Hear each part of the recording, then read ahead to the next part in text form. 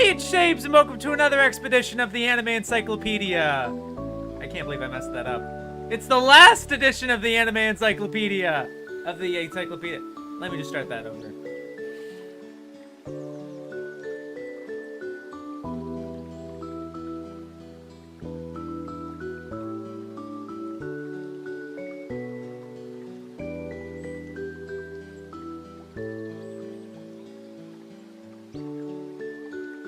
Hey, it's James, and welcome to the last expedition of the Anime Encyclopedia. It's not the same because I didn't do it at the right time. It doesn't hit because I already went live. It's fine. We're here. The chat's not here. I see people in chat though. Hello, Kinoko. Hello, Beal. Hello, Victor. Oh my God, we are reading the letter Z today. Finishing Y first. And then we're reading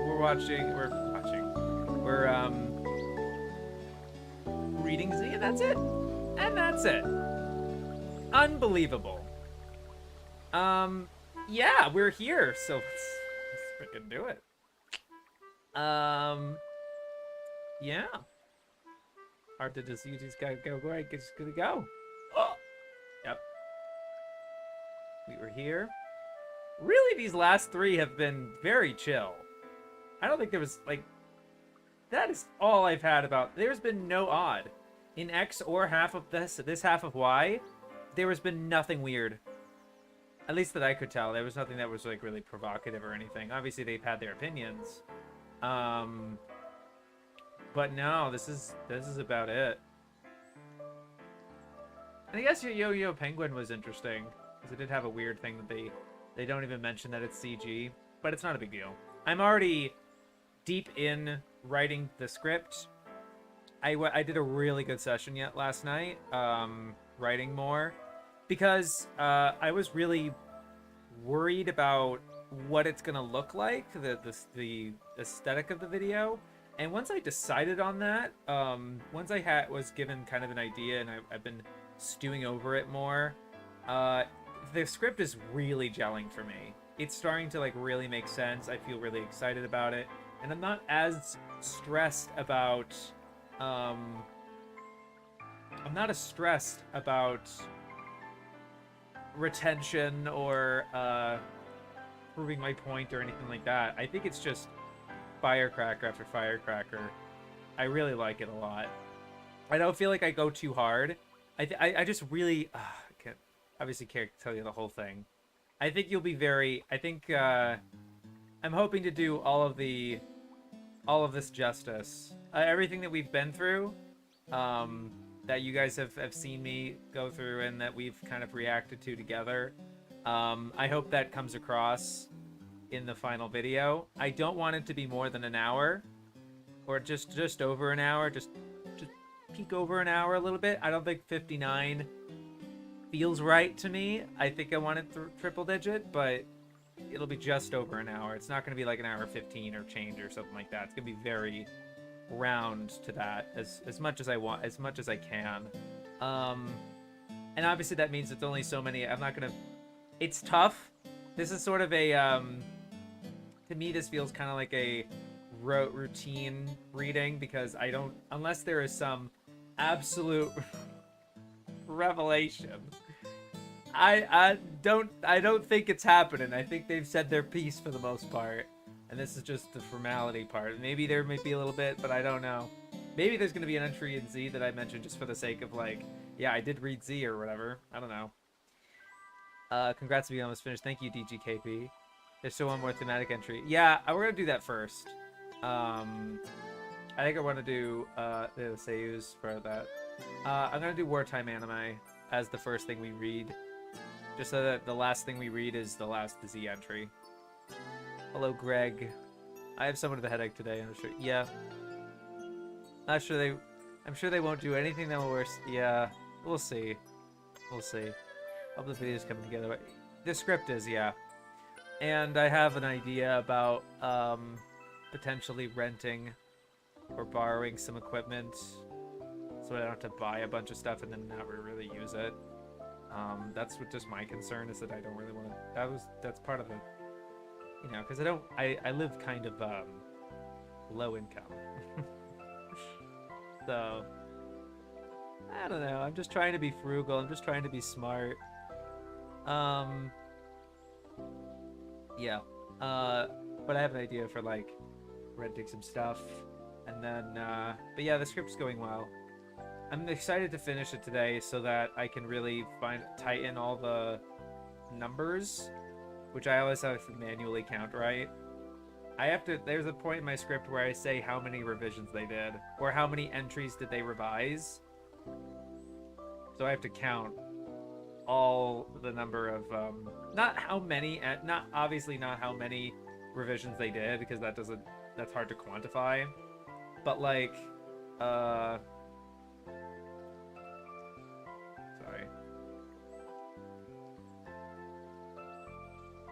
I have to count all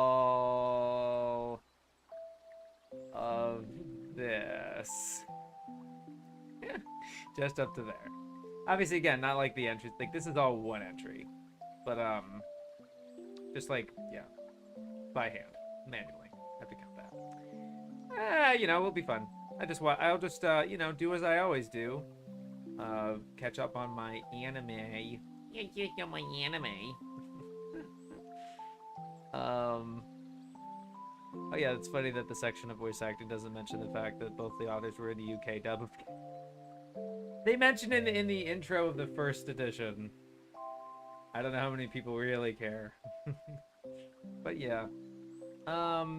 Last Encyclopedia stream. Yes! Great to see you, Crafts.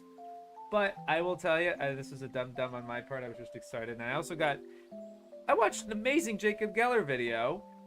It just came out today. And he mentions encyclopedias. He talks about how there's a book, somebody wrote a book about how fundamentally all encyclopedias fail because of their nature. Simply like you're asking for the documentation of every last freaking thing. And the way he talks about it's like, yeah, every one of their biases and prejudices and failures is a very fascinating crystallization. And that's exactly what I think about the first edition for sure. And even the third edition. Yeah. So timely.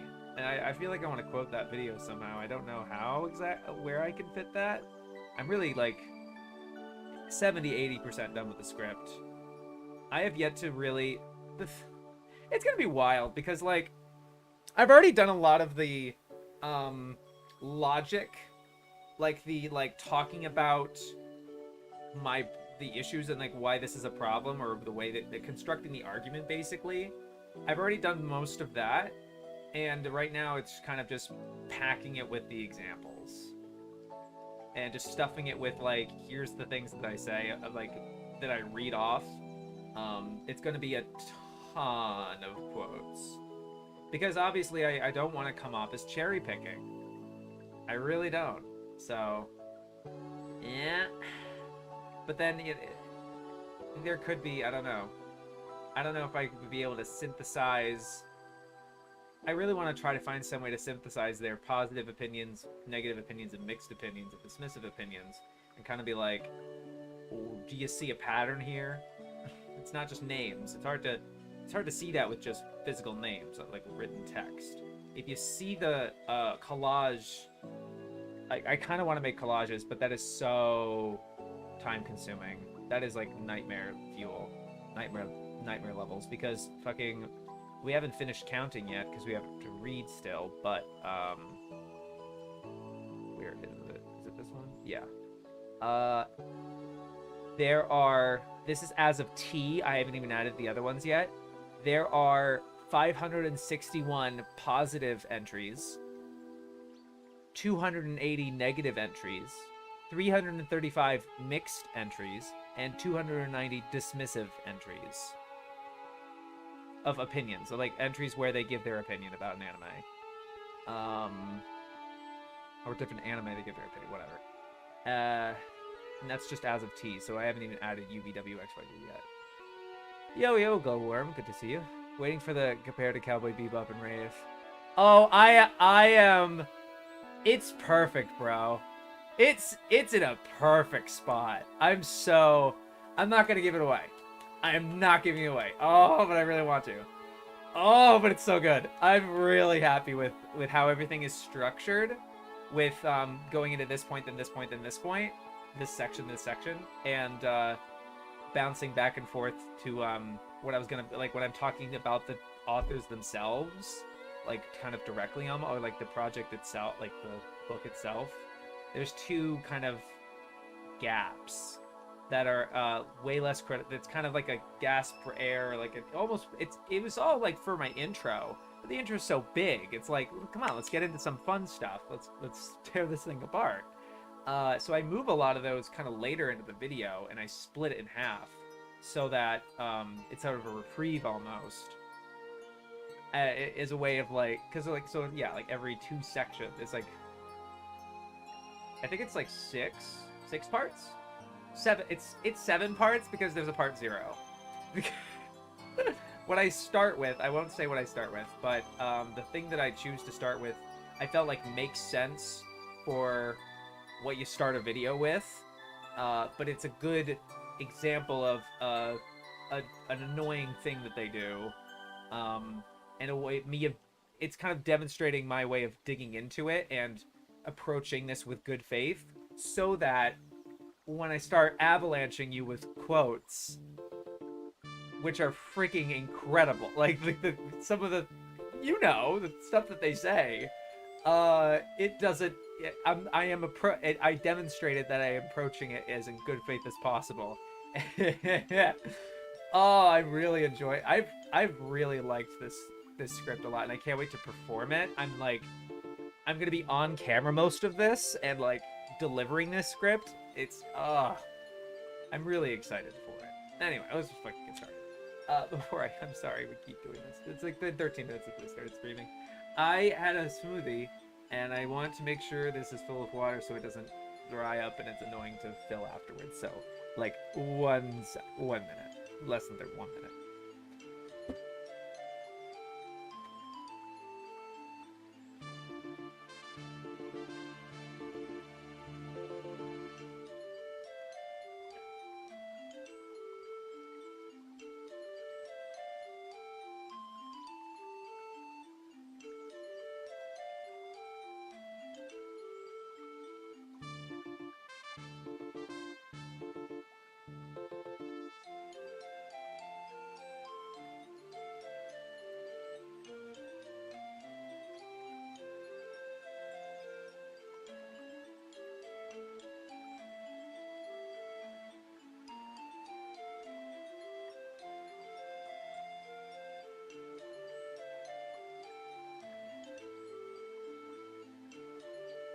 Berry smoothie.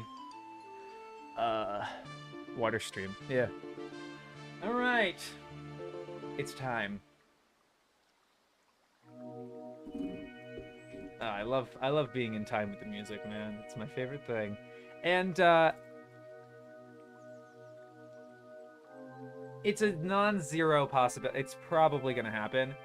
Like all of this OST I've been using for Moomin, like I would be using the Cold Steel mix that I've normally used for like final streams, but since this channel's gotten monetized, a lot of those streams get like content ID claimed or just copyright partially blocked because of some of the tracks that are used.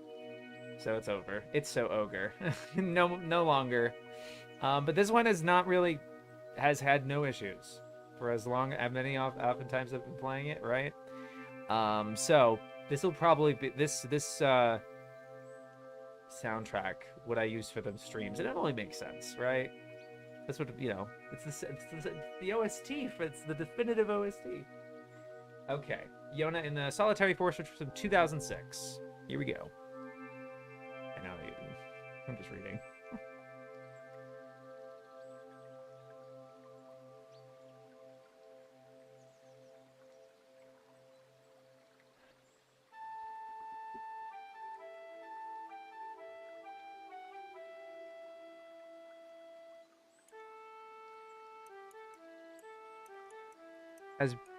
But beautiful as it looks and luscious as the backgrounds are, the story is slow and the character development minimal.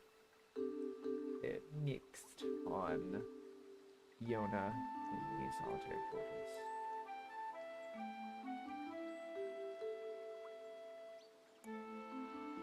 As beautiful as it looks,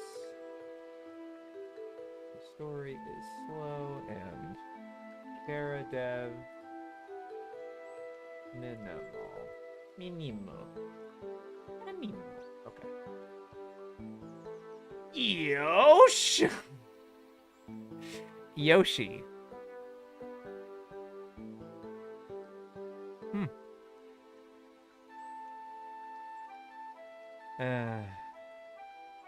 A pseudonym credited with almost all of the musical accompaniments to the erotic vanilla series, thereby inadvertently becoming one of the most prolific composers in anime. I'm sorry, 5 composers. My script mentions that they only mention 4 composers. I guess it's 5 composers. I just want to correct that.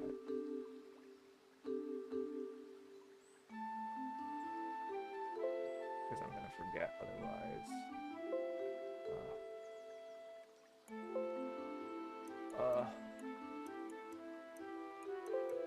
Oh my god. Hold on, sorry. What? Is it not in this effing part of the script yet? Oh, I think I cut it. I actually cut it. Wow. Yeah, there's actually I probably cut it because yeah, I remember that. Yeah. There's obviously there's so much I can say about this sort of thing. There's like going to be a lot of kill your darlings in the script, but good. Not even going to bother. Not even going to yeah. You forgot to start the Wartime anime. Thank you, Kinoko. I'm so sorry. I was so ready to just jump right in. You know what? What about we... And I'll probably forget this too. Sorry. What if I finish Y? I'll finish the Y section. Then do Wartime anime. Then do Z. I think that's a good plan. Yeah. But I'm going to forget. So remind me. I appreciate it. Hi, Shabes. I haven't finished the VODs yet, but I absolutely have to be there for the grad. Thank you, Alice. It's been great seeing you. Thank you, Positive. Our final stream, let's go. Yeah, Encyclopedia make good to see you, CVF. Yeah. Yosh. All right. Tatsuo Yoshida.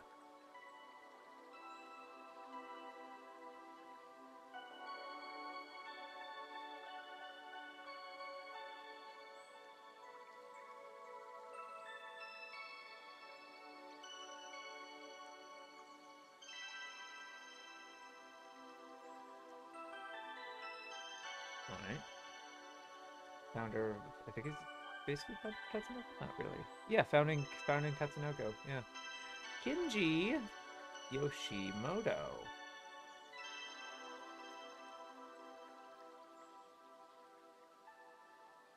Alright. Yoshimune.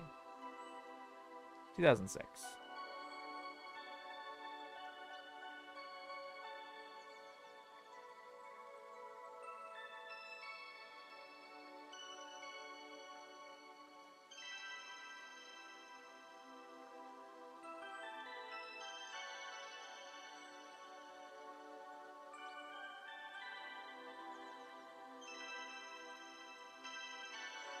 They just put at the end, charmingly silly. I'll go mixed.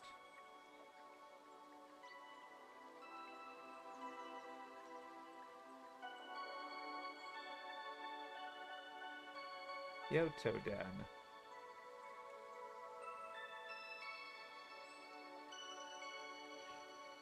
$1987 actually has one. Yep, alright.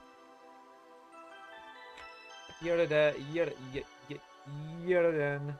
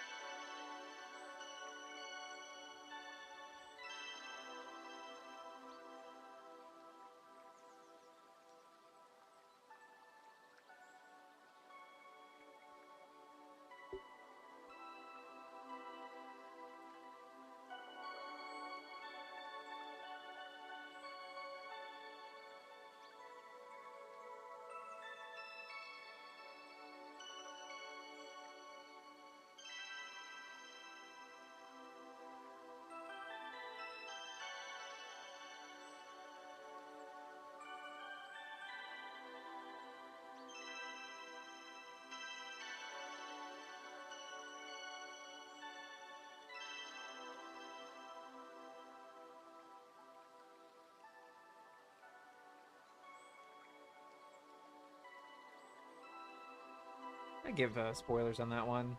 They do not give away the final conclusion, but they really give you the whole structure, like how the whole thing's gonna go down, basically.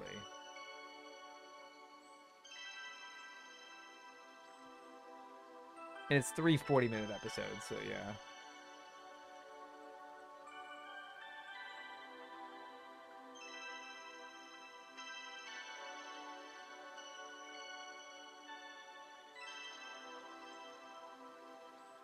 As with most ninja stories,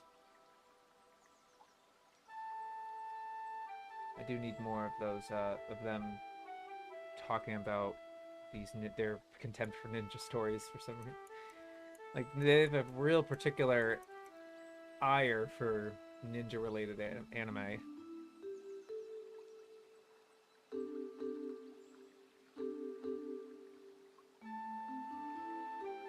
Joe Toriumi's original novel owes more to 20th century fiction than 16th century fact.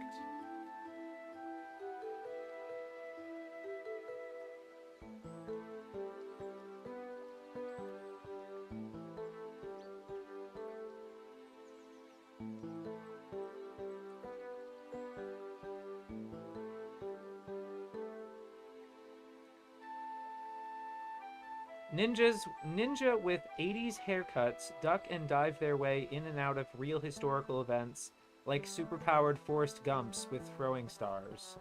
Led by an ice-cool heroine whose gorgeous voice is from the refreshingly unsqueaky Keiko Toda.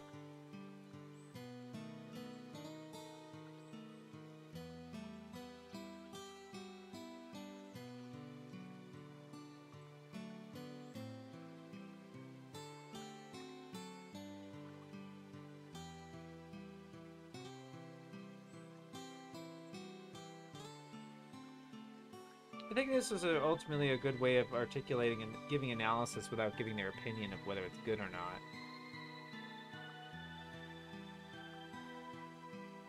But, like, I just think this is, like, indicative of what their feelings are. If, like, when there are ninjas, they must be accurate. And that's, like, such a reductive way of looking at media to me. Like, when they describe this as, like, 80s haircut, ninja with 80s haircuts duck and dive their way in and out of real historical events like superpowered Forrest Gumps with throwing stars. You make that sound like it's a ridiculous bad thing. That sounds like a good time, you know? I just looked up Yoshimune and the character designs are adorable. Yeah? A dead ass?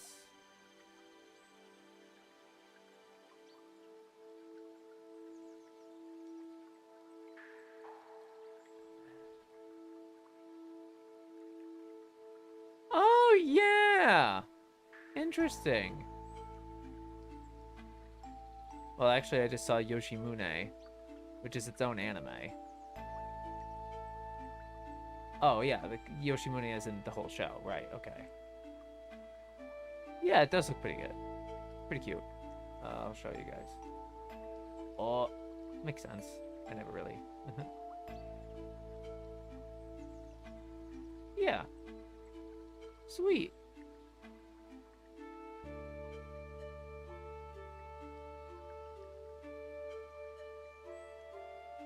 I was trying to cook up an Encyclopedia Dramatica joke, but no worries. Oh, fair enough.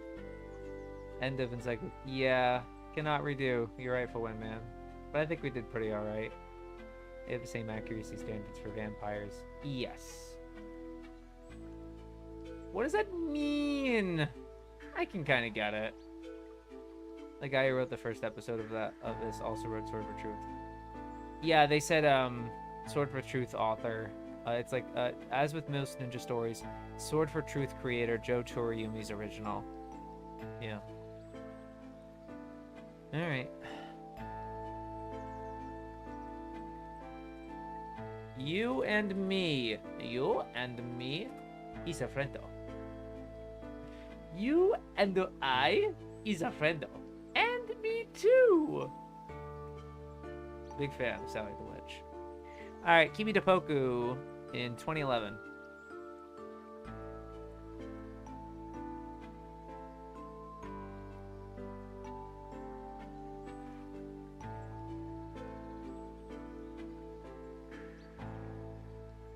sweet story based on the manga. Based on Kichi Hota's 2005 manga. It's not a harem anime or a boys love anime. It's not especially well animated. It's just a lovely, emotionally honest story. Feel-good anime without a guilty pleasure in sight. Although it couldn't be accused of hyper-realism, few teenage boys are this sensitive and sweet to each other. Its fantasies of an idealized childhood will resonate with many an adult who wishes their high school years had been more like this.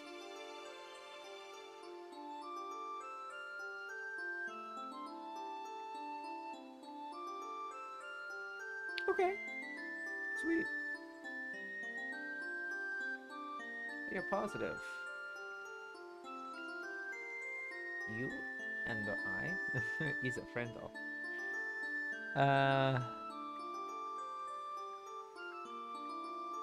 Just love, emotionally honest story. Feel good anime without a guilty pleasure in sight.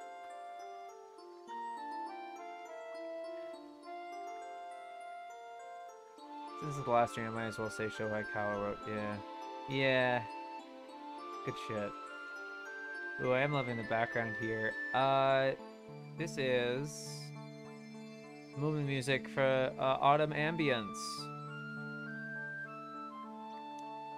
This is what I've been using for most of the streams. And it'll probably be the music I use in the video. If it fits. I don't know, it might not fit.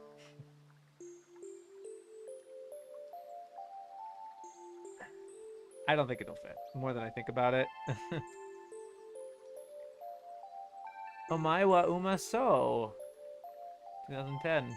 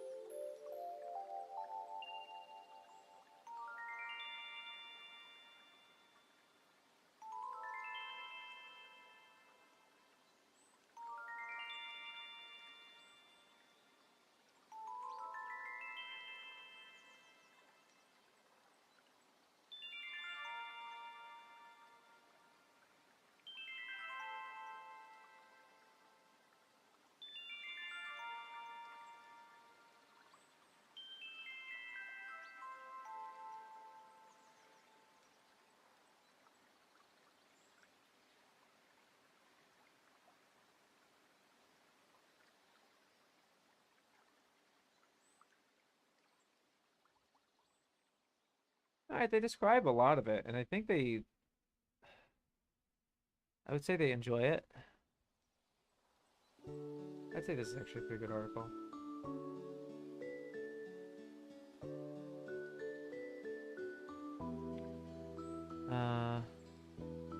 They were positive, I think.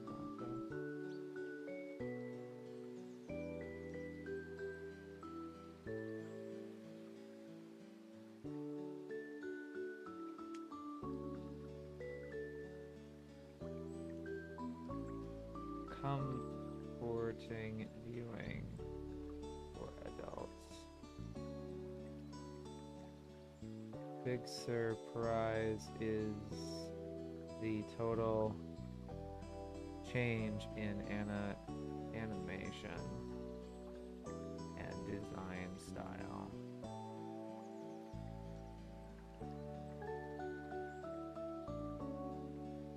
Yeah.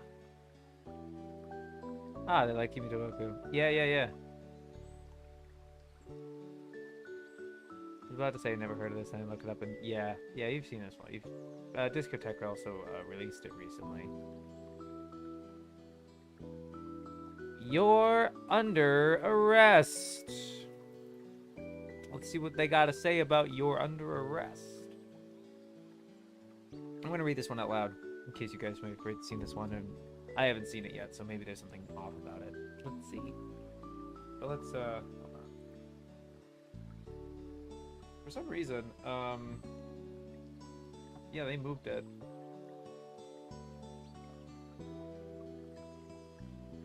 Or did they? Wait a minute. Young. Yeah, they moved You're Under Arrest to earlier. Moved You're Under Arrest further ahead.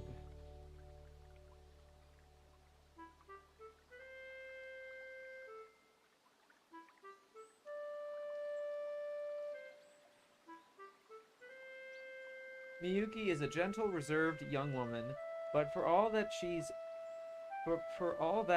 an ace driver in her working life as one of Tokyo's police officers. Natsumi is hot-headed, impulsive, and disorganized. She too is a Tokyo police officer in the motorcycle division, and when the two are teamed up, she doesn't think she and Miyuki will ever hit it off.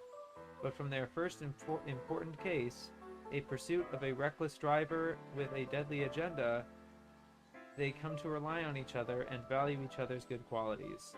This pretty, innocuous, and astoundingly sanitized cop show takes the mix-matched partners cliché, removes almost all jeopardy, and hopes to muddle through on infantile foolery, female flesh, and an anal attention to audio effects, particularly engine noises.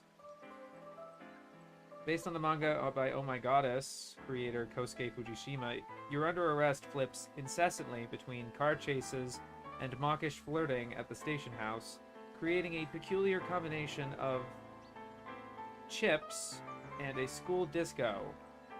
The 1996 TV series that followed the 4 videos, quite literally with the first episode numbered as episode 5, is pure soap opera, following day-to-day life at the station and expanding the roles of their colleagues, in particular Officer Ken Nakajima, whose romance with Miyuki forms an ongoing subplot. The episodes pack in much fan service and even a little violence, like Miyuki trying to electrocute a pervert, but there's nothing to merit real concern on these accounts. A new series comprised much shorter episodes, screened as part of the Wonderful program. The 1999 movie, directed by Nishimura, Junji Nishimura, did much of the same thing with a bigger budget for its story of an abandoned car full of weaponry and the danger that arises from its discovery. The series also spun off into audio dramas, wittingly written by former Patlabor scenarist Michiko Yokotei, including Police Stories and Only One.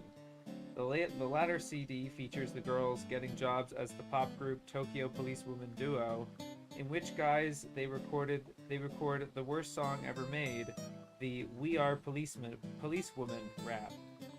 In taking the genre that gave us Cop Killer and using it to extol the virtues of driving safely, the song is the perfect summary of the series as a whole. It returned as a 26-episode TV season in spring 2001. I would say they did not enjoy that one.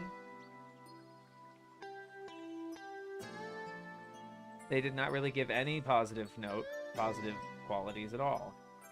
That was pretty thoroughly negative. I guess pretty is one thing, but that's not enough. They say way too many critical things. Under Arrest. Pretty innocuous, astoundingly sanitized cop show. Removes almost all jeopardy and hopes to muddle through on infantile foolery, female flesh, and an anal attention to audio effects.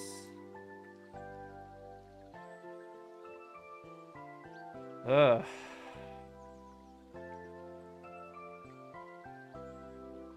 I forgot how viciously caustic and dismissive this encyclopedia can be to a mean-spirited degree. Yeah. Unreal how untapped potential High Dive missed out on promoting your under arrest at the peak of...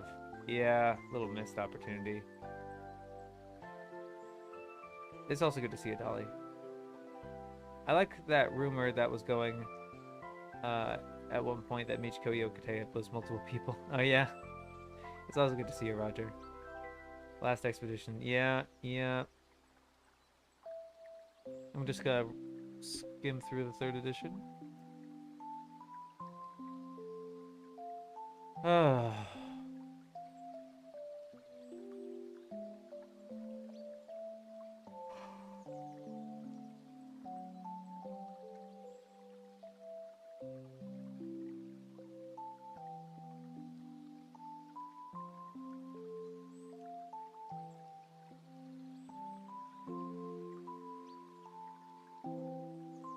They do add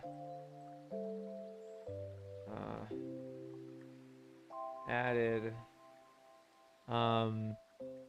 live action 2002 series and you know Mercy, in which the girls are transferred to the LAPD and end up chasing a former Japanese detective who has stolen Miyuki's car. Not quite the Shield.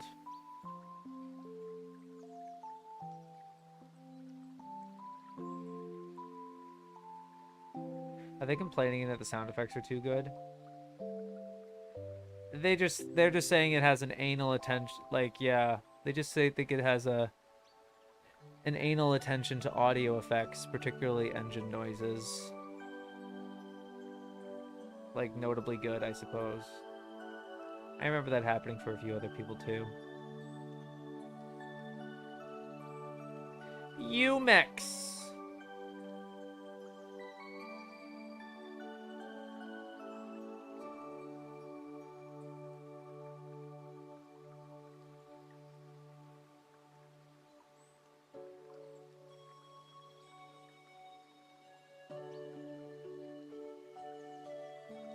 Alright.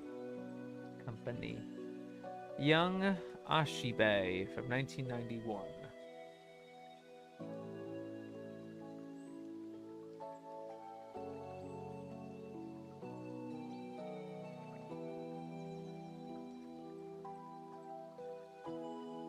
Okay.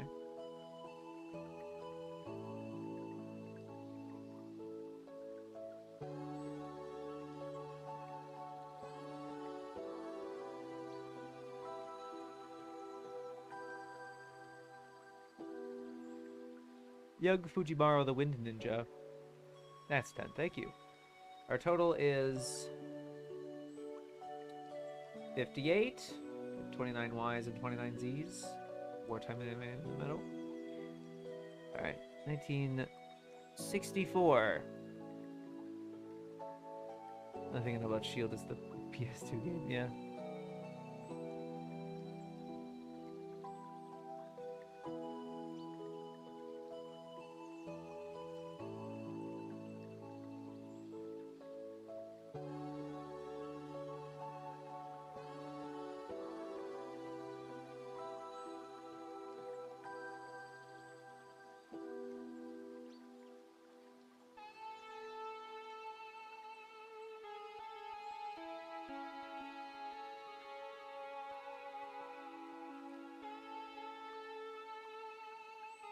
Although the style of the TV series is quite realistic, it was aimed at a relatively young audience. Another ninja series.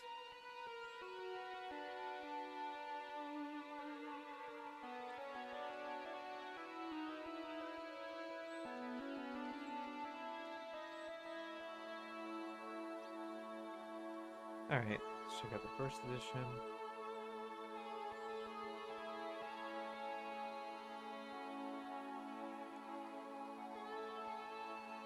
I actually don't see Fujimaru the Wind Ninja. Yeah, I think this is a new entry. Let me double check. Shonen Ninja! Conan Ninja.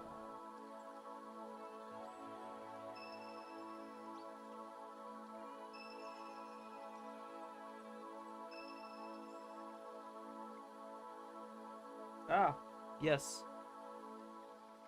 276.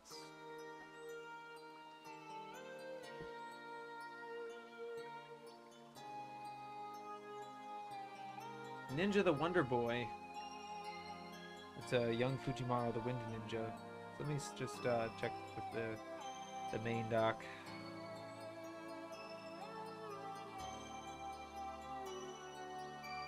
Yes, we do have it changed and moved to that. Alright, we already have that marked down.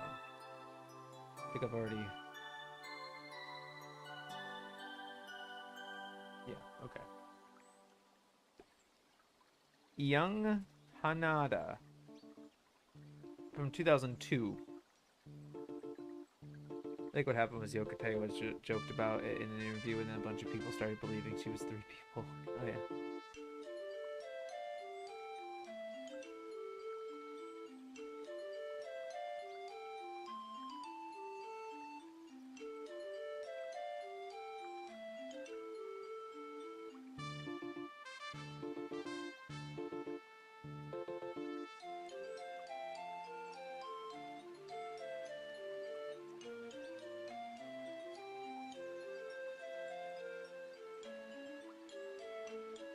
Its sunny, simple, rural backgrounds are deceptive. It won the Best Animation Prize at the 2003 Asian Television Technical and Creative Awards.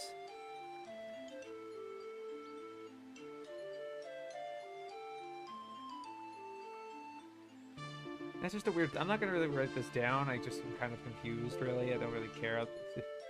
But, like, its sunny, simple, rural backgrounds are deceptive. It won the Best Animation Prize at the 2003 Asian Television and Creative Awards. Like, oh, yeah, don't let these backgrounds fool you.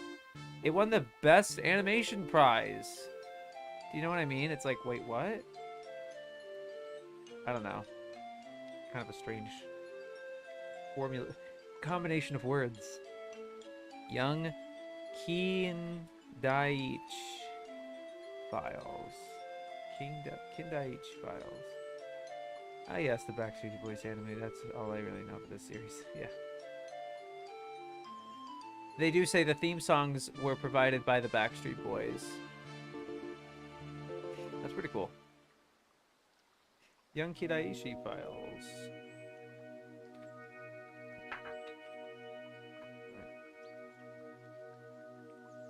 Backgrounds equals animation. Yeah, I guess. Hello, BEO. We're open. Yes.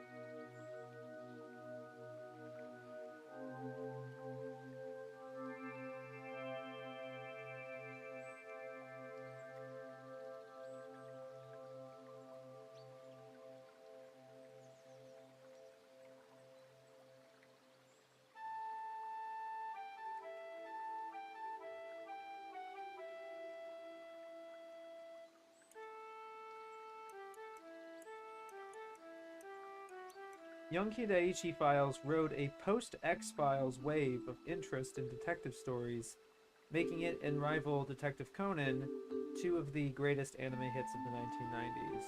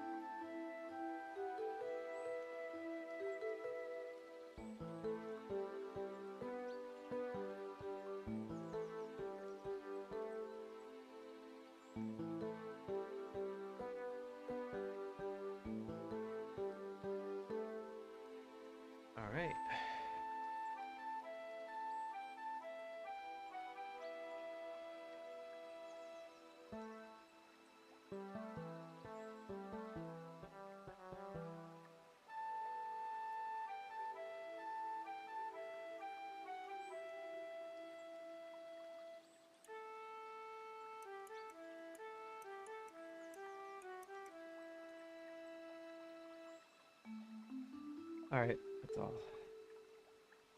Young, nothing strange there.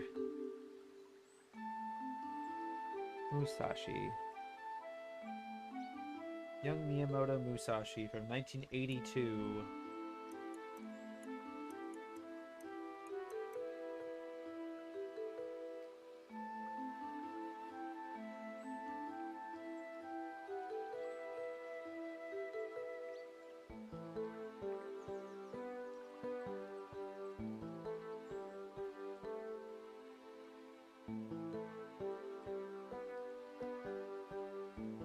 I think this spoils the whole thing. I know it's probably a legend, but still, I didn't know that legend. It's like being spoiled by Heike Monogatari. Like, yeah, it's something you. I think it's real history, or at the very least, a legend. You know, like a tale. The tale of the Heike is such a old-fashioned Japanese tale, but I'd never heard it, so I didn't want to be spoiled.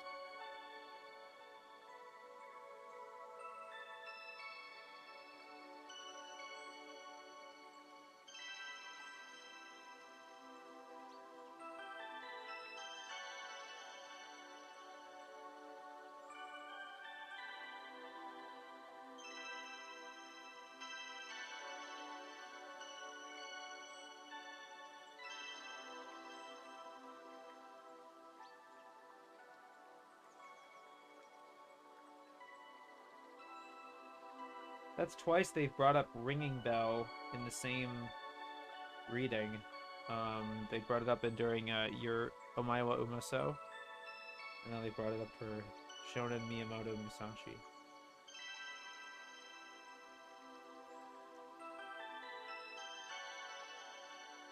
Alright, not much else to that one. Young Princess Diana.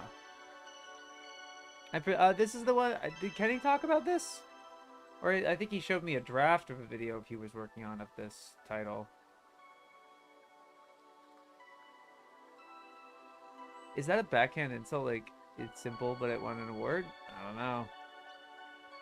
I was group watching Hindaichi many years ago, but we did not get far. I wish to go back at some point. I enjoyed the heck out of what I saw. Did Lovers ever finish subbing it? They had so little left. At 5 episodes left, last I checked. 5 episodes left? Wow, out of 148? That's incredible. Hey, Laura Luna. Yeah! Sorry if I'm not as super high energy. I was busy today. I had work and everything. I'm out of yellow Gatorade.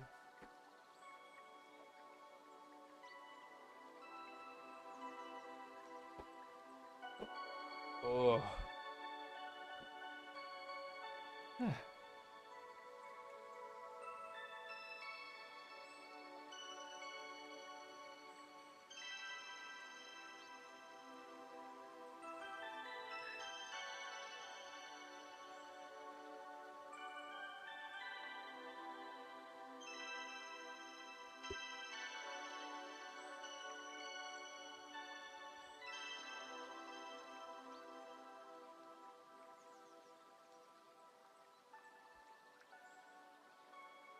Screened a few days before the arrival of the real-life Charles and Diana on a royal visit to Japan, this could well be described as the height of scenarist Matsuoka's career.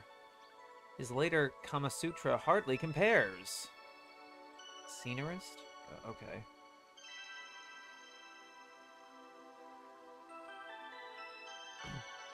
Voiced by Nausicaa actress Sumi Shimamoto. The mind boggles at how this might have been improved with a few giant robots and unveiling aliens, but sadly it was not to be. What the fuck? Why are we taking a stray at mecha and sci-fi on the fucking Princess Diana biopic? What is your problem? Hello, Widproc. You came just in time. Hey, Davis. Glad I could catch the final stream. Yeah, great to see you. What's my favorite? It's blue. Can't really go wrong with blue. But I drink all of them. White, red, yellow, green, and sometimes orange. Orange is rarer. No way wasn't Princess Diana gatekept by a Japanese private collector until only recently, like a few years ago. Yeah, something like that. Why the heck did I only give the evocation? I don't know. Alright. Jeez Louise. Could they not?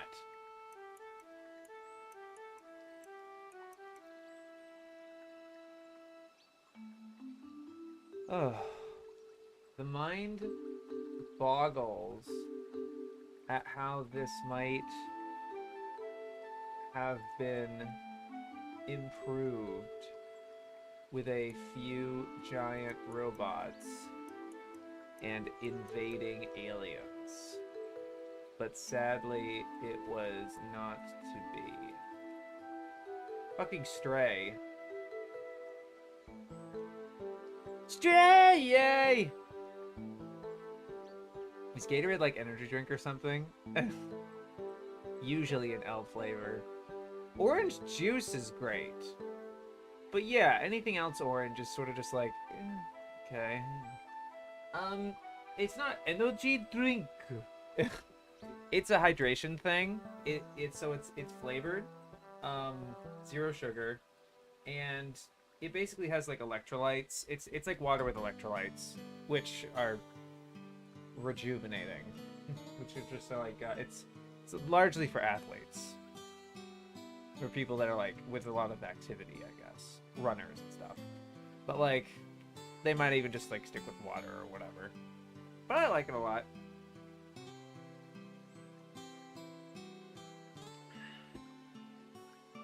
So he says as he takes a sip. Now, if only they could get someone to upload Mario tracks. Orange sodas, yeah. Orange soda's also very good. Soda! Orange juice is usually kind of mid, I know, but when it's good, it's good. Okay?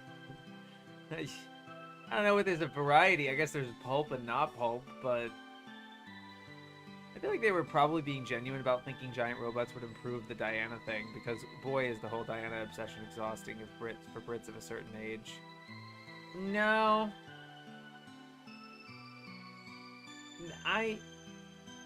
Maybe, but my sooner guess is because of all the other instances of them being cynical towards mecha and sci-fi. I think the fact that they put improved in the quotations also, which is like improved. It boggles at how this might have been improved. And I think they liked it. The appeal is obvious to a Japanese audience reared on Cinderella and denied intrusive media access to their own royals. Though the upbeat ending is particularly ironic considering the protagonist's later fate.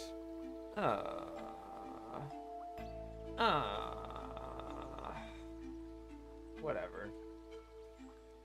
Now they like it, I think.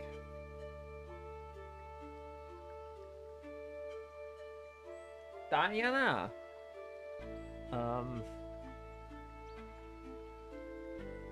Highlight of scenarist Matsuoka's career.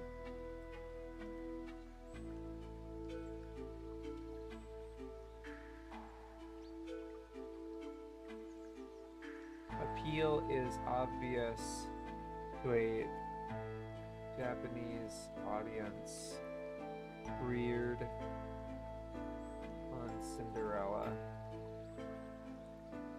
and denied intrusive media access.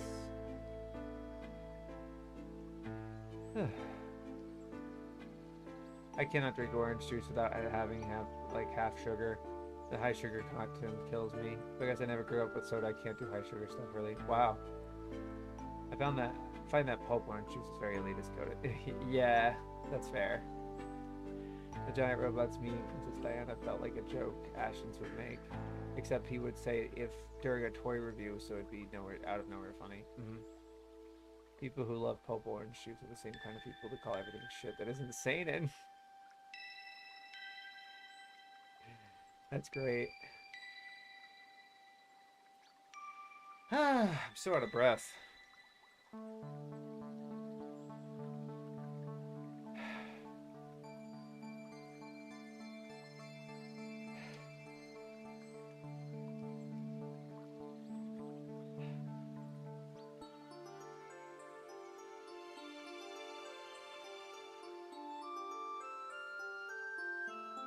No change. Young Sheldon. Tokugawa Ieyasu. Ieyasu. I think that's an even worse situation than Diana's. The Mario traffic is short, state-owned, and can't be viewed publicly.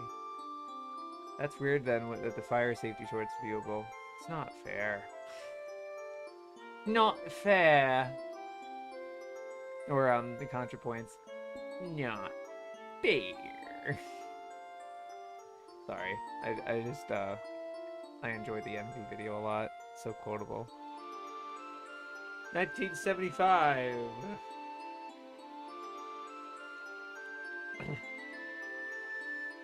I don't see it here. I don't see it in Y, so let's find it. We'll find them, catch them!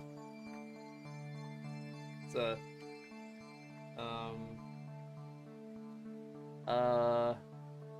it's a Spaceballs reference. We'll find them, catch them! Shonen Tokugawa. Shonen Tokugawa.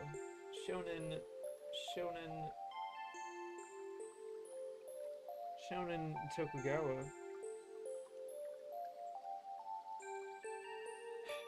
I don't see it. Don't try it. Try it. Young Tokugawa Ieyasu, 1975.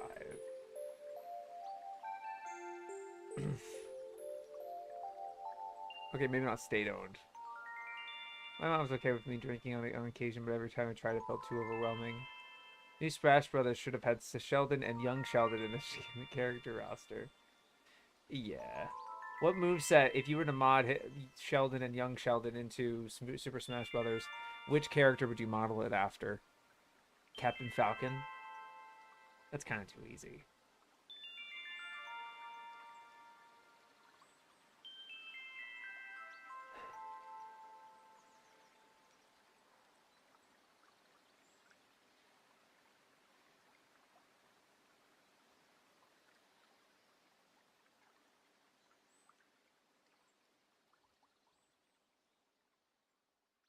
Historical series on TV are a safe bet. Parents think they're educational, and advertisers like to be associated with worthy cultural products.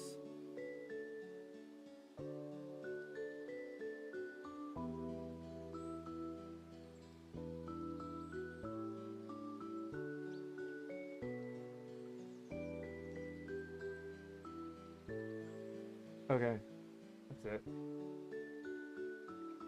Younger sister juice.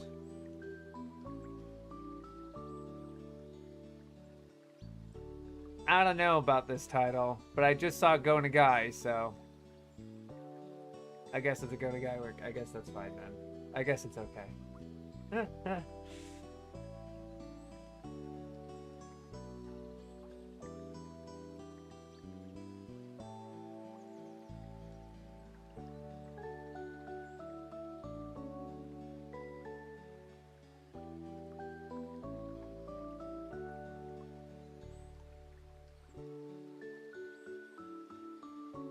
Oh. For those with specific fetishes, an alternative version was made in 2006 by Pink Pineapple.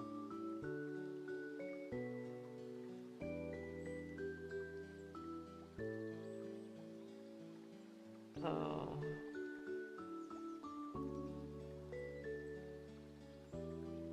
Same cursed jars, same supernatural treat. I really think they just misspelled that as threat. I hope they meant threat, not treat.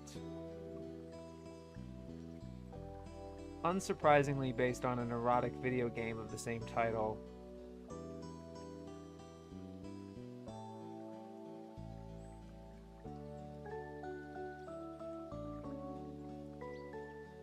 Never mind, it doesn't have Go to Guy involved. They just were like, Devilman's kind of like this.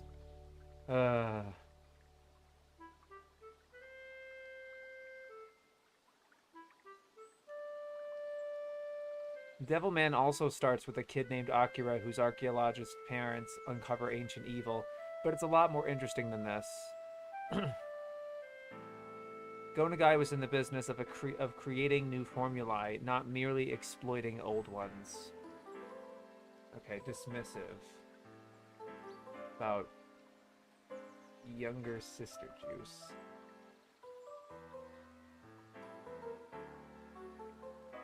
Ugh.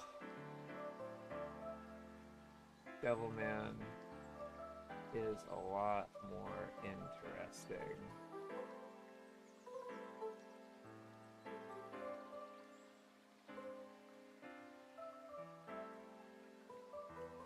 How do I click on it? I have to confirm that it's porn. I mean, they don't really say it's porn, but it's by Pink Pineapple. Of course, it's porn. Objectable content pornography. Yay!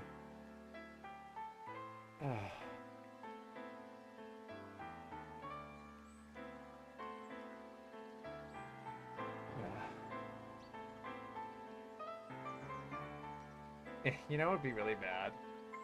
I can't do it because there's none. I would have to take way too much time. The metrics of a long article versus a short article. Wouldn't you say wouldn't you say younger sister juice is a kind of it's like if your article is shorter than younger sister juice. And that's like damn. Yeah. I'm gonna put that over here. Well, short and long. Like, if your article is shorter than younger sister juice. Blah.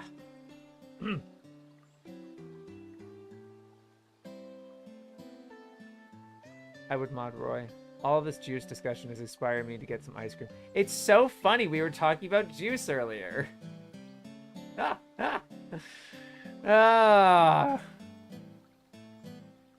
Young Sheldon should be a Dr. Mario Echo Fighter. Dr. Mario!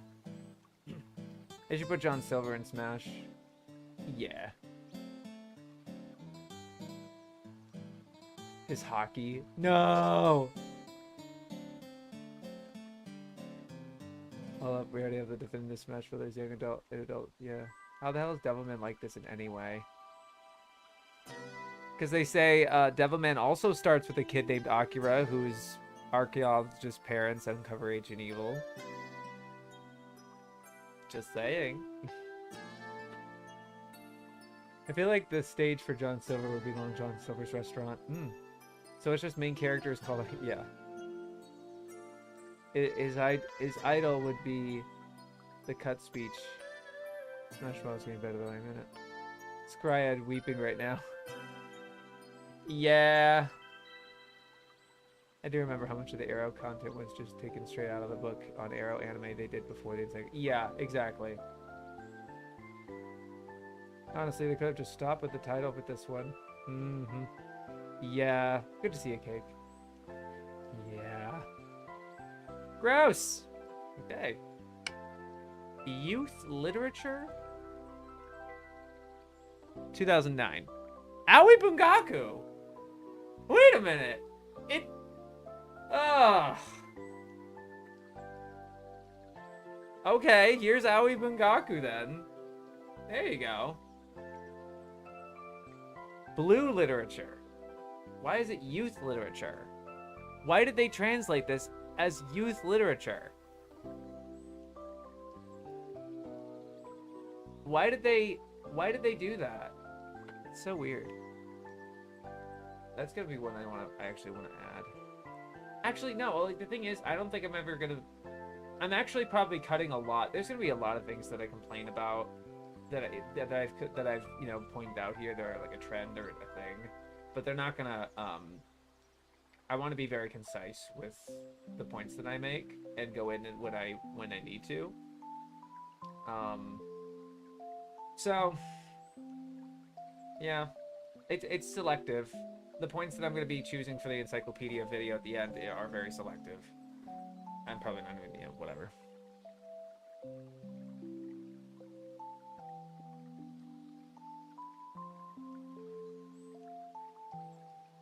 Although the overall quality of the scripting is uneven, this is a valiant attempt to use anime to attract young people to classic literature. Okay, mixed.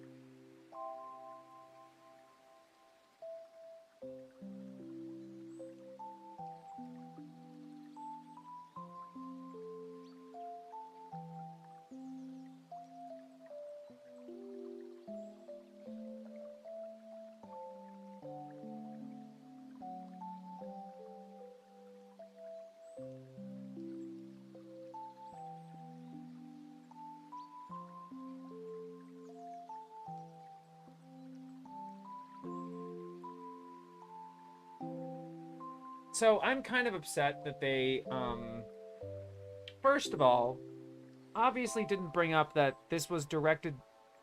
All of these stories are directed by by different people. They do not mention it. They don't. All they say is it's these stories by this author, this story by this author, this story by these two stories by this author, and this story by this author. But they don't mention that every story is adapted by a different team. Or different, like at least a different episode director, and like they all look very different from each other. It's quite an anthology series. I can't believe they don't treat this as the proper anthology series, like they do other series. But then, like, I mean, this is a small thing, obviously. I wrote a script about Aoi Bungaku, about the voice actor. So, the live action narrator who introduces every episode, he also plays a character, usually a main character, in every one of the stories. So he has like 5 or 6 different roles in the whole thing. So it's really interesting how he can demonstrate his versatility. It's a really cool case study of the versatility of voice actors. The way that a lot of seiyus aren't necessarily... A lot of them are obviously typecast, but it's cool to see one that bends his voice in different ways while still maintaining the same voice. Not a completely different voice or anything. It's really cool. Aoi can mean green and in young and experienced sense. Okay.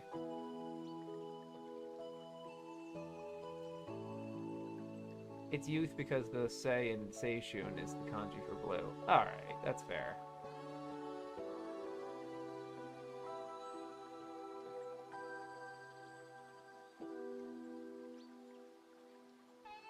Well, it can also be used like Aoi Shingo, green light. Okay. Yozakura Quartet.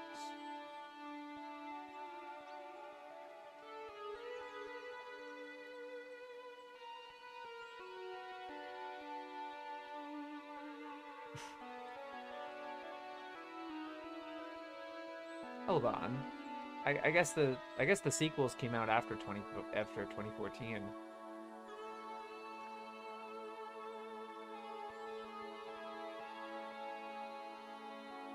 No.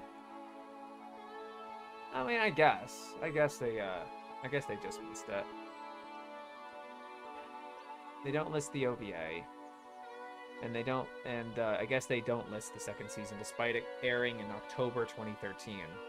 When the same season as Kill la Kill. They have Kill la Kill in this book,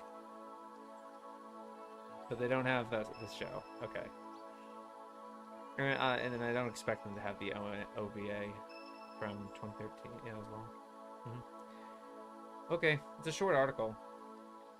Not very short. Nothing to it. Ease. Ease, right? That's how you pronounce it, right? I'm smart? I'm cool? Yeah? No, they didn't update it. The Hana no Ute remake was 2013. That's funny. Thank you. Ease. Close to the end.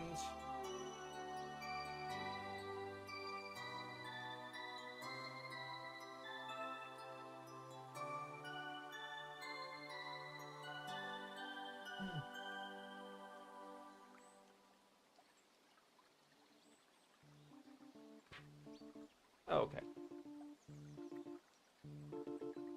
All they do is kind of give us a brief synopsis and what it's based on. That's all. Here we go. It's Yu-Gi-Oh! All right, Yu-Gi-Oh! Let's see what I'm sure they've added things.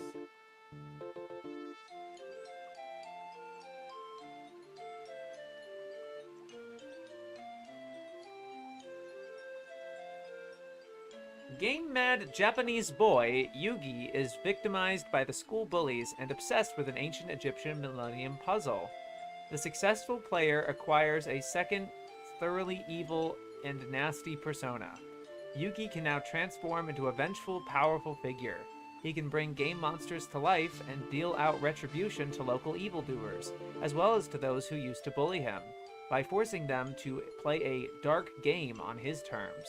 When he accidentally awakens the Guardian of Darkness, he and his friends are dragged into an adventure that features his own father reincarnated as a Pegasus and a showdown at a real-world gaming convention against his archenemy, who in our dimension is the president of the Industrial Illusion Company. Armed with another Egyptian artifact, the Millennium Eye, Yugi becomes the strongest duelist in an anime/manga/collectible card game tie-in commissioned in the wake of Pokemon. So, they are obviously describing the Toei series, but does the original Toei series have the Millennium Eye? See, like, I don't want to clown on this too hard from my knowledge of duel monsters, because for all I know, you know what I mean? I don't know how the original Toei series goes. I should watch it. I really should. I've seen enough Duel Monsters through osmosis. Like, I watched it when it was on 4Kids. But I've never formally watched it. So, I don't think I would ever get to it. But the original 27-episode Toei show, I'd probably watch. But what do you guys think of that synopsis? Does that sound alright?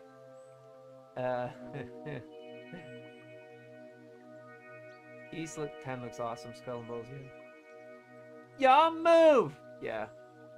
Mattemashita. Yuzi is game mad. He's not, they're not wrong. I was watching the first Yu-Gi-Oh series a while ago, and there's a lot of fun seeing young Yugi. Yeah. He can bring game monsters to life. That's Kaiba's hologram system. Do they think Pegasus is Yugi's father? Wait, his father's a Pegasus? Wait, is Grandpa Pegasus? No, that's a dual monster. It has the puzzle. No, the Toei series is just Millennium Puzzle and Ring. Oh.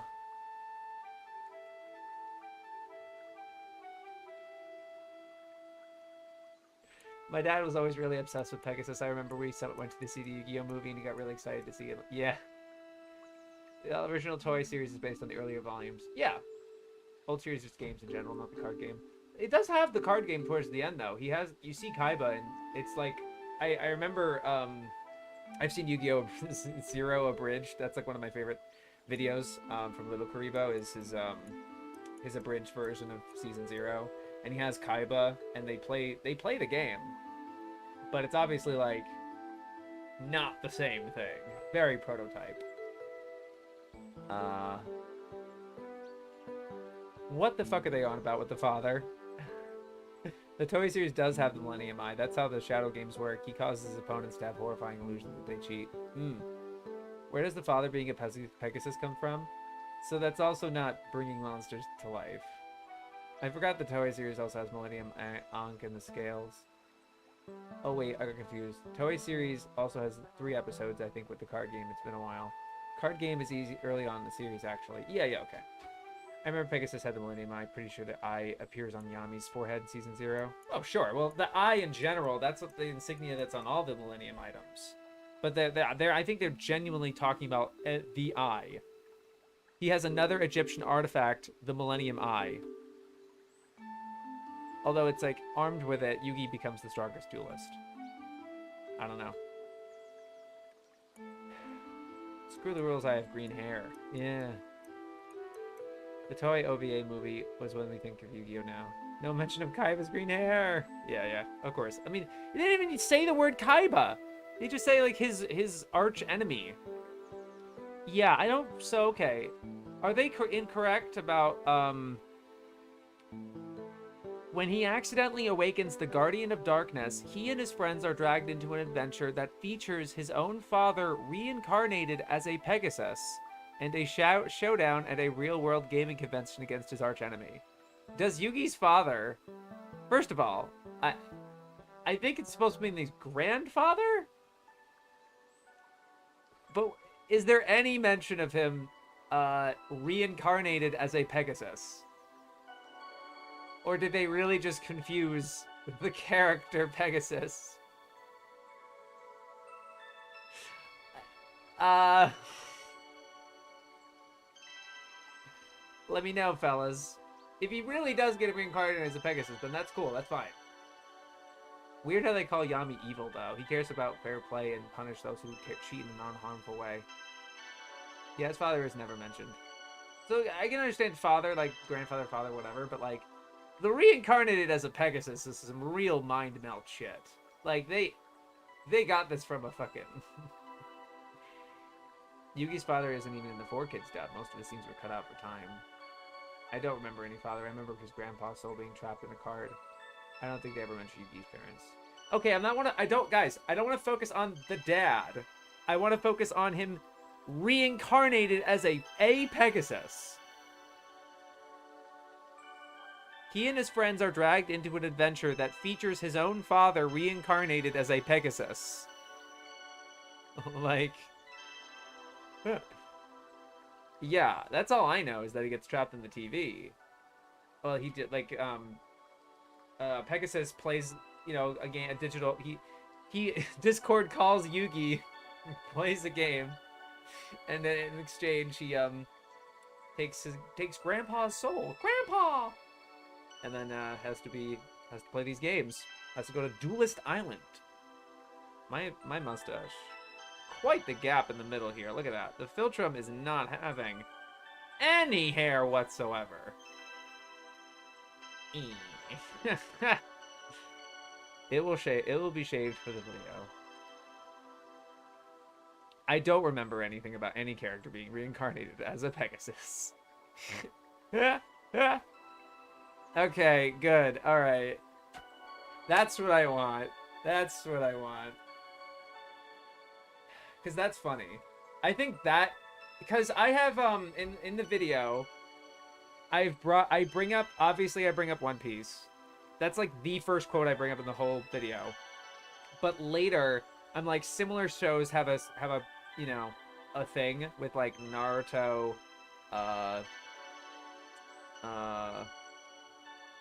Dragon Ball, and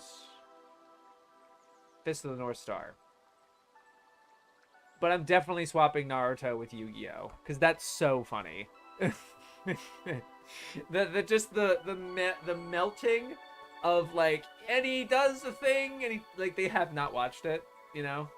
That's just really funny. And this is, again, Yu-Gi-Oh! Is not some obscure fucking, oh, you don't know Battle Masters? Like, it's Yu-Gi-Oh! Like, come on. And it's like, well, sorry, it's not our demographic. We're 50-year-old people. I don't know. He and his friends are dragged into an adventure that features his own father reincarnated as a Pegasus and a yeah, just that. That's literally it. Lol. Lol. Lamau. And let me check the first edition if it's the same thing.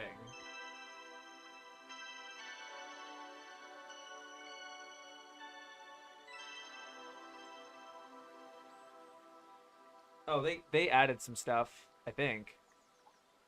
That felt very quick. Hold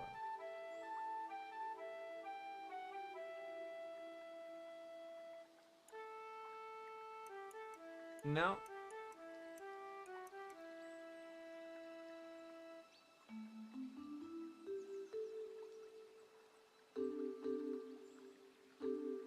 Do you guys also know about this Guardian of Darkness thing?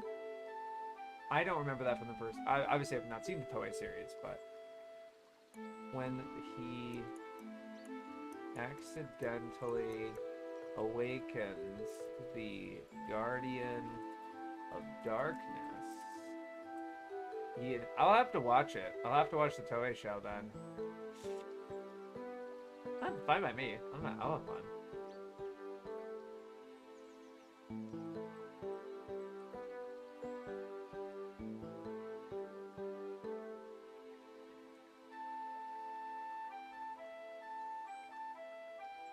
Alright.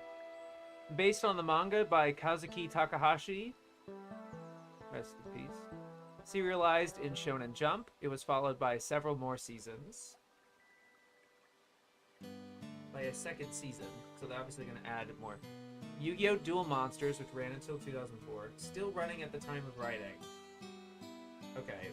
They have a paragraph at the end of the Yu-Gi-Oh! Article in the first edition, but I'm gonna see what they say elsewhere. It was followed by several more seasons, including Yu-Gi-Oh! Duel Monsters, which ran until 2004, Yu-Gi-Oh! GX, and Yu-Gi-Oh! 5Ds. Yeah, and now they're just going to jump right into this part. This is a kids get even fantasy, so some sequences are quite violent. Like the one where our hero pours petrol down the trousers of an armed robber and keeps him at bay with a cigarette lighter.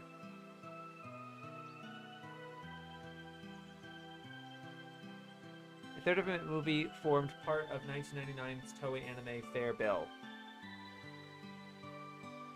And the franchise achieved... This is an addition in the third edition. And the franchise achieved its arguable peak with the release of a full-length feature, Yu-Gi-Oh! The Movie Pyramid of Light. The later film, Bonds Beyond Time, in 2010, was also shown in cinemas, despite barely scraping feature length. And 11 minutes of that constituted the story so far. Such excesses, however, were deemed necessary for an installment that used a complex time travel plot to unite the original Yugi with his successors Jaden Yuki and Yusei Fudo, the heroes of the later series, in order to defeat a common enemy. Regardless, this was memorably panned by one British film magazine as nothing more than, quote, a shouty advert for more stuff you don't want. And that's how they end the article! Again! Oh my god! And you know what I was realizing? Reading that? That is a shorter article than Bakugan. Or the countless other series that did take from Yu-Gi-Oh! And because they just think that Yu-Gi-Oh! Is a spawn off of the Pokemon franchise, that just means that it's lumped with the rest of them and it deserves this amount of treatment.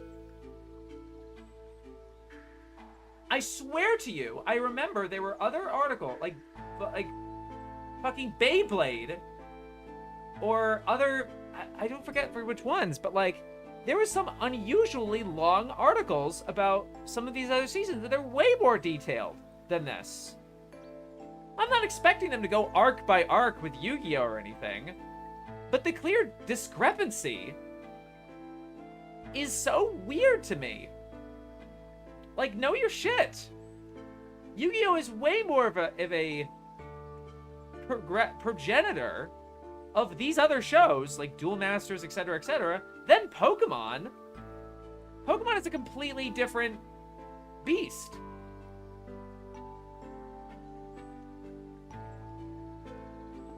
They have some attachment to their cards, but it's not nearly on the same playing field as Pokemon, where they have sentient thoughts. You can kind of like read into some characterization of their cards, but they're not they're not sentient creatures in the way that Pokemon are. It takes place in our world. Like, the original Yu-Gi-Oh! Definitely takes place in our real world, right? I don't think that's the case for GX. And that probably not really the case for 5Ds, because it's like, even if it is our world, it's so futuristic, right?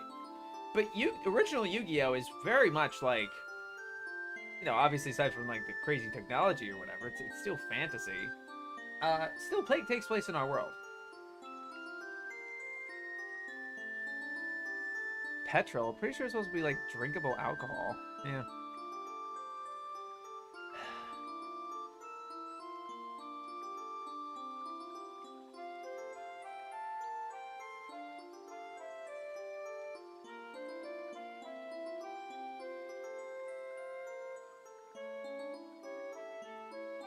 Do you guys remember the Tamagotchi episode?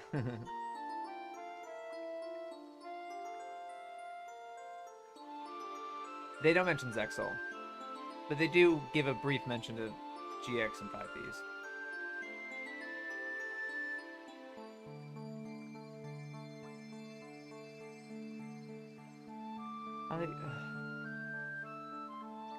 They mixed up the Toei series with the NAS series. Doubt they even know the others exist. No, they do.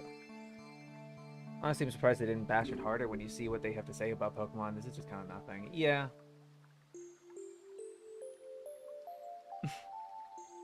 I was expecting a harsher article.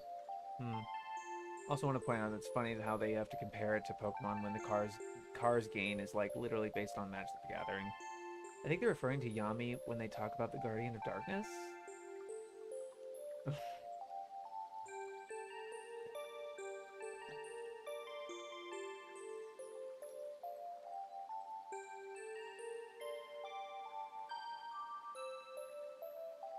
Because they learned the name of the pharaoh, they refer to the millennial puzzle as soul as Yami Yuki. I feel urged to watch the stream with the Pokemon entry. What could they have possibly said? Yeah.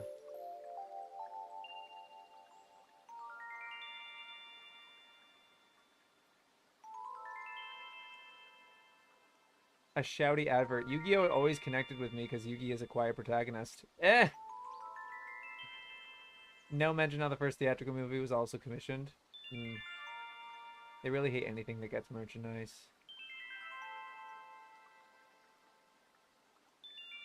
Unless they're trying to say Yami Yugi is shouty. Even still, they're not quite. That's not really right. I think that maybe shouty because they say like, I draw, I play Slifer the Sky Dragon, because you have to tell that to the other player, and it's like, I wish this anime they spoke normal voices, not completely just, you know, they're in a fucking tournament or like in a stadium. Like, low key though, I do wish these other tournaments, right? These other TCG tournaments, they actually called their attacks. That's why they don't get traffic. I don't know. I don't know them. It's unnecessary shade. That's funny. I'm sorry. It's a pretty quiet show in general. They yell attack names and stuff, but it's cool because of that every shonen. Yeah, For Good Stuff themselves wrote it, which is why the plot feels. Ow.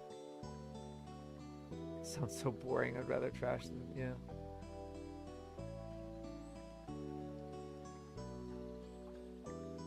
Domino City's based on Tokyo, and Kaiba's inspired by it. Yeah.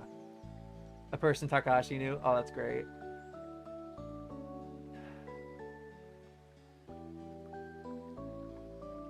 It's good to see a love Ramayasha.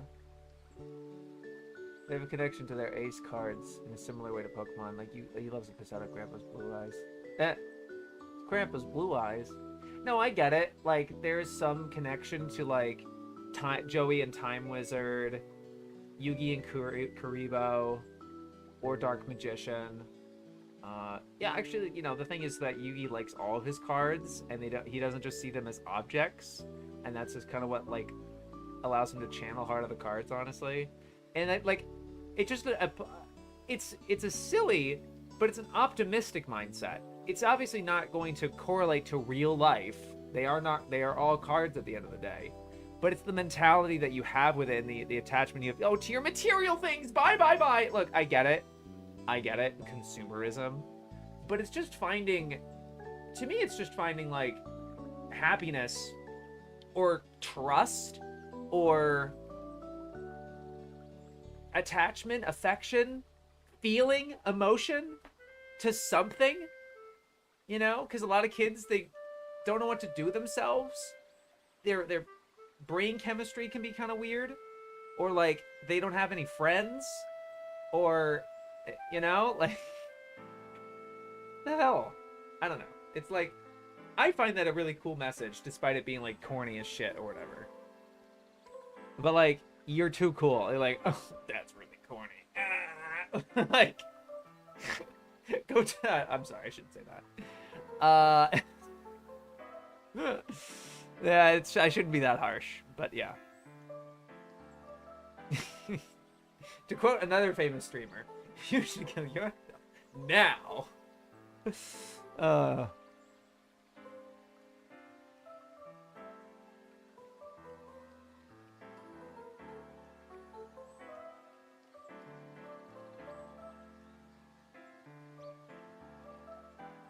So many have people things to say about Yu-Gi-Oh! And that demonstrates how it's, you know, it means something to people.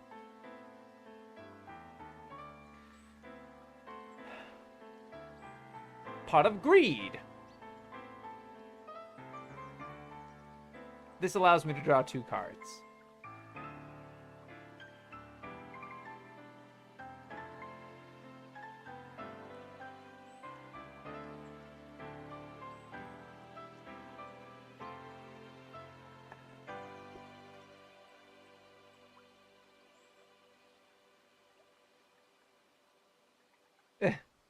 The film's a 5 out of 10 at best. They act like they watched Violet Candidate. I don't think they even watched it.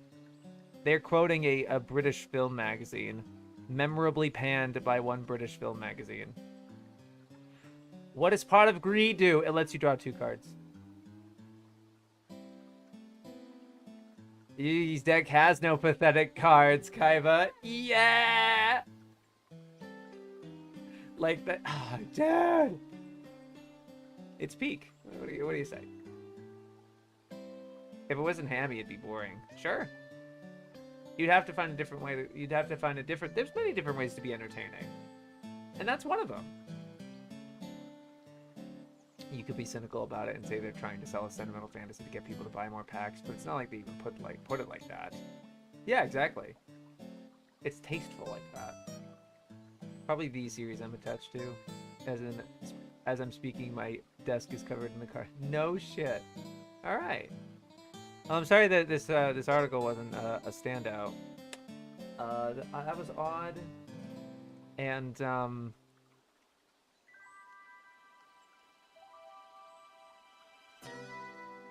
they don't really give an actual opinion about it.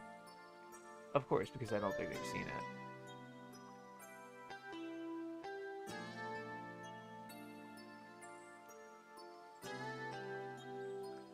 But I definitely want to check with short, long.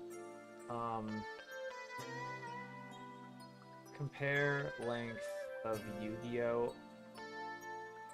Art entry to entries of similar anime. Because I'm telling you, like, they talk way more about other stuff, like the actual plot, and they go into actual detail about these other seasons, and it's like, come on, dude. Meanwhile, they don't update the fucking synopsis to Yu-Gi-Oh! For 14 years.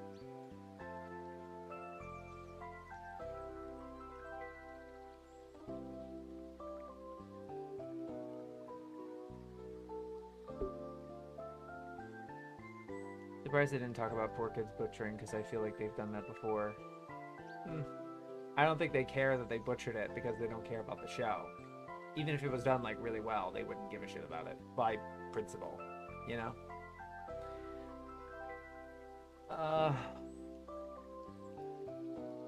That's annoying. I'll give that a nod. I don't think I'm gonna mention it. At this point, it's hard to write this stuff down because it's not gonna go in the video, but I still want to put it down. This was memorably panned by one British film magazine as nothing more than a shouty advert for more stuff you don't want. Ugh. End the article with... It makes me want to, like, end my video the way they kind of ended on a sour note, but I'm not gonna do that. I'm better than that. I do want to mention it though, as a way of like contrasting. It's like, this is how you end something. Yeah, that'd be good. I'm sorry, I'm processing the video in my head right now. Yeah, good idea. But my whole thing, right, is I really want to include music, but I really want to actually have it be ad friendly, like monetized. I have to look into the YouTube music licensing partnership. I have to see what kind of tracks I can use. If they're not gay. Sorry. Shout out to all my gay friends out there.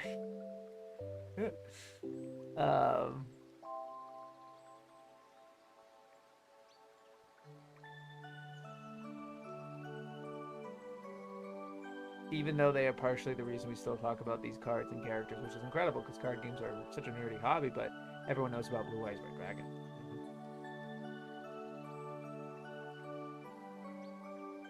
I personally go for Slifer the Sky Dragon.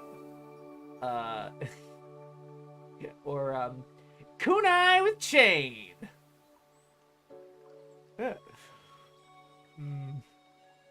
Jinzo! I'm sorry. I can keep going, but... I remember before it premiered, I thought Yu-Gi-Oh! Would be stupid. I was shocked how endearing the show would end up being. Yeah. Because the characters are really good. And that Grandpa was a perv. Glad that's not the 4-Kid series. Oh, yeah. Yu-Gi-Oh! Is one of the better dubs. It is. It absolutely is. I am excited. There's a podcast that Steve Yurko, one of the One Piece podcast guys, are starting with somebody, but they're talking about 4Kids and going production by production and talking about the people involved. That is exactly what I want, because I really think it's a matter of, well, we've talked about it, the voice director, the ADR directors, who are them for, you know, part of the scripts, and the actors and the performers. Who are whether they're invested in it or they're not, you know?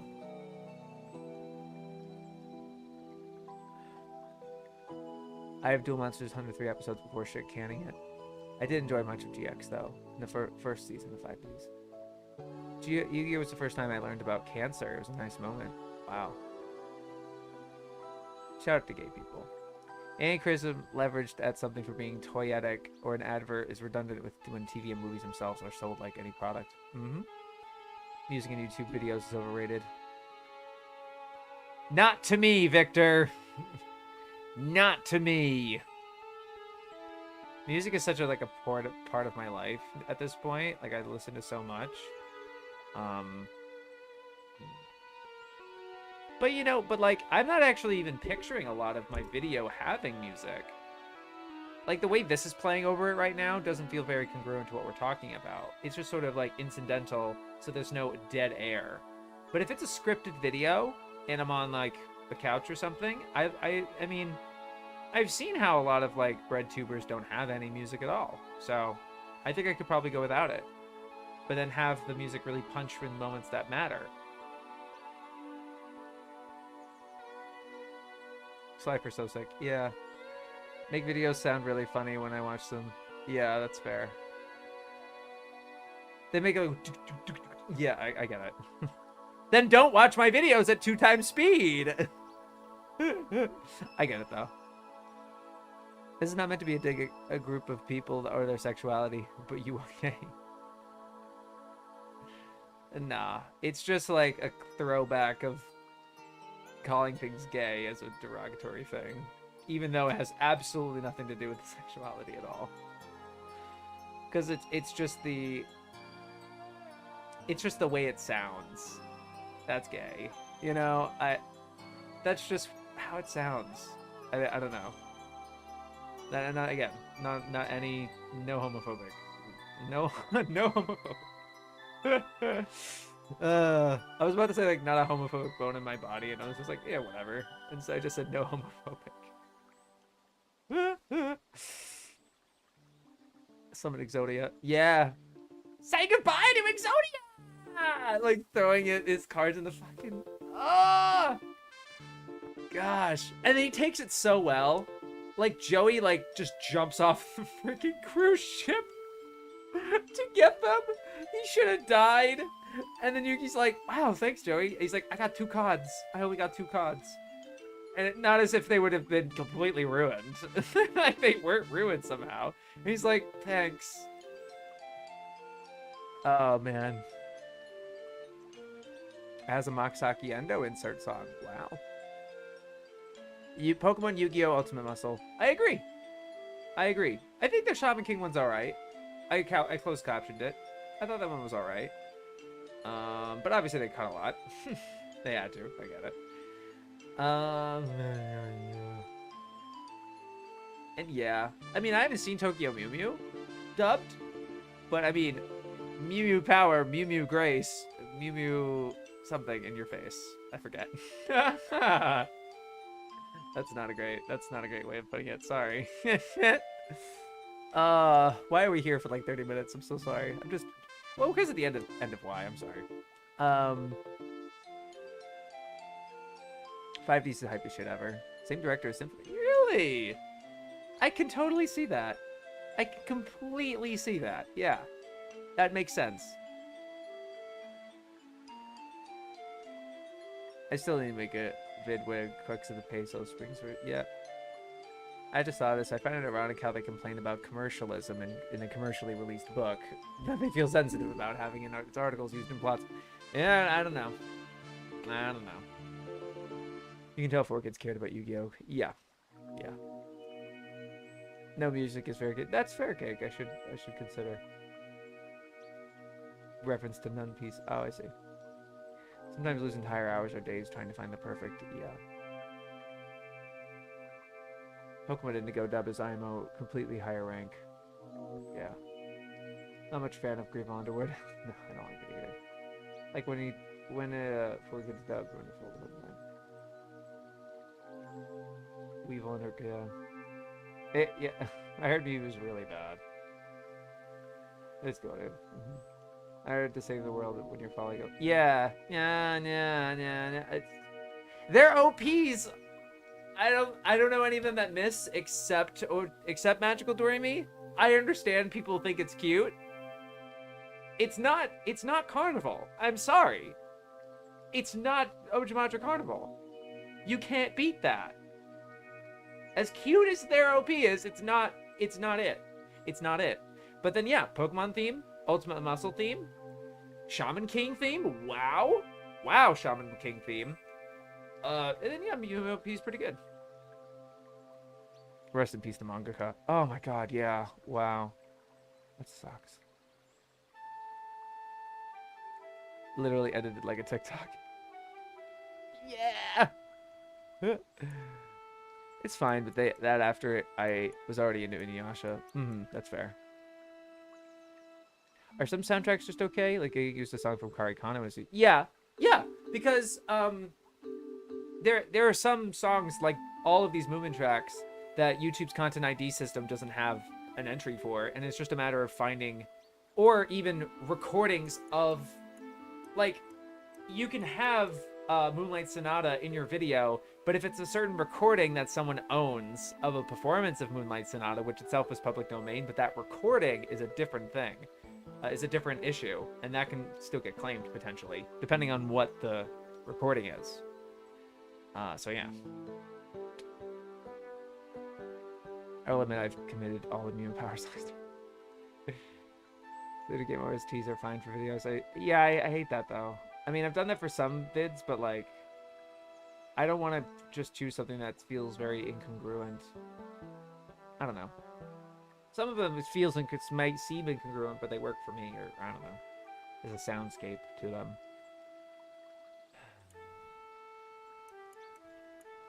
I'd say Zexal ones are kind of weak. I like one of those Zexal ones. I really like. I never prefer to burn myself, and never break my fire, my trees that die at fire, the sky, memories they got, it's time to fight, take a chance and take it all the way, take a tip, forgetting yesterday, take a tip with me, nothing will break me down, no retreats, my fears behind, my step fighters never side, take a chance to chase my dust, away the back fingers to put my darkest day. Like, I'm sorry, no, it's good. I got that. Nope. That is a groove in my brain that will not disappear. I listened to that song maybe on loop like 20 times in a row or some shit like that. It's in there. It's not going away. Wow. It literally flew out of me like I was a demon possessed. I can't believe I remember. I was like, I don't remember that. And it was like, I just have the whole thing. Oh, man. I like the Dorothy theme. Reminds me of better times. That's fair. If it's nostalgic, fair. No. It's not. They're not equal. They're not equal. They're not equal. At least he died like a hero. I know. God, what a Chad. It's really cool because I obviously you don't want that. You don't want any mangaka but they're all going to pass away at some point. But like, obviously with him being so young, like that sucks. That's real. That it sucks. But at the same time, it's like everyone's going to die. If you die by trying to save the life of somebody else, like hero. He's literally like he's a hero. That's so cool. I hate that it's very sad. I just love that. I don't know.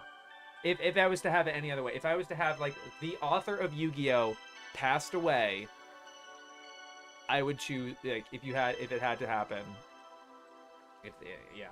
Sucks. Zexal piece great. We'll use the Wii Shop channel music. No. Luffy, it's good to see you, buddy. Save it! The Mr. Cheese used for getting like, F-Zero. I don't ever remember their F-Zero one. Hope you get to Blu-ray. Sex openings, GX openings. Can help you. Right.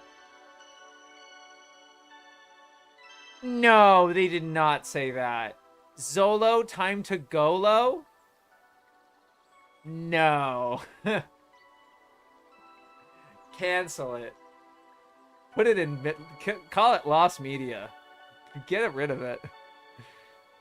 Yeah, greatest people to ever live in human history. Yeah. Pretty sick. You guys are... Could we ever see... Yeah. Frying pan into a drawing. I agree. Virgin Nova Hero Watsky versus Chad Cuzzy. Yeah. Yeah.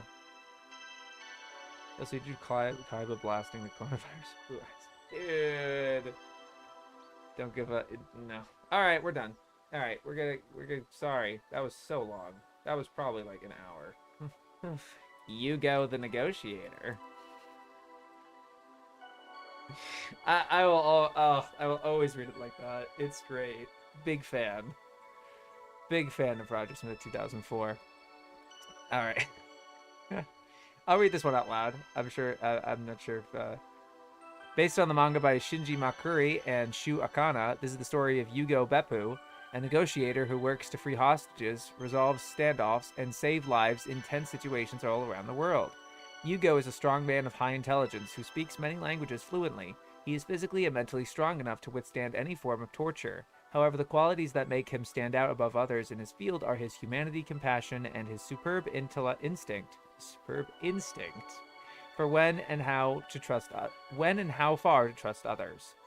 His missions in this series can take him first to Pakistan, where he agrees to negotiate for the lost cause handover of a girl's father, and then Siberia, where he is tasked with locating a rich man's lost granddaughter, whose wing of the family was separated from her relatives by the upheavals of the Russian Revolution.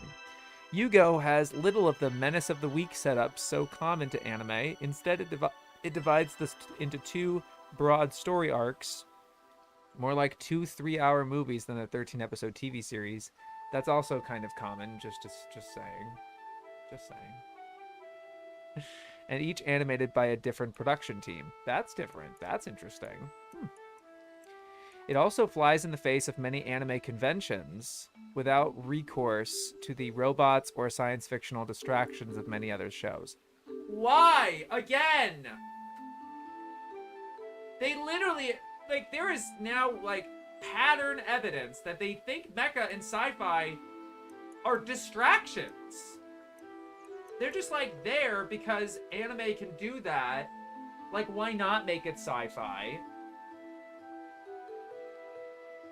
Like, why?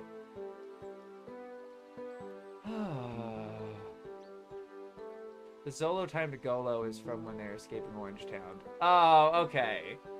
Okay. That, I thought it was in, like, the OP or something. Or, like, in a song or whatever. But that's funny. Okay? I'm happy that, because it's One Piece, if it's funny, it makes you laugh, that's cool. But, at the same time, I understand that, like, if that was in the One Piece live action, oh, they've been reamed! They would have gotten reamed, dude! Oh, it would have been so over. Over for them.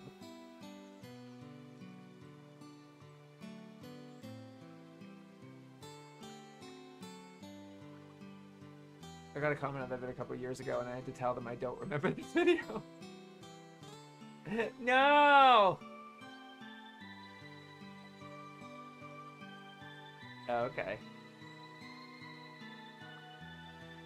Yugo doesn't really feel like a movie. I have 2 volumes of Baratier. Again, you won't hear them say the same thing about Star Wars. I will say it is pretty insane the stuff that Yugo does in the Pakistan arc. He burns himself in the Pakistan sun. Ugh. In its reliance on tension and psychological profiling, its portrayal of a man of peace in a brutal world, Yugo is one of the more interesting anime of modern times, mixing up the intelligent protagonist of Master Keaton with real-world issues far removed from much of the modern anime's content. Unlike other anime...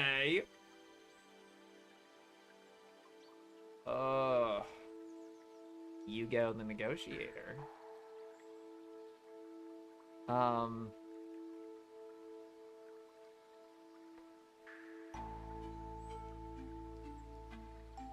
One of the more interesting anime of modern times.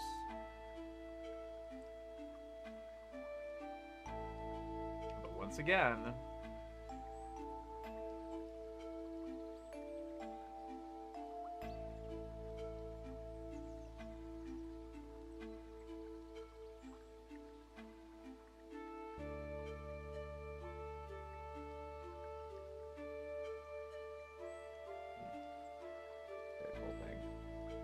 it also flies in the face of many anime conventions without recourse to the robots or science fictional distractions of many other shows.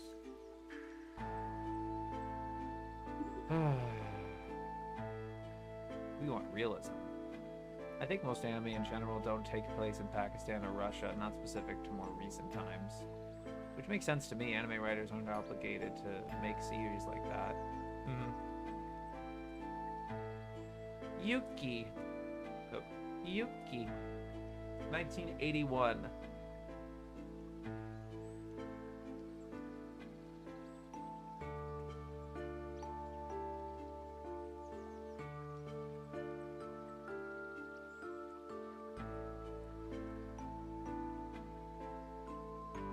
Though based on the story by Takasuke Saito, itself drawing on Japanese folktales, elements of this anime seem to coincidentally foreshadow the far more famous Princess Mononoke.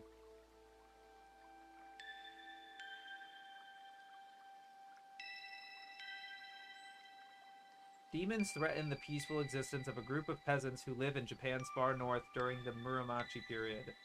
However, the villagers have the aid of Yuki, a snow fairy who dwells among them in human form, and her beloved horse, Fubuki. Elements of this anime seem to coincidentally foreshadow the Farmer Prince. I'm like, how? Can you explain? Can you explain, movie? Well, that does sound interesting, though. Who directed it? Tadashi Imai? Tetsuya Chiba Designs?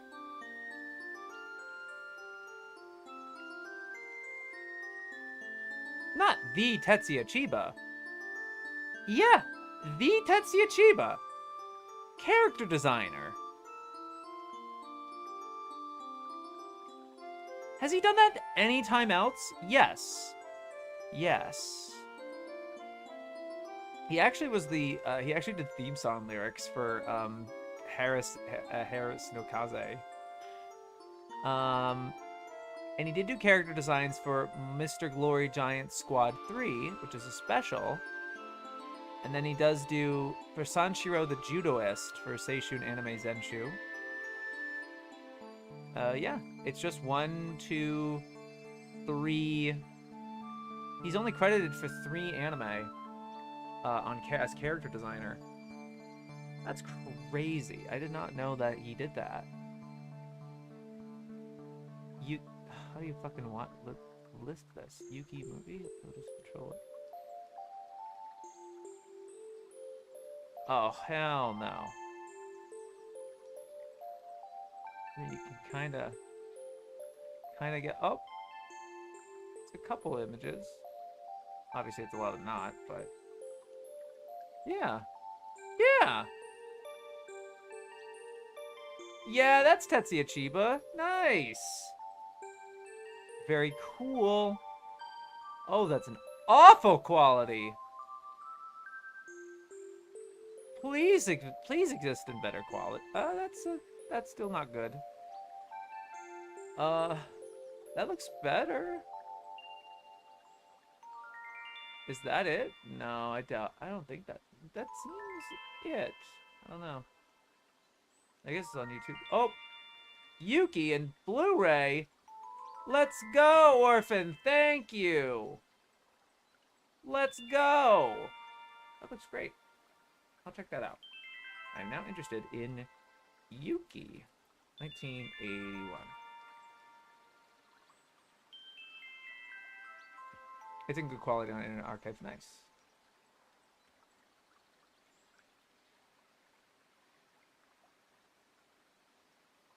Right way you know riding advice could be why you don't see many anime take place. Yeah.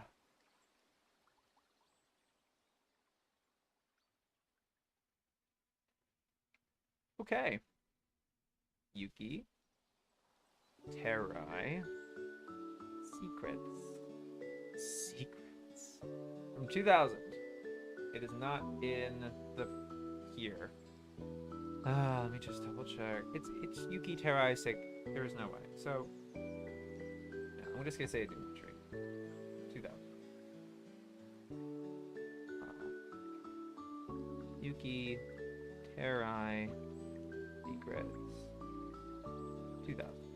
Okay.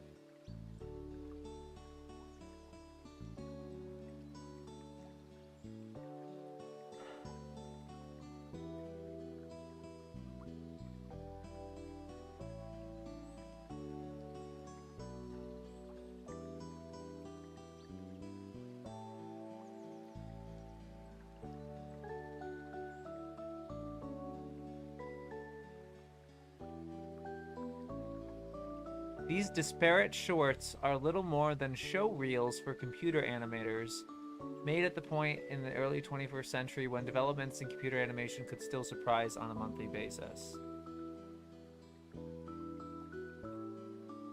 I always hate when they say little more than.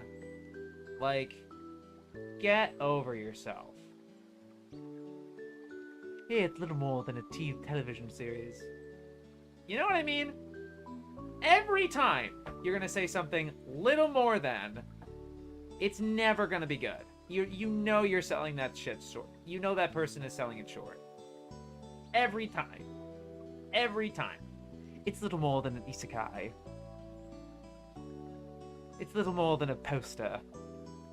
It's little more than a DVD. You know what I mean? It's little more than a YouTube channel. Yeah, it's insulting every time. I cannot think of an instance where it's a positive thing. It's just a negative term. But so belittling.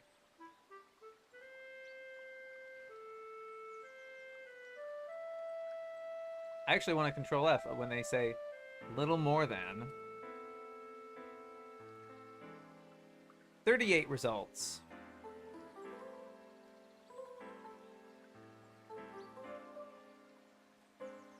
Ugh.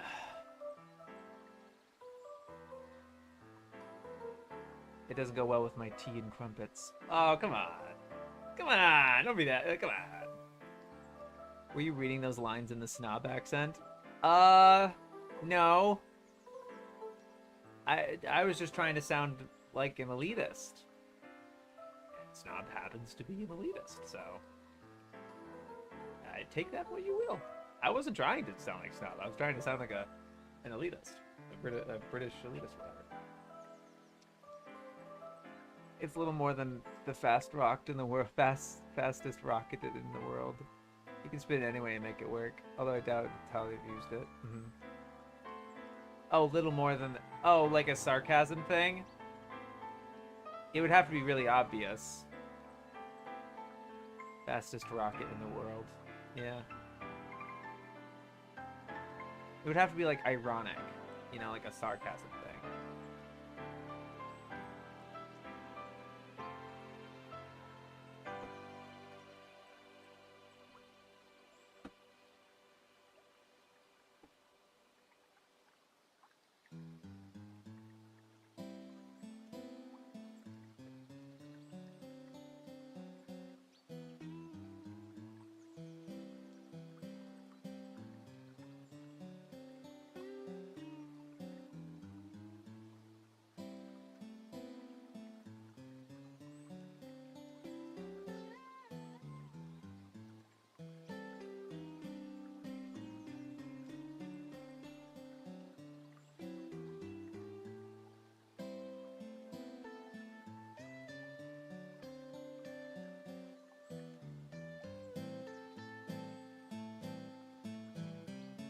Okay.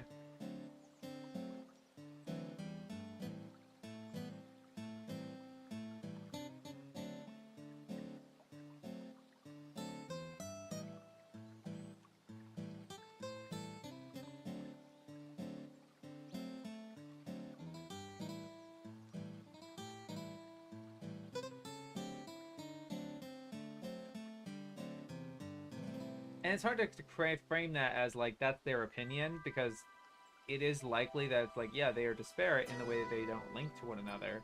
And when they say it's showreels for computer animators, they're probably correct. But it's the framing of disparate shorts that are little more... These disparate shorts are little more than showreels for... Like, it's belittling, you know? Okay. Yuki Kaze. Yuki Kaze, 2002.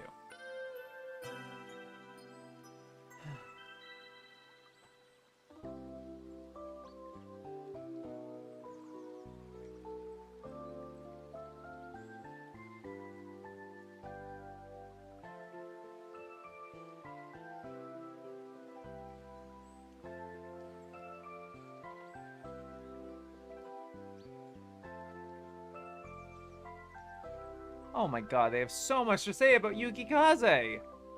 Look at that, I just like saw this and then oh my gosh.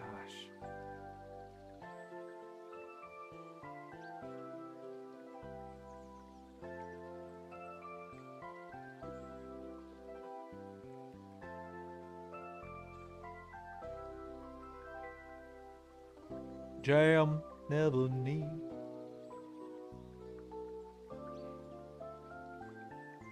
In an ideological twist reminiscent of Gunbuster.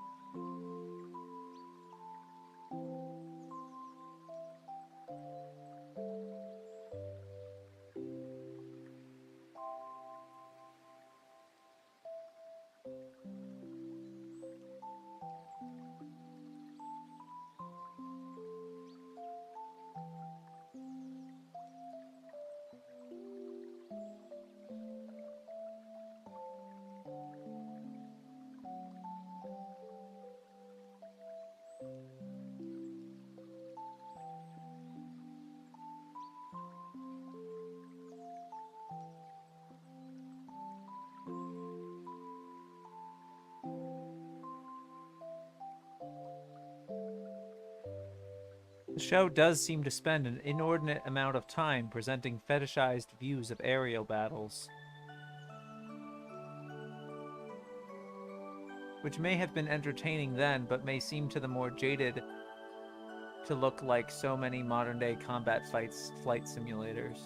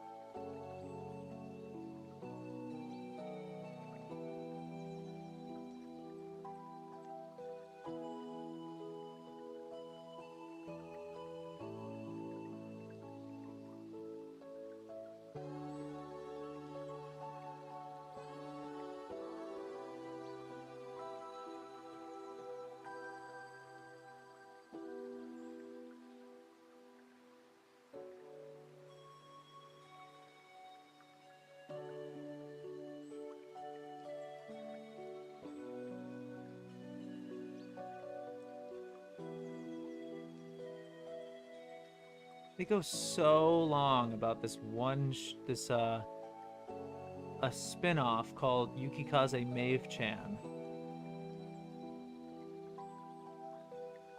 They write all this about this one OVA side thing. They even give their opinion on it. An intriguing adaptation of the guilt trip attitude of Key the Metal Idol. It's a... Which one is it? Yukikaze Maeve-chan.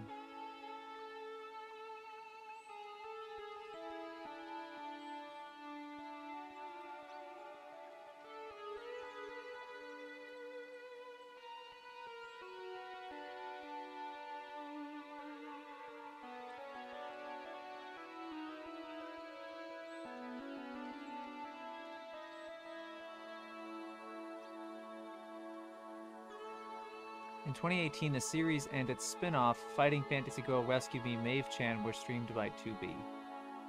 Okay, so what's... Yeah. Rescue Me, Maeve-chan. Ugh. What the heck? This? It's 23... It's the one episode OVA. It's like a... It's this spin-off. This is exactly what they're describing. Also get an odd spin-off, Yukikaze Maeve-chan, a one-shot where is one of the girls fighting an alien at Jam. Strange boy. Companion who turns out to be a human, has no idea of sex, at least he makes a happy person, fun to be around too. He's 181 fucking talk all about this one thing.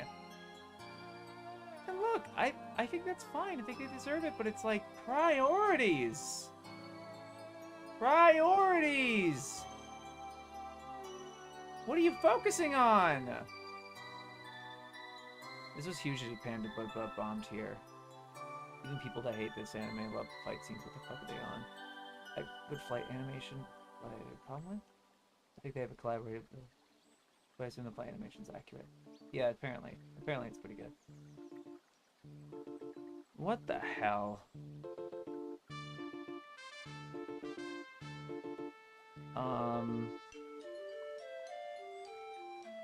Yeah, they seem to like Yukikaze, actually. Yukikaze.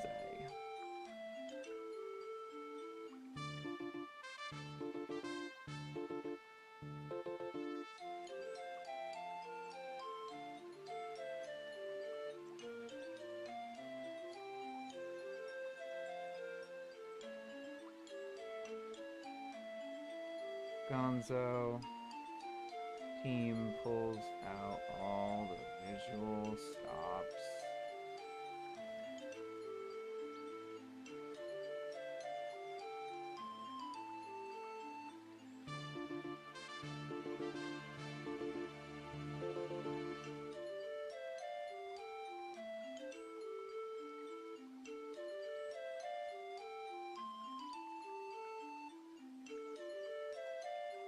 State of the art mecha designs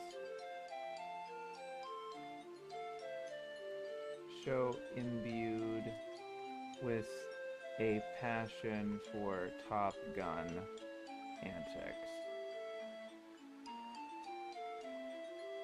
The flight animation's done in a realistic fashion, but it's sci-fi so accurate it's hard to judge.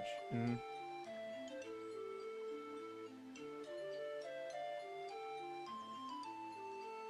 Okay.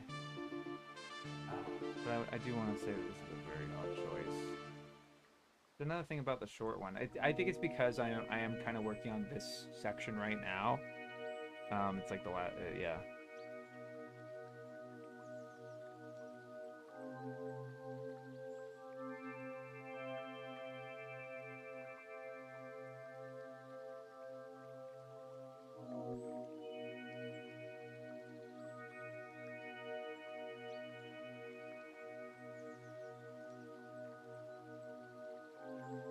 Technically be in the long part. I know it's pedantic, but alright. But a lot of it is about fetishistic is about being fetishistic towards aircraft. I mean, narratively even, so like it's fine. Yeah. I didn't think it was that big of a deal. Shunit. I always raise my eyebrow though when they use the word fetishistic. Because they call a lot of things fetishistic.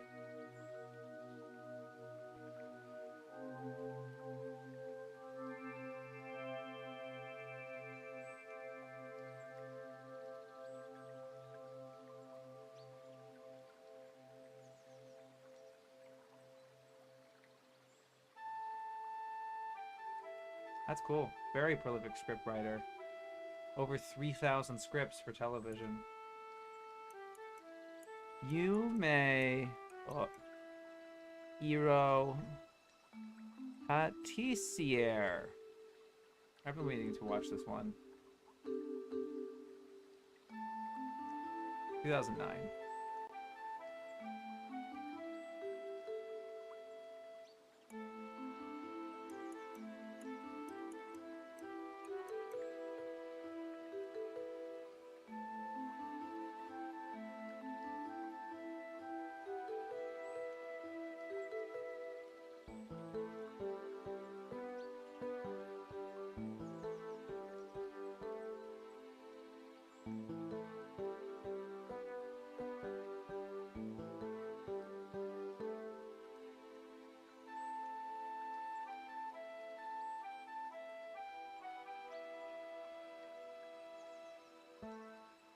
That's cool. They seem positive about it.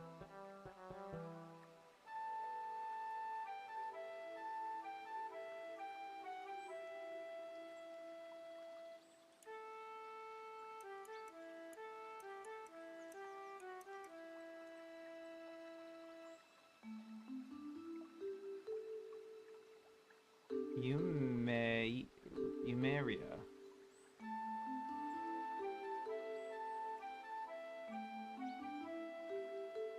I have to watch this because that's my girl in both OPs. Nice. They better not dunk on Yumeria Pets. Yeah, the fucking gun. Like, Wesley Snipes. Like, Sweet Moments is one of her best songs. Nice. Alright, Yumeira from 2004.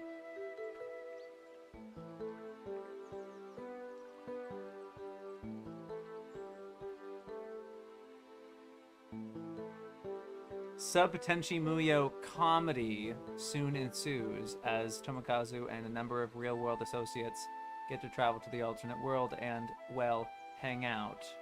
Not an erotic anime, although it is loaded with puerile excuses to ogle girls, many of who either appear underage, act like they might as well be, or are Tomokazu's relatives.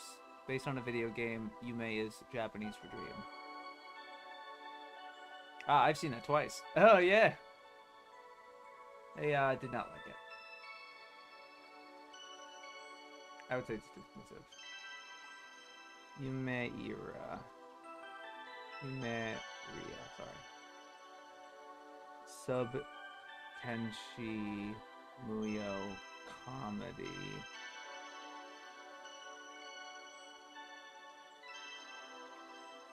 Loaded with puerile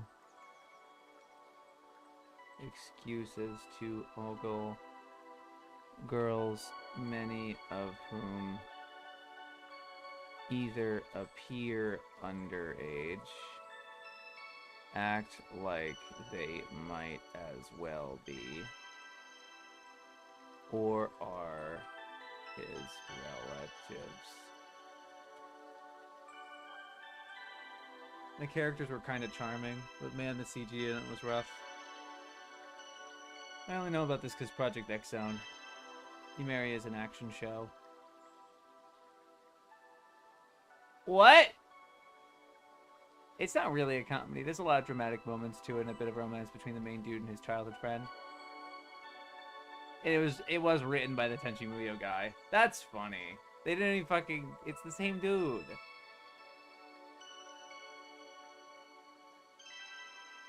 I mean, yeah. The genres...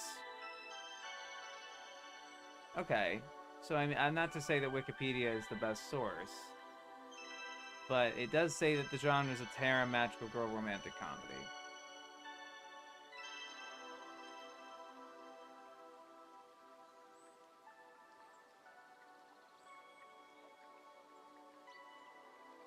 Alright. You know... Look how tiny that article is!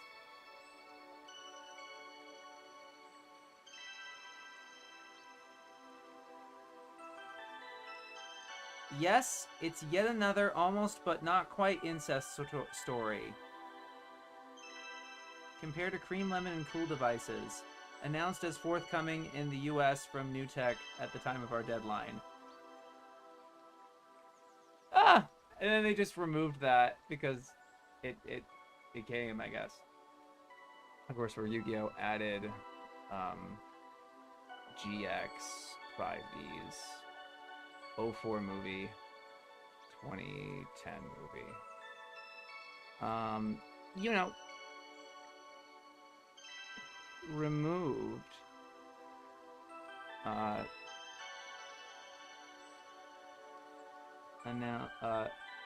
forthcoming US release. That's 30. Thank you, Kinoko.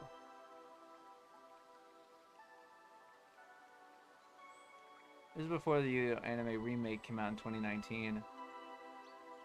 You know, it's a really historically important visual novel. It's a famous VN in Japan that inspired Higurashi and Canon. Not that they care. They don't even say that it's based on a VN, guys. All they say is that, yeah, it's another almost but not quite incest story.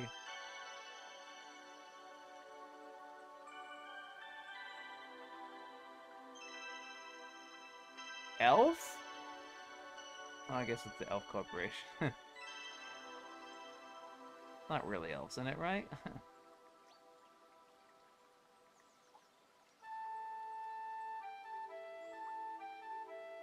So, the game was in 1996, and there was a manga, then there was a 4-episode OVA, and then there's a TV series in 2019, which is 2-core. Wow. You know. I have to see what this looks like.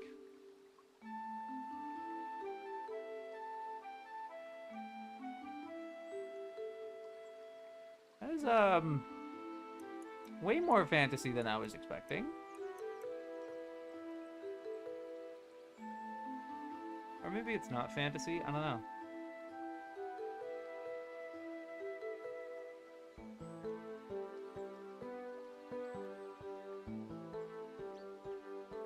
It seems a lot more complicated than what they described.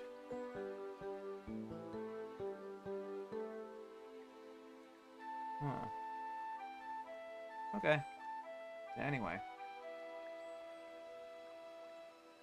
I remember when Yuno Rider died and wrote an obituary that was 3 sentences long. Oh. I feel like a lot of the time travel VNs, anime, manga have a lot to owe to Yuno. Yeah, that is a bit of a spoiler. The remake Yuno game looks really 2010s knowing that 2019 fixed that up. Oh, I see. Oh, not much to say there. Yun Paradise. 1995. This love comedy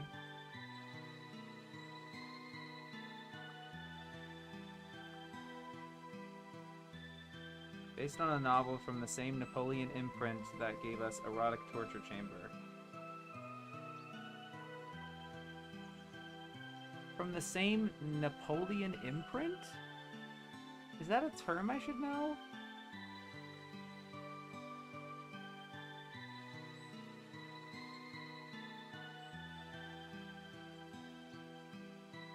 Napoleon imprint? Nothing's coming up. Okay. Weird. Alright, not much of that one. No change either.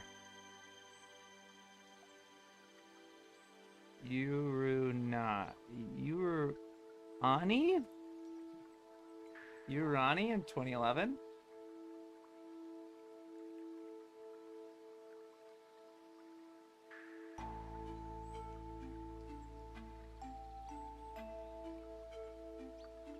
Yeah. Okay. Yuru. Mates.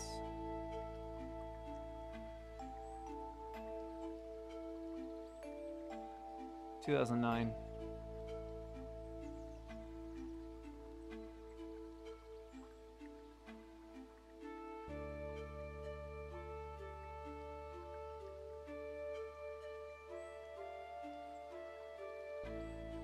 This means that unlike the similarly themed Maison Ikoku, there is no time to develop the characters, let alone romances between them.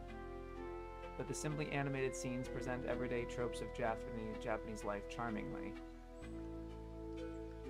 Okay, mixed.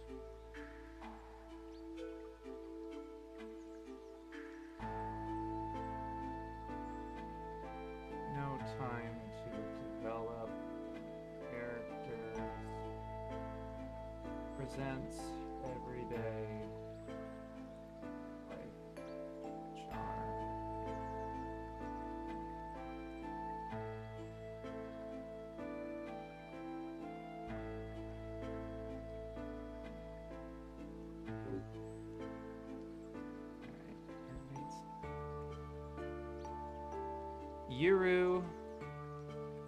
Yuri.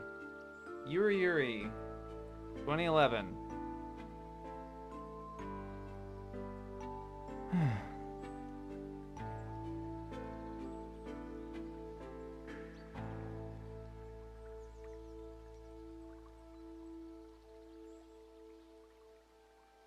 How do you reproduce a Titan of Moe, a mega hit cash cow like K-On, or the melancholy of Haruhi Suzumiya?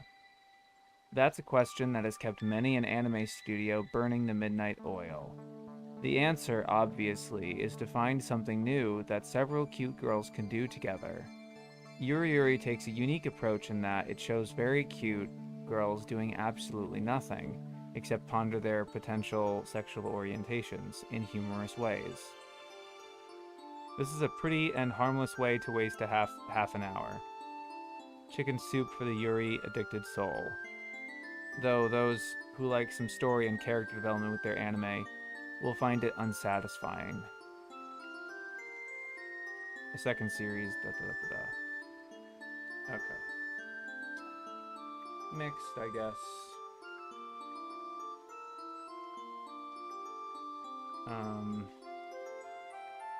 Pretty and harmless way to waste half an hour. Chicken soup for the Yuri addicted soul. Those who like some story and character dev with their anime will find it unsatisfying. I'm not surprised. Yutaka Ozaki from This Rule Graduation.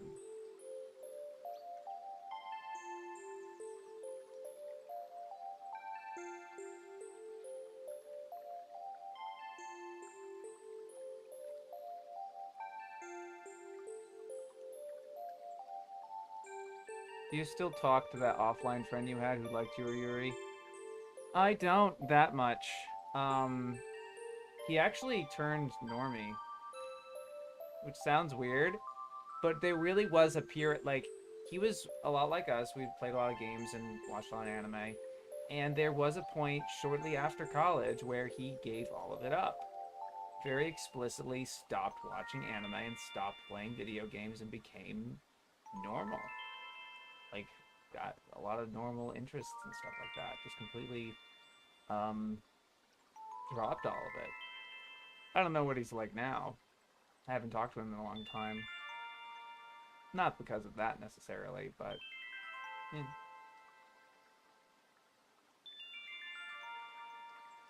Do you think Haruhi is a Moe show? Oh yeah. Manga Yuri was before K-On. Ah! There's some character development in Yuri by the third season. As soon as I get to the creepy girl stealing her sister Sundays, I checked out. Oh no, the normies got him. Yeah, more like he just moved on. Yeah, I hope so too. I hear good enough things. I heard, bad things. Oh, I'll detect.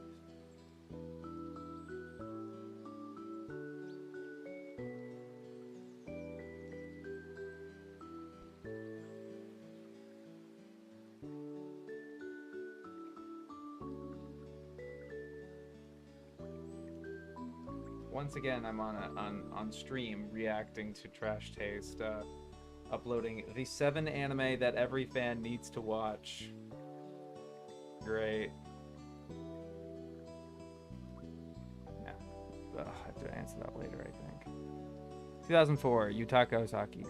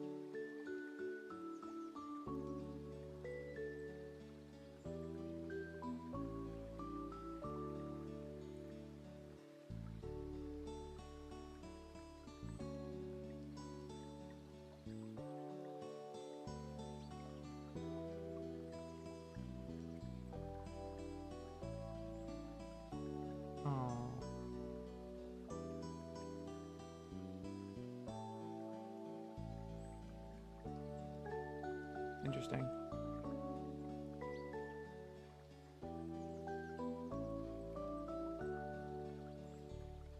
Kunihiko Yuyama.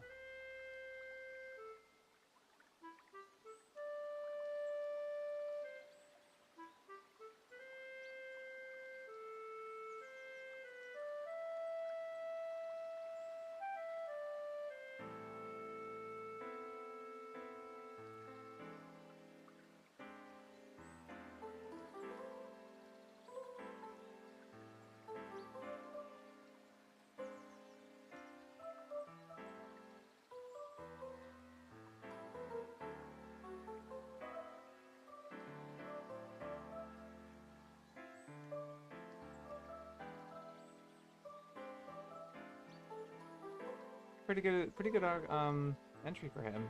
After his underrated Ushio and Tora, he gained true fame through his involvement with two later works, Slayers and Pokemon.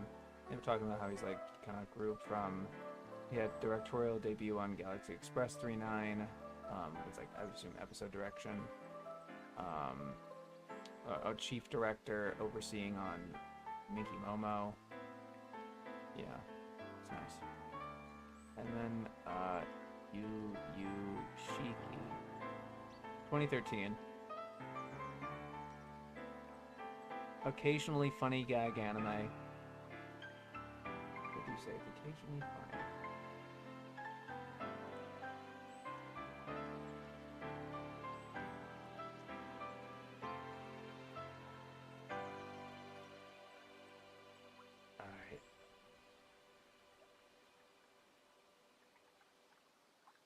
Looks like I made it in time for the final stream. Yeah, we're making it. We're finishing it tonight. Come hell or high water. All right. The entry for Wartime anime.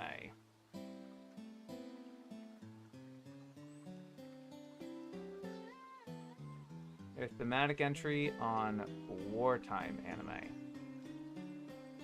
I need to fix my damn posture.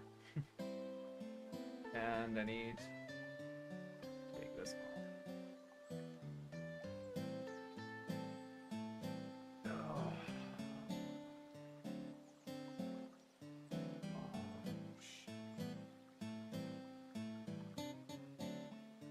All right, here we go. Wartime anime, final thematic entry. And they do have a first edition, but I'll do the comparison later. I just want to read it now. Yu Yu Hakusho soon, or was that Ghost Files? It was Poltergeist. It was under P, Poltergeist Files. Yeah. With the Japanese invasion of China in the 1930s, the fairy tales and fables of early anime were gradually co-opted into the military machine. The anime creators attempted by offers of funding and, for the first time, wide distribution. Early emphasis on austerity and unity in the face of potential threats. Yasuji Murata's Masame and the Monkeys dwells on the virtues of righteous intervention, depicting an incident in which the swordsmith Masamune comes to the aid of a monkey and is consequently bestowed with the blade that will one day save his own life. Like many other anime from the period, such as the early sci-fi anime The Plain Cabbie's Lucky Day, it tactfully advanced Japan's demands for an East Asian co-prosperity sphere and her right to interfere in the affairs of other countries in order to overthrow Western imperialism. Murata's Aerial Momotaro featured a war between penguins and albatrosses on a remote island near the South Pole, broken up by the timely arrival of the Japanese hero Momotaro. Yoshitaro Kataoka's Bandanamon, the Monster Exterminator, focused on a tough Japanese hero who comes to the aid of oppressed villagers, volunteering to clear an infestation of tanuki from a nearby castle. The shape-chasing creatures have disguised themselves as beautiful women with shades of Betty Boop in order to distract from his mission. Yasuji Murata revisited the plot of Dreamy Urashima with his One Night at a Bar, with the Dragon King's Palace. Sorry, I have a nearby restaurant called Dragon Palace. The Dragon King's Palace of legend presented as a drunken hallucination by a man who, like the Japanese nation itself, has yet to wake up to reality, in this case the inevitability of conflict.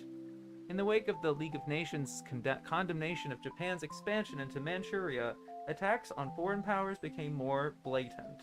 In Takao Nakano's Black Cat Banzai, a peaceful parade of toys is disrupted by a fleet of flying bat bombers, each written by a clone of Mickey Mouse. Snake Marines with machine gun mouths land on the beach, and the invaders kidnap a doll. The islanders beg for help from a book of Japanese folktales, which obligingly disgorges Momotaro, Kintaro, and several other Japanese folk icons. The story ends with a celebration as all the dead trees sprout cherry blossoms. Shiho Tagawa's popular manga character Norakuro joined up in Yasuji Murata's Corporal Norakuro. This comprised another warning about drunkenness, in which the titular stray dozed off and dreamed he was attacked by monkeys. The emphasis on humor continued with the uncredited Sky Over the Shanghai battle line, in which two comical Japanese pilots observed the Chinese war theater in a biplane. Similarly, Nobuo Fuji's aerial ace, Iraigiri, featured another pilot fighting giant clouds in the shape of Popeye and Stalin. Foreign influences were no longer welcome. So far, this is a very good article because it's focusing on titles that I've never heard of before. And very interesting, and it's showing kind of a progression to it. This is definitely their wheelhouse. It's great. In 1939, the increasingly oppressive Japanese government passed a film law, bringing the media under greater central control, and also creating new openings for local animators by banning foreign imports. In the same year, a group of a dozen animators, including Tadahito Mochinaga and Ikuo Oishi, were drafted into the Toho Aviation Materials Production Office, also known as the Shadow Staff, to make instructional films for military use, including the Principles of Bombardment series, claimed by the animator Soji Ushio to have been used for training the pilots who attacked Pearl Harbor.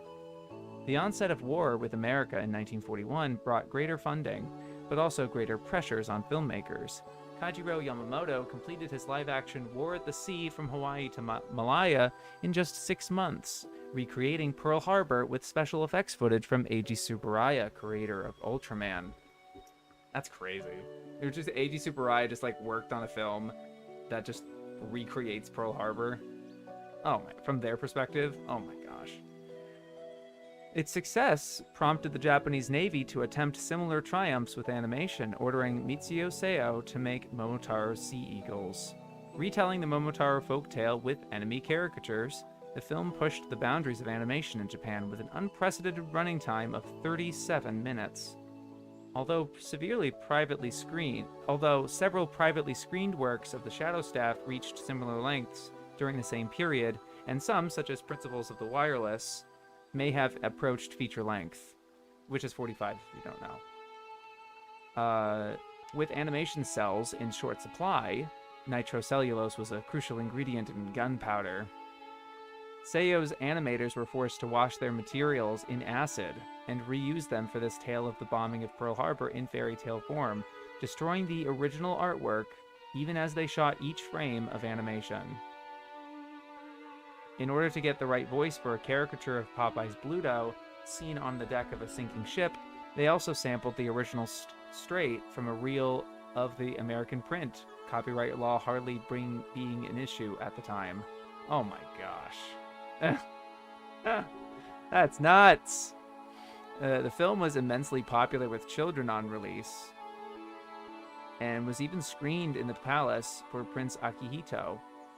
The Navy authorized Seo to make an even longer sequel, and the result was Japan's first full-length animated feature, Momotaro's Divine Sea Warriors. Other anime of the 1940s show signs of increasing desperation as Japanese defeats become harder to ignore. Sanae Yamamoto's Defeat of the Spies depicts Roosevelt and Churchill sending 3 agents onto Japanese soil, although they are swiftly unmasked. In Ryotaro Kawada's Human Rugby Bullets, a sports match between Japanese dogs and foreign monkeys, attempts to make light of Japan's use of the Tayatari ramming attack, a chilling precursor to the following year's kamikaze attacks. Animation was also a major component of the 10-minute short Nippon Banzai, best described as Japan's Why We Fight. In it, evil British soldiers are shown oppressing the natives of Asia beneath a hot sun, which segues into the rising sun of Japan's flag. Cartoon fish dance in and out of the wreck of the HMS Prince of Wales, while Chiang Kai-shek is first portrayed as a marionette, with his wife operated by Allied advisors. Then as a gleeful child with a toy plane, a snide reference to the Flying Tigers. The anime sequence ends with Roosevelt impeached, and Churchill's trademark cigar falling from his mouth in shock, before returning to live-action footage exhorting young men to join up. Really incredible stuff. Really valuable and clear. I can picture everything that they're talking about. There's no of their opinion of like it's good or anything. I'm not even like they're just presenting it very formally. Like this is exactly what I would have wanted, you know? And it's so sad that like I don't know if it's sad really.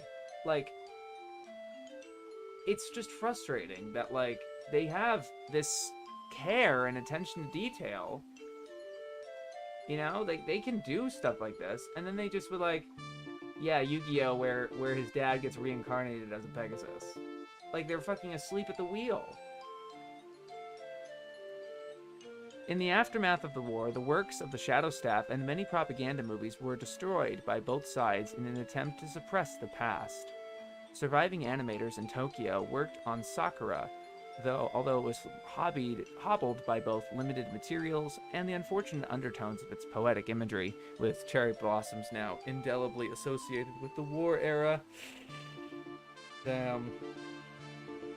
Anime struggled for some time amid conditions of deprivation in which many had understandably more pressing problems, and early post-war anime are largely feel-good fantasy fairy tales such as The Magic Pen. Sanai Yamamoto would help recreate anime with the establishment of her studio, Nippon Doga, in 1947. Bought by Toei in 1956, the company would form the foundation of Toei Animation, and with it the beginnings of the anime industry as we know it today. The war, however, remained a taboo subject for a decade, with the anomalous exception of Zero Sen Hayato, and occasional references as origin stories in shows such as Gigantor and Big X. And Star of the Giants. I don't know if they mention it. I don't think they do.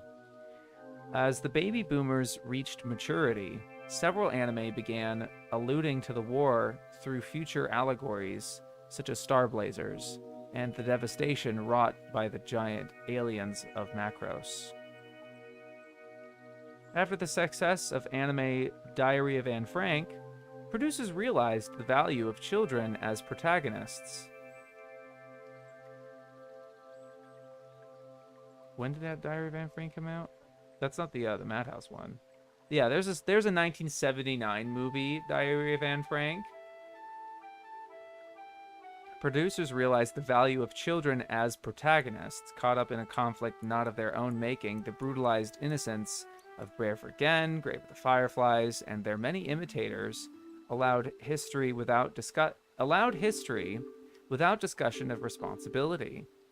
The Hiroshima Peace Festival Film Prize became dominated by Renzo Kinoshita, whose short anime included Pikaden in 1978, the nickname of the bomb that destroyed Hiroshima. The Flying Fish is Taken Ill in 1990, and the unfinished project, Okinawa. Outside the art house theaters, however, popular representations of the war became increasingly fantastic, as a nostalgic craze for retro anime transformed into an obsession with rewriting history. Kishin Core and Sakura Wars would have met with joyous approval from the government censor in 1941.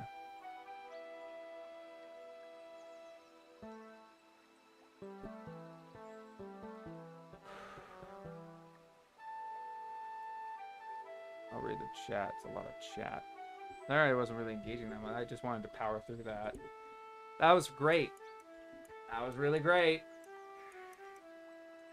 Honestly, I guarantee you, all of that and probably more is in this book right here. You may as well just read this. This is an abbreviation of that story.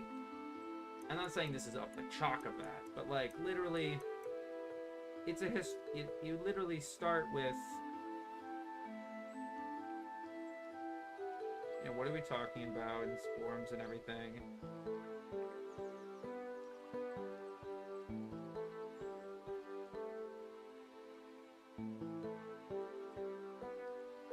And he starts literally from 1912 to 1921. Chapter 2 is 1921 to 1937. Chapter 3 is the Shadow Staff, 1931 to 1948. Just all of that stuff, and it has visuals. That's what's great about it. Like, check this out.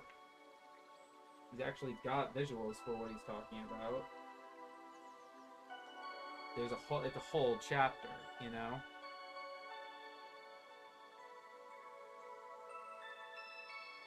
There's a table of contents for, like, the chronology.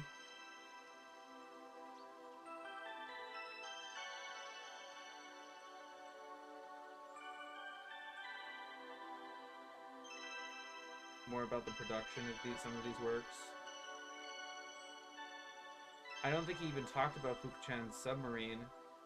I don't remember hearing that in that article there, but he has a whole fucking 2 pages about that.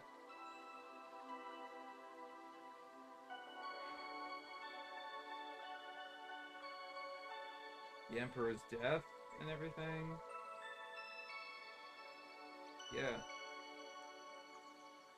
And then you have Seeds of Anime, the whole chapter of 46 to 62. Probably mostly talking about Toei, but then you do have some other shorts, like Kawamoto Kihachiro's A Poet's Life. Really interesting. I hope that's available.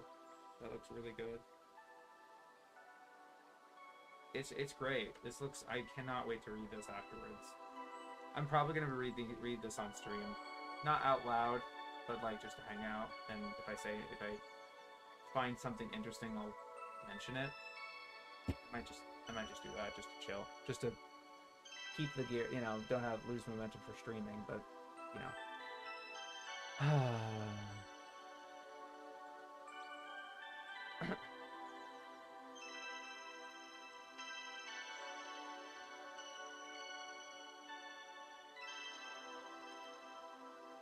Where I may feel like bootlegs, just because of how much copyright infringement there is. Mm-hmm.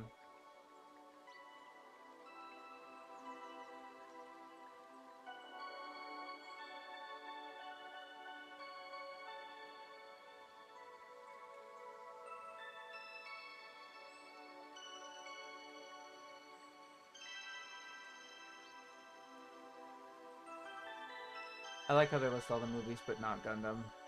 All those movies, but not Gundam. Yeah, they're not going to talk about, like, war specifically. I read the first edition of it. Yeah, I don't know how much more they added. They probably added more.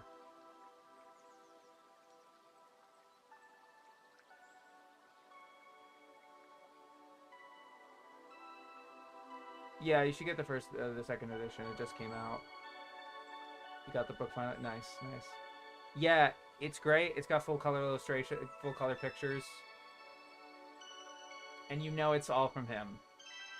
It's not this, like, this funnel of information.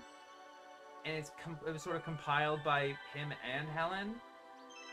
And he actually gives all of his sources at the end of every chapter, like his notes and sources, you know? Like, that's kind of useful, isn't it? Ugh.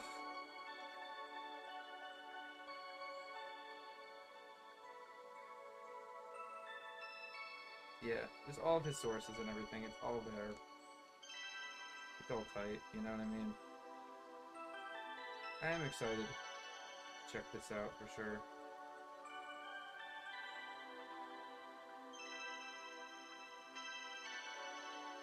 Oh, man.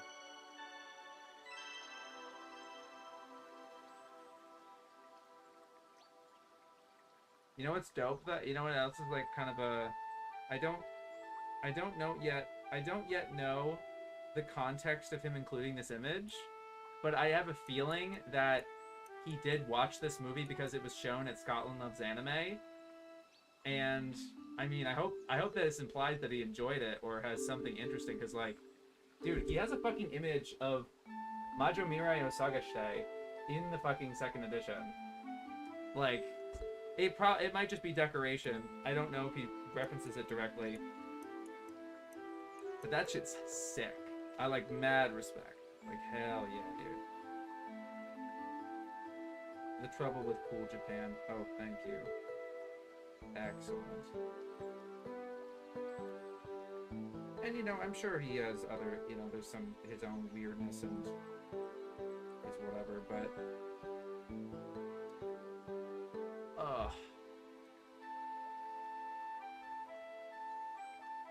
changing my name to Scotland Loves Anime.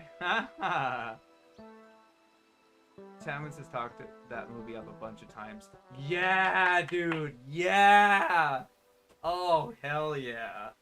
I hope he watches the original show. I get that the movie is very fascinating for him as an outsider, or like as conceptually, but I hope he also like engages with the work itself. Even though you don't have to. You definitely don't have to, but I would want that. Yeah, I saw the Dormy movie, the book. Yeah, it's so sick. Oh my god. Anyway, that was great. Happy that went great. And now Z-Mind.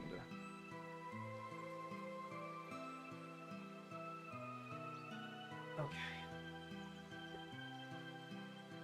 1999. That is not what they start with. Okay. Where is it? We're on Z, you guys! Oh my gosh! Shin, Shi, Shunki.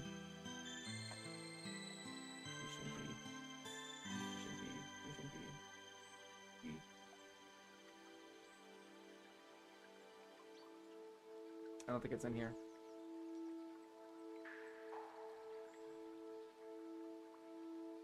Whatever, Z-Mind, 1999.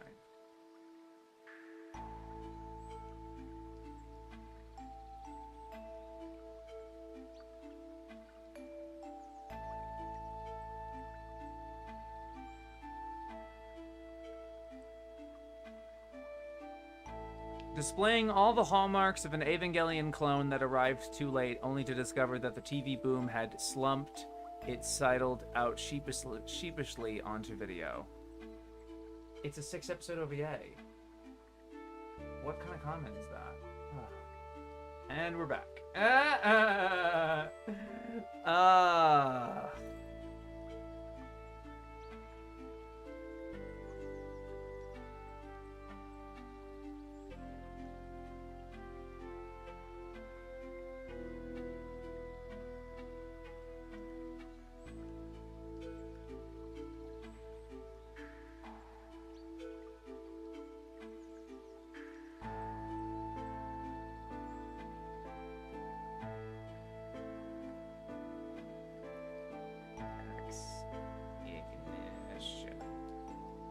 ZX Ignition is 2014.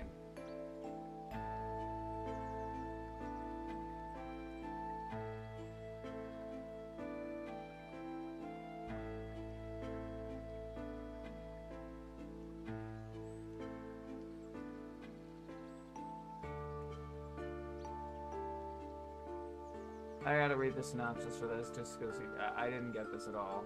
It happens so often where they're like, yeah, it's like this show. I'm like, I wasn't thinking that show at all.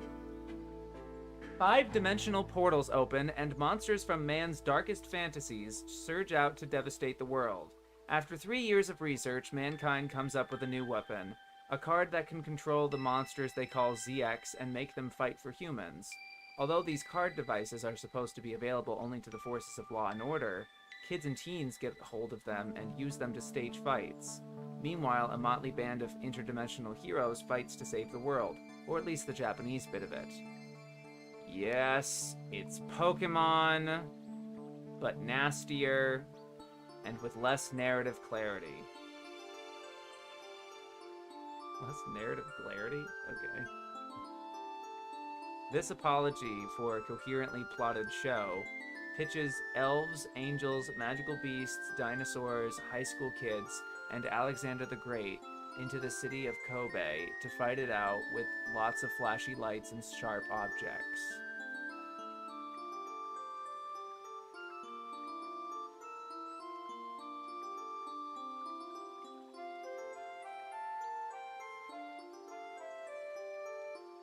Judging from the anime, we think this is still too expensive. That's so... They're so smug. They're so smug. Oh my god. The game which inspired this, by Nipponichi Software and Broccoli, was given away for free at card shops and game events in Japan and made available to print online. Judging from the anime, we think this is still too expensive. But there's also a manga. We understand the title should be pronounced Zex, though we can think of a few other short, snappy terms to describe it. What dicks? Oh my god! Oh my god! This is the second Z article in a row. We're not... They're not about to just not give a fuck the rest of that way in, right? To end it? No way. Ah! Gotta be kidding me.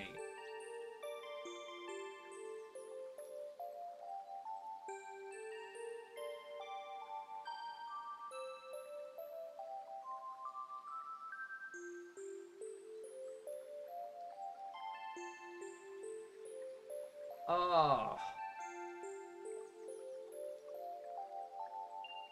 Like, who really wants to, like, yeah, go get him! Go fucking take down Zex Ignition down a peg.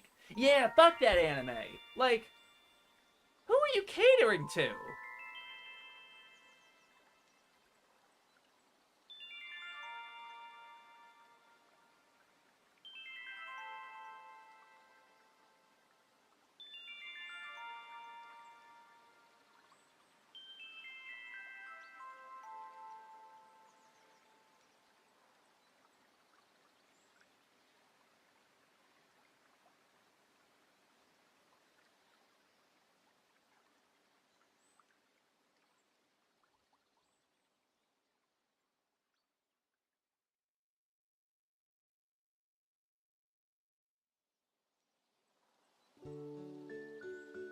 We understand the title should be pronounced Zex, though we can think of a few other short, snappy terms to describe it.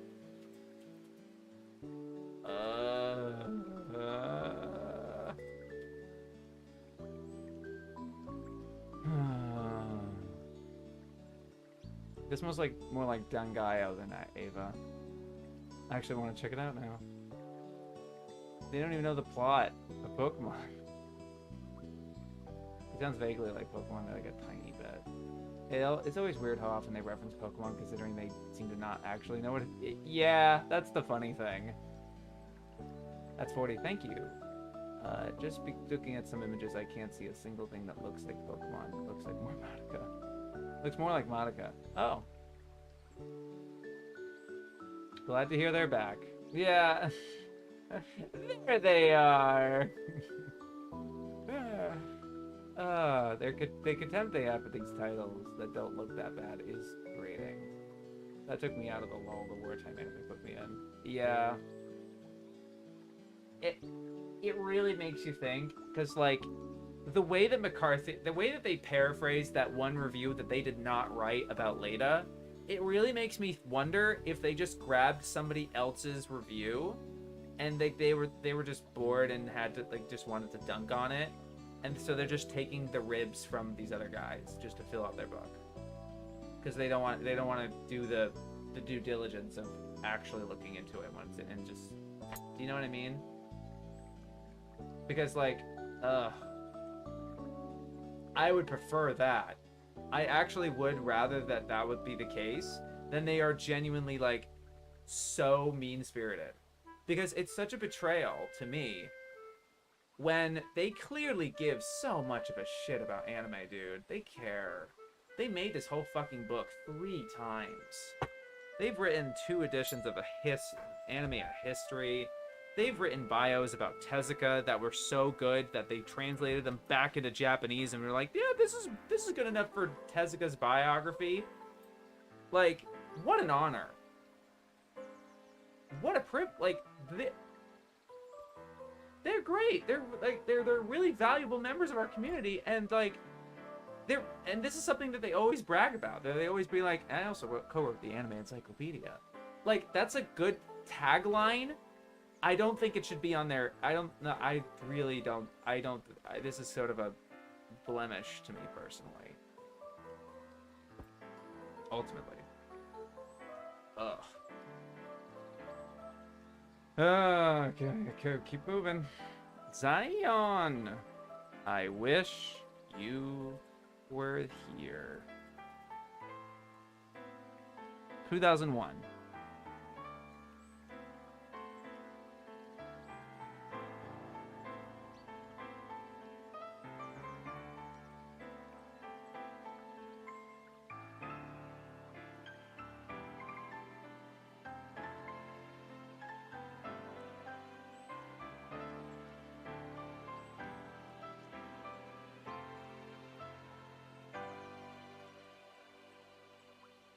Alright, they just kind of throw in a couple of like this show and this show and this show, but that's about it.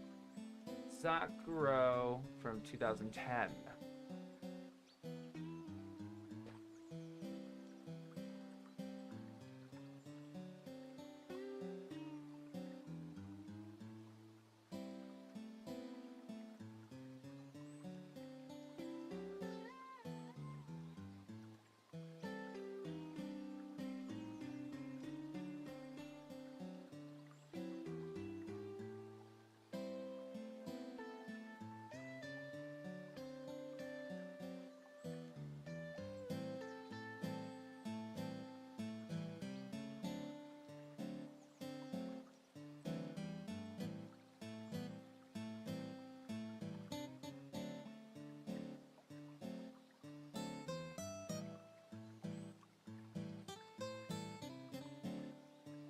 Elegantly designed, skillfully directed by Kon. Chiaki Kon. Wait. Chiaki Kanaka? Oh no, it is Chiaki Kon. Cool.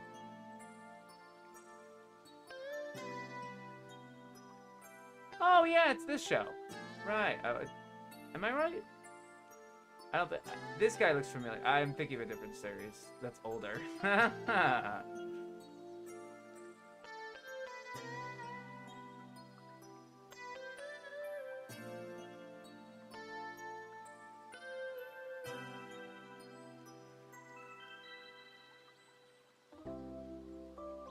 very appealing show. I like it. Sakura. Elegantly defines.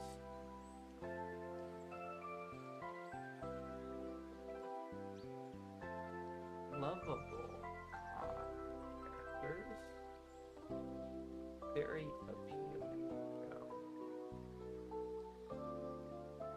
Hey fellas, it's time.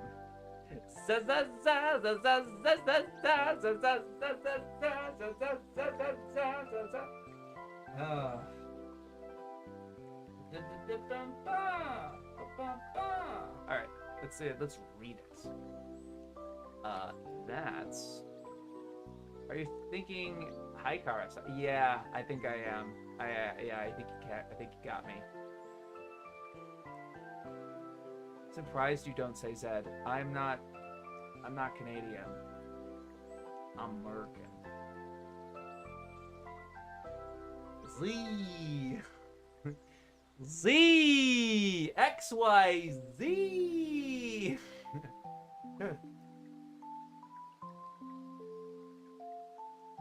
Okay. It was kind of nothing. Oh, rip. Oh, Zion. Okay.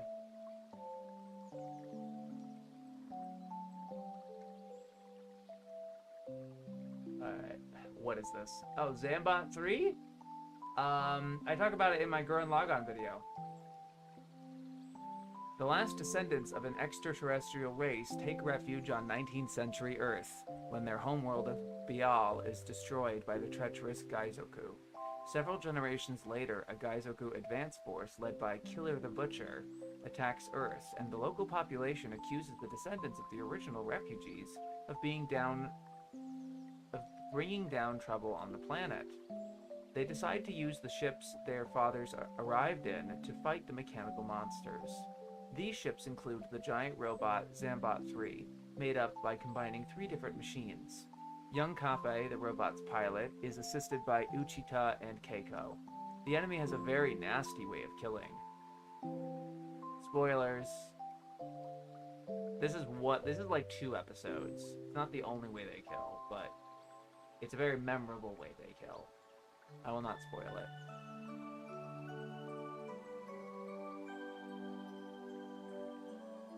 The tragic climax has... Yeah, they spoiled Zambot 3. Great.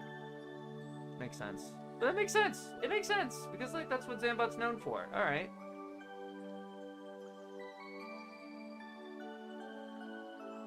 For which this can be reasonably regarded as a test run. Notable for beginning as a lighthearted parody of earlier robot shows before descending into tragedy. Compare with Gunbuster and Evangelion. No. Not really? Why did they think it's a parody? Because of Killer the Butcher? There's, like, drama in, like, episode 3 or 5. And, like, episode 1, it's about as serious as every other giant robot show with invading aliens. There's a threat, and there might be some lighthearted parts, but, like... That doesn't make it, like, a notable for beginning as a lighthearted parody of earlier robot shows. I don't know what they're talking about. How do Canadians sing the alphabet song? That doesn't rhyme. You do say Z. Oh, okay. Zambot ending is cool, but most of the show is kind of mid-IMO. No, I enjoyed it. I really resonated with the some of the Kaneda episodes that he does, and then a lot of the plot is really cool. Like a lot of the dastardly things that happen. I get it though. The characters that I really resonated, that I end up really connecting to is I forget their names obviously because I'm not very good at that. I'm really bad at names. But the MC. But then the guy who Toshio Furukawa plays in that show, he's not a pilot. He's a civilian that's like he's like the bully, and they have a lot of like tension because he's not leading these guys sort of thing, but he is sort of he's an oppressive presence, I guess. I just really liked that dynamic a lot. I didn't really see that in other mecha series, which the character wasn't necessarily a part of the what was going on, but they were still like really critical and everything. I just liked that. It does subvert some of the tropes of the time, but it isn't parody. Yeah, if anything, Daitarn's the parody, but it's less of a parody and more of just a comedy, really. I feel that way about a lot of 70s mecha. That's fair.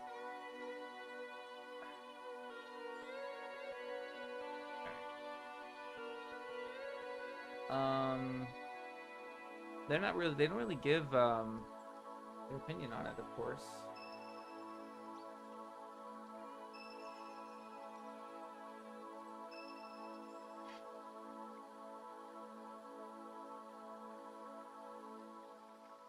Just checking the first edition.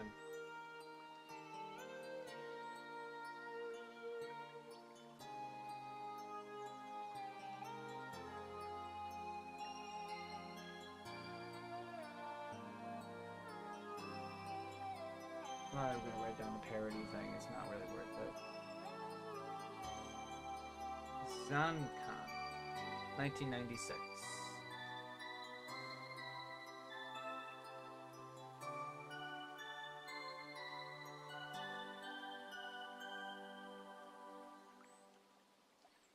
At the turn of the 21st century, Earth is conquered by demons, and only the two sexy Riot Girls can save the universe by having lots of sex.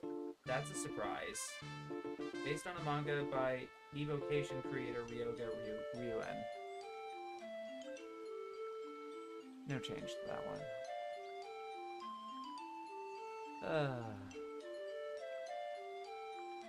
Zatch Bell. I know a certain neutral of mine is jumping up and down right now, but he usually doesn't check out these streams. But maybe he will now. Maybe he will. There can be only one, and that doesn't just apply in Highlander. Okay. The Mamano, a race of tiny demons, is trying to find a new ruler. Candidates are sent into the human world to pick a human master, and then fight the other demon contenders, using spells from their different colored magic books, until only one is left alive. Perky little blonde demon Zatch started out wanting to win so he could be a benevolent demon king and stop them fighting each other. But then lost all memory of his past life. Clues to the past are hidden in his magical red book. He pairs up with a lonely, apathetic schoolboy, Kiyomaru Takamine, who is isolated at school because his classmates are jealous of his intelligence. The scene is thereby set for another tale of a child with a strange playmate, combining the otherworldly mentor of Hikaru no Go, with the seemingly endless quest for material acquisition of Pokemon. It's perhaps no coincidence that Zatch's, and to be fair, I don't know if Lone will ever watch. I don't know if he's watching this. They do this all the time. Just you guys know, the chat knows that, but it's not uncommon. It's perhaps no coincidence that Zatch's voice actress is Ikue Otani, the voice of Pikachu. It is a coincidence. Alright? Ikue Otani is a very talented voice actress. Just because she voices Hana in Ojimata Doremi, that's not a coincidence. It's just like Pikachu, it's like Pokemon! Oh, she voices Chopper! Oh, it's like Pokemon! What'd I tell you? What did I tell you? Like, are you kidding me? Like, you're not serious. You're not serious. Oh. Diatone's definitely more parody. It's actually about fighting games would be fun. It's so wild that Zatch is voiced by Jimmy Neutron. Oh yeah? No shit. Zatch Bell has no mentor figure, and you only get one Momoto per person, so it's not gotta catch them all. Yeah. Of course. I should probably list... I should probably do that, yeah. Control F Pokemon. And list all the ones that are ripping it off. Yeah, that'll get people riled up. Not that my purpose to making this book to making the video is riling people up, but it's to really paint the picture that they're being so effing reductive with these linking of things. They can still do this. They can still be like, oh, it's like this. Like, I like the observation of otherworldly mentor, which is not really, yeah, it's not a overworldly mentor. It's not like Zatch is mentoring the kid. Like, that doesn't make any sense. But, like, you can definitely make comparisons to other shows, but, like, actually correct. Like, accurate.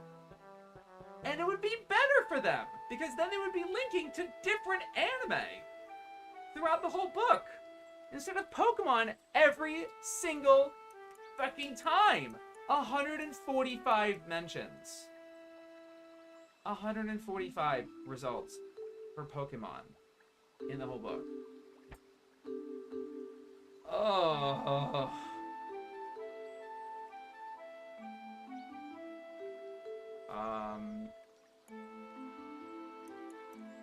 Oh my god, this fucking Ikue Otani thing. It's perhaps no coincidence that Zatch's Seiyu is Ikue Otani, the voice of Pikachu.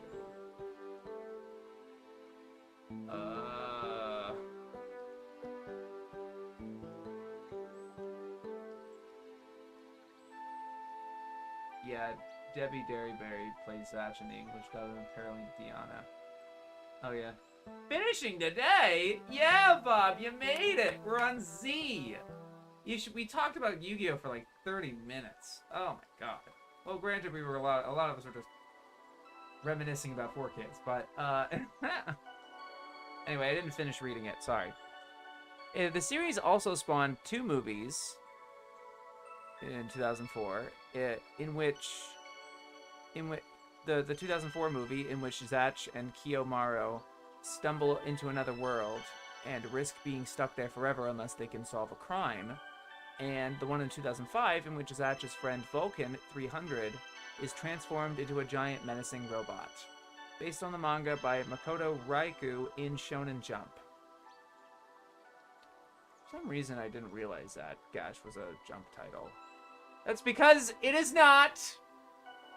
That is because it's not from Jump. It's from Sunday. You lose, I win, bye-bye. Come on. At this point, this is the second time that I have found a manga that they're like, I found a title that they're like, based on the manga in Shonen Jump, and it's not from Jump. Do I have to Control F Shonen Jump?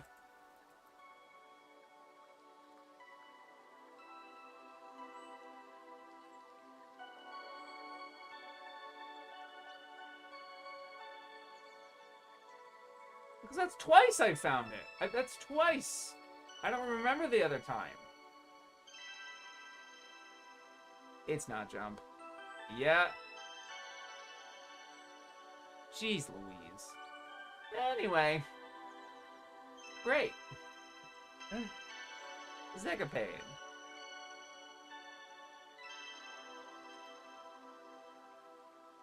No opinion on that one, yeah. Of course it confuses Sunday magazine with Jump. All shonen are Jump titles, guys. Ah, I came back to a good one. Yeah. We just finished. Oh, Zekapane or Zatch Bell. But yeah, we just did Zatch Bell. There's such a basic detail for them to get wrong. Like the publisher credits are on the book. Are in the book. Come on. I swear to God, people always compare this series to Pokemon, and I get so triggered as a kid. Yeah, they're nothing alike. They really aren't. Yike. Anyway, Zekapane. And yeah, yeah.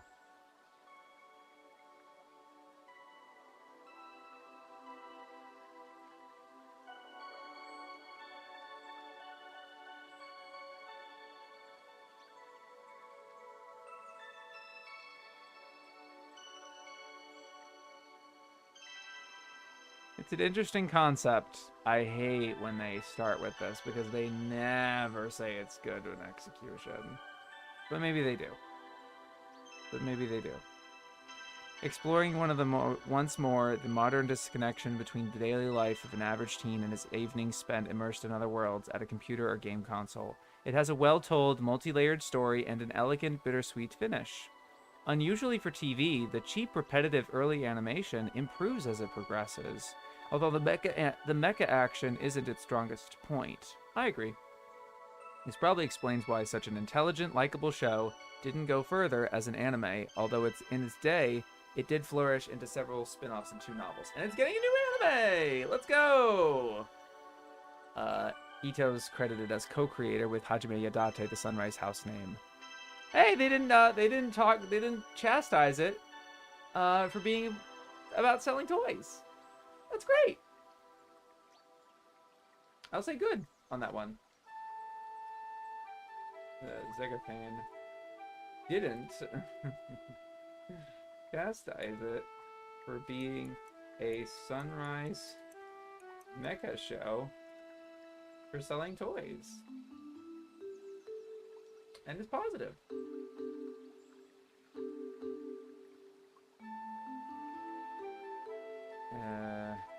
Well told, multi-layered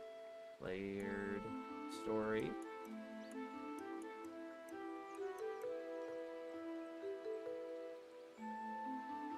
Animation improves as it goes along. Even though the mecha's not the starting point, it's not too bad. Okay, good one. Yay. See, that's how you do it. The guy. Hey, it's the guy. It's the guy. Okay.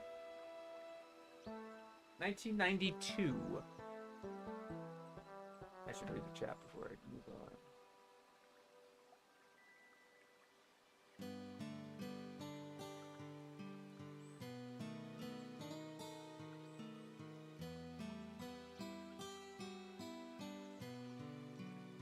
I find it funny seeing the Greek man back in the day act like Zegapane had bad animation because Sunrise was putting all the budget into Code Geass, and then sees the dude from Frontier interview. That's so funny. I did click on the Goro.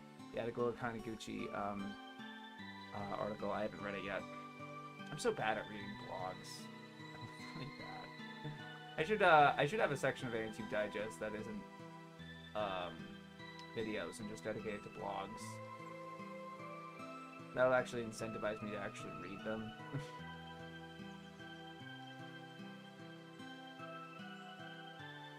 That's an entirely fair take on Zegapane, though, that I'm shocked didn't spoil any of the big things. They lightly spoil it. Lightly, but it wasn't enough for me to say there was spoilers. I've heard good things about the 2 games based on the series. The next and second are so ugly, so none gonna buy them anyway. Right. It's possible that they said that because they didn't know if they were a toy line. Maybe. Okay, it's a guy.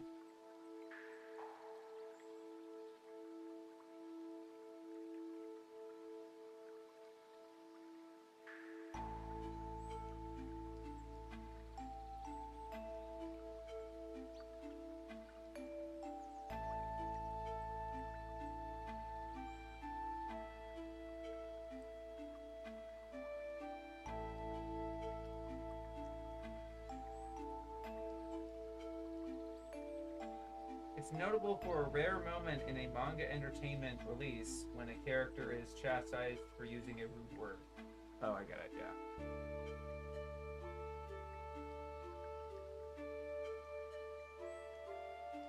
Re-released in 2004.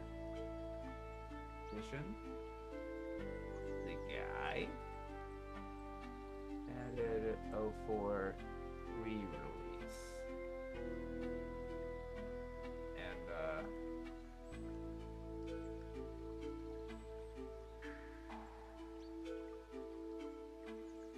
Fun despite dub dumbing down. And no change besides that. Denki, the Demon Prince from 1995, number 15.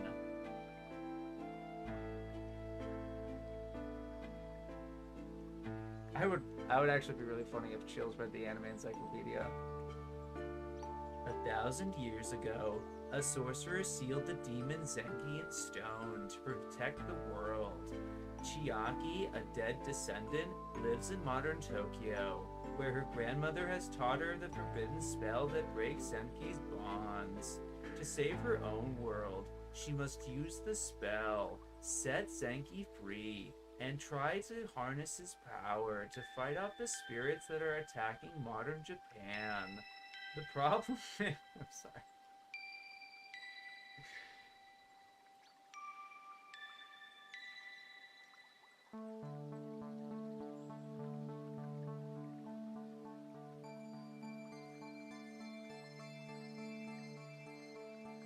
The director of Ranma Half must know something about milking a franchise for its last drop of humor. But he doesn't have much to work with here. Just an average kids' TV series and not a patch on Ushio and Tora. Yeah, dismissive. Not as good as Ushio and Tora, just saying.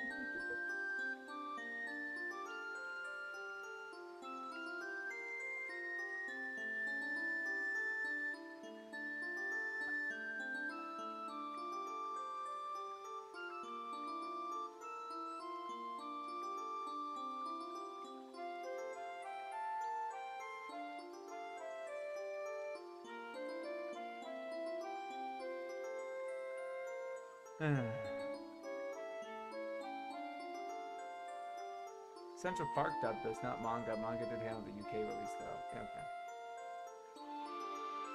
I think I should know this reference, but I forgot what this is. Oh, Chills. He's a YouTuber. He does, well, he used to do a lot of, horror top tens. Alright. Zenmai. Samurai. Damn! 2006.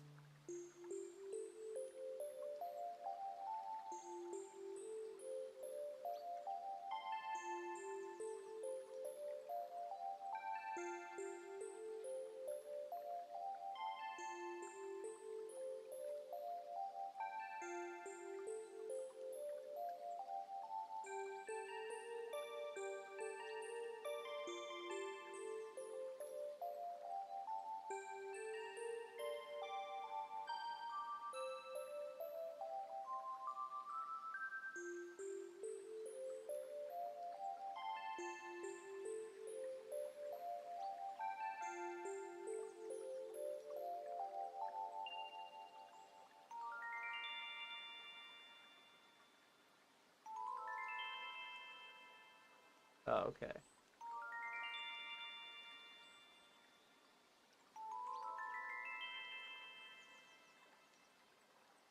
Although this series seems to have simply disappeared from the airwaves into reruns without a definite denouement. Wow, 175 5-minute episodes.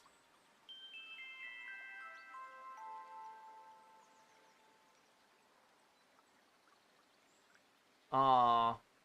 That is a lot cuter than I was expecting. Wow. Wow. Oh, wow. The DS, it really completes it right here. this here makes a big difference. This is cute. So the premise of this one is if I just say off memory, actually, yeah, no, it's from like 2006.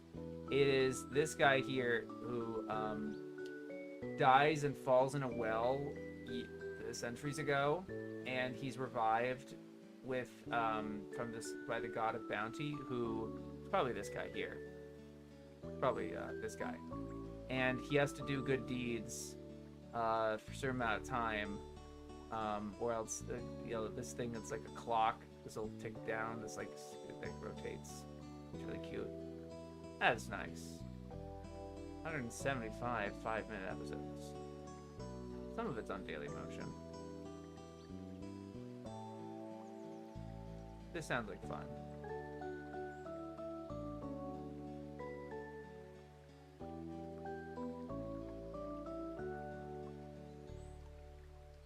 Yeah. That's a good time. I want to check that out.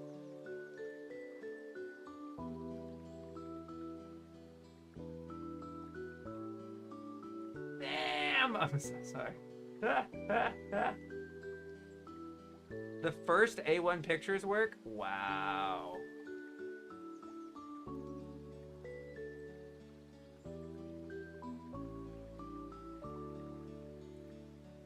I wonder if the game is any good, of course.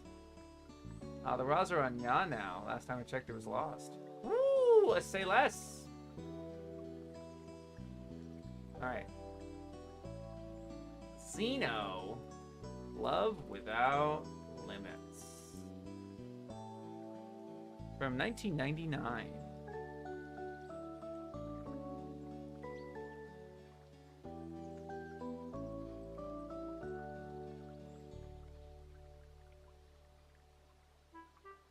Okay. It's about a Polish priest. 90-minute movie. No change. Very short article. Zio Reimer Hades Project. 1988.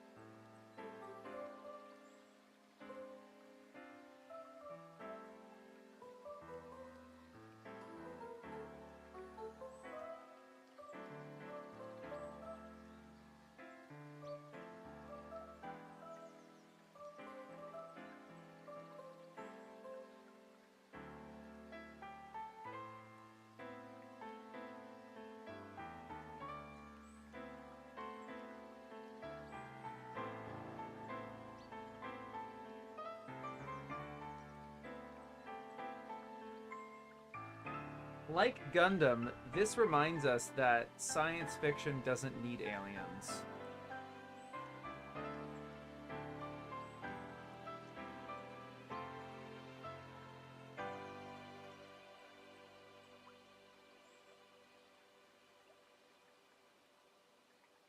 This is a minor work by the standards of its stellar team, but still has much interest to offer.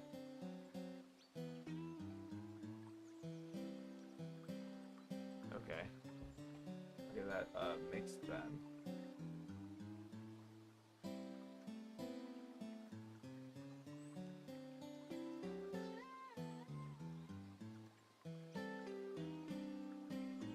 Just gonna check the 3rd edition for any changes.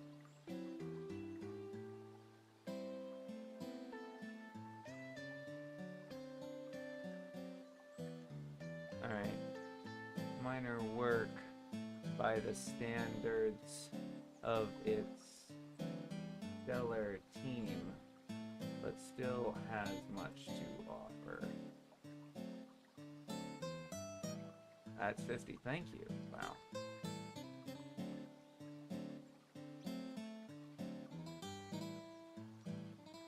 I know a lot of people who hate Zio Reimer because they expected it to be like an AAVA for some reason. Oh wow.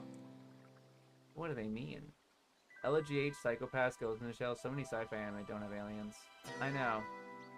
But also, there's plenty of anime that do have aliens that are great. Urusei Yatsura? Macros?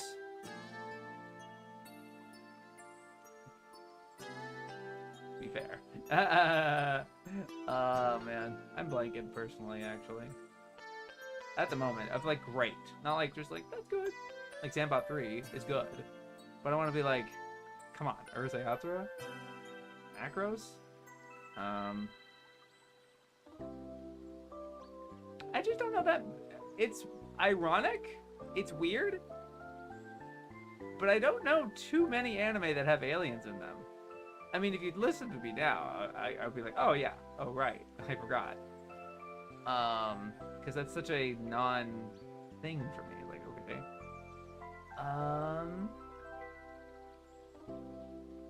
Gintama has aliens, but I don't care about Gintama.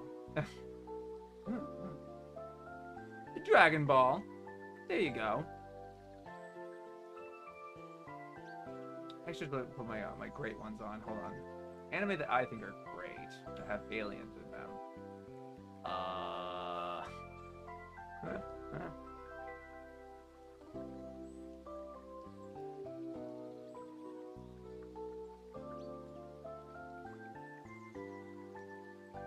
I know you guys probably gave suggestions as well, but let me see my list first.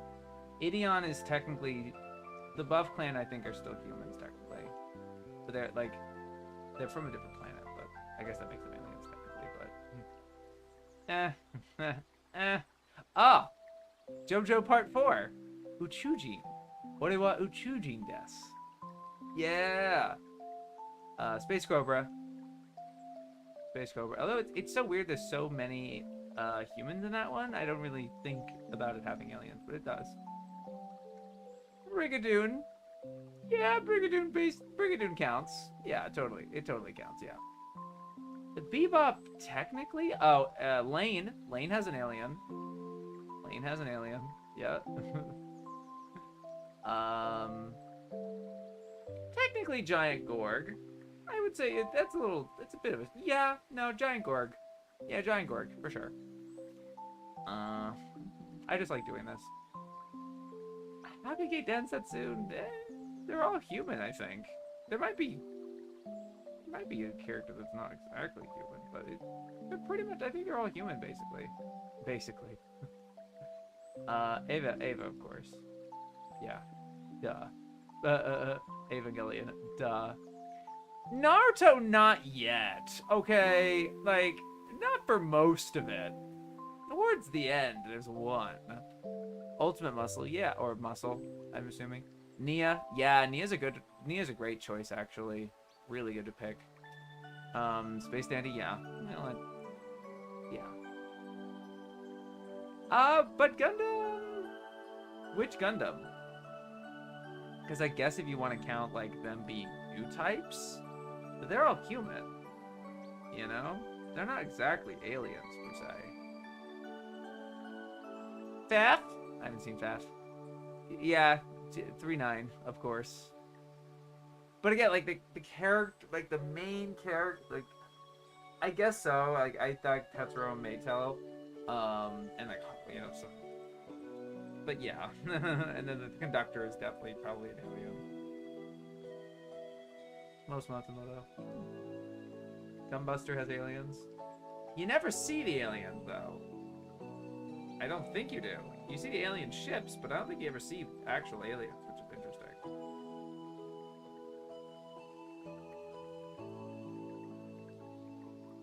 Well, Eureka. Mm-hmm. Yeah, Haruhi, technically, yes. That's right.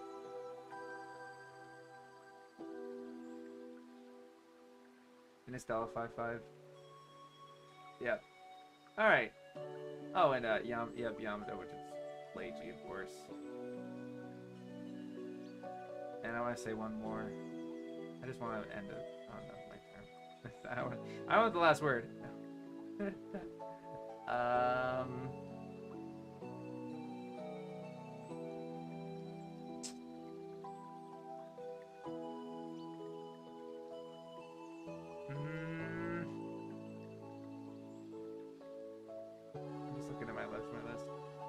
Come on. Give me one more alien that someone hasn't said already. Come on. Oh, I'm so. Why am I? I'm so sorry. I just like. I like streaming. No. No. I'm just thinking of certain news titles that they have, whether they have aliens. It's not kind of about aliens, but it doesn't have aliens.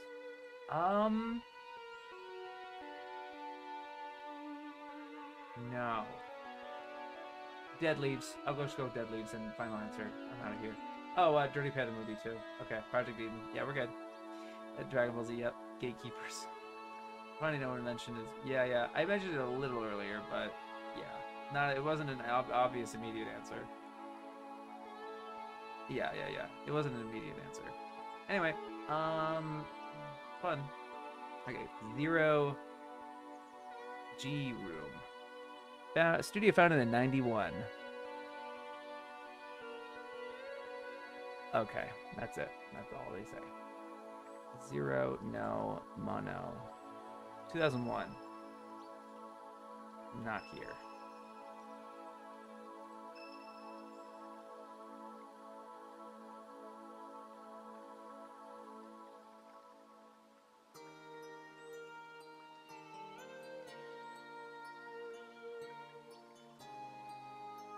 Oh!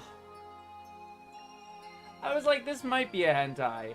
And then it just flashes you, bro.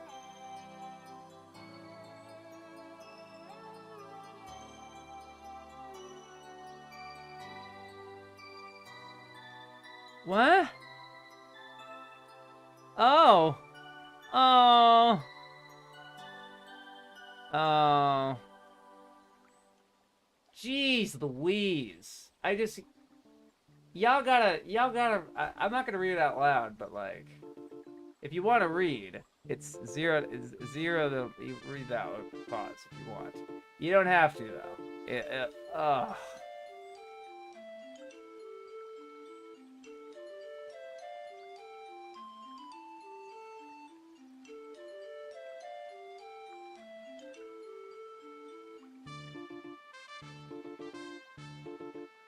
Okay. Oh, 7 Ghost. Oof, yeah. You can, I wonder if you can tell the, yeah. You could probably tell the moment that I was just like, oh! Like the moment. And then it just keeps going. It's like, oh. Oh yeah, Parasite, right. I said Lum! I said Urusei Yatsura! I said Urusei Yatsura on Macros, like, yeah. I was big enough. That was fair. The guy who directed Kimono and Friends 2 was involved with this. No! Yeah, okay. 07 Ghost from 2009. Oh my god, why is it so long?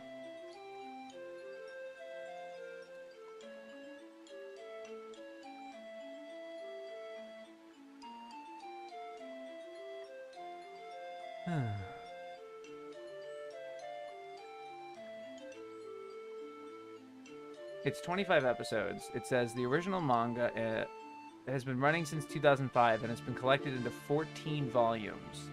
So the anime covers only a tiny portion of the complex plot. 25 episodes for however many volumes? Well, the original run was 2005 and then 2009. It ended in 2014 with 17 volumes. It'd be nice if you told like a percentage of that. It's weird to be like tiny, you know?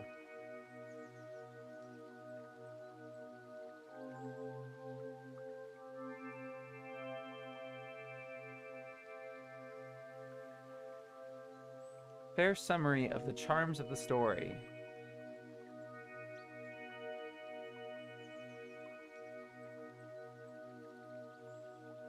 Since anime is made in color with sound, it can and does pump up the emotional volume faster and harder than the slow burn of a long-running manga. A successful manga seduces its readers into an ongoing relationship with the characters using minimal means. Why are they talking about this here? I'm just gonna read the whole paragraph, but like I already don't know why they're talking about it for 07 Ghost of all things. A successful manga seduces its readers into an ongoing relationship with the characters using minimal means, ink, paper, and storytelling skills. Unless you can transfer that loyal audience to the small screen, your anime doesn't last for long. But the needs of the TV audience are very different. They're easily distracted, and it's difficult to keep them focused on one story. Huh? never mind how there's so many different anime out there.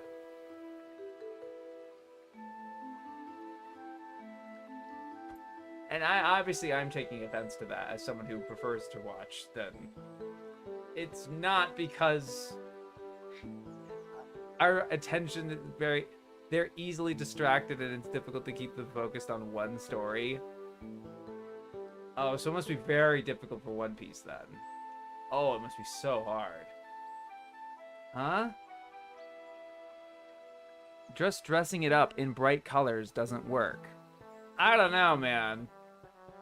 I've seen a couple of panel-for-panel anime adaptations. Is that what 07 Ghost does? I don't know yet. You really haven't been saying anything about it, about the adaptation. Whether it's faithful, how much it adapts. Like, anything. You just say that it's just a manga adaptation, so otherwise you're not saying anything. For every hugely successful TV anime, every Macros or Full Metal Alchemist, there are dozens like 07 Ghost. Competent, attractive, and forgettable. It's cross-wiring my brain that they're going to be like, for every hugely successful TV anime, every Macros, not a manga adaptation, or Full Metal Alchemist, a manga adaptation, one of which was different from its source material, and yet successful, and another one who was pretty close to its source material, not perfect, by the way, and achieved more success. Like, sure. But, like, borrowing the artistic sensibility of Clamp, dressing it up with gewgaws? Gewgaws? Gewgaws?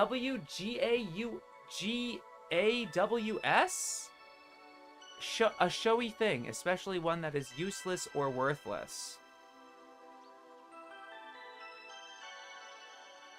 A showy thing, especially one that is useless or worthless. Dressing it up with gewgaws, borrowed from JoJo's Bizarre Adventure and Utena.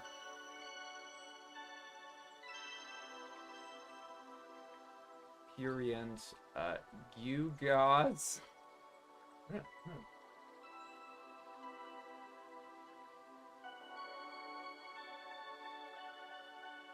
I mean, you can just say the same with manga. Like, I'm not sure what the difference is. Why do I always walk away when they say the worst stuff? They're not entirely wrong, but why this article of all things? I know, like, they just have something to say.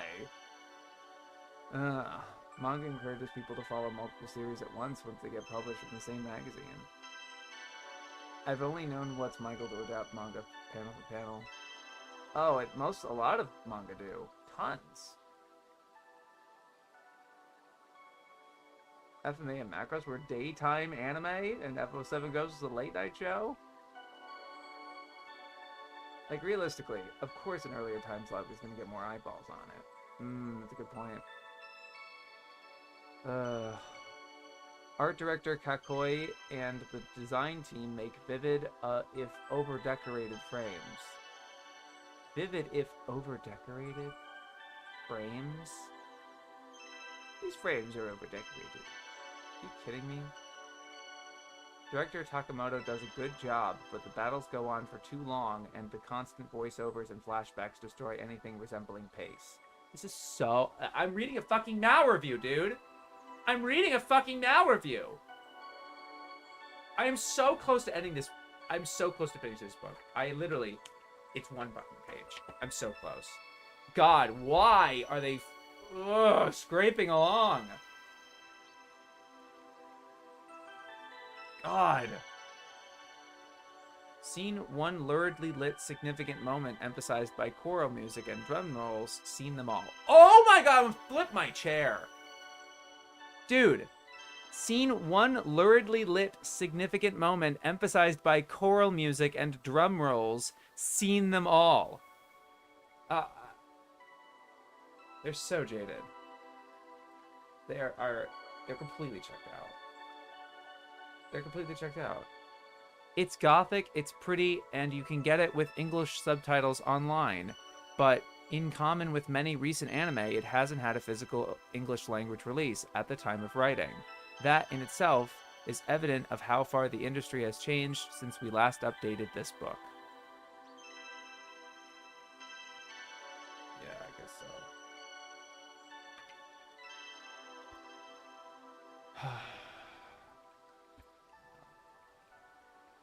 Mixed, I guess.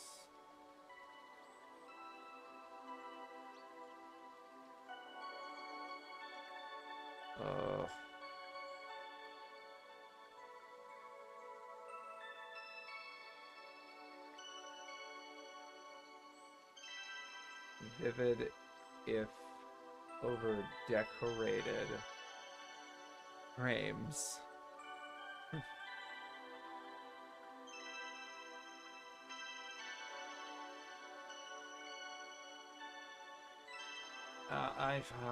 Actually, they very barely say anything net positive about it. Really, it's just dismissive, I think.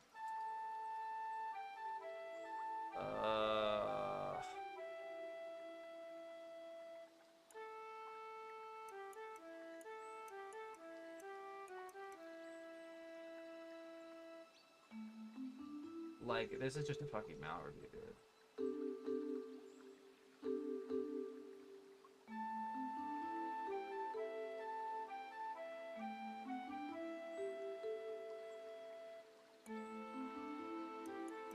Oh, and this fucking scene one luridly fucking blah blah, seen them all, like, yeah.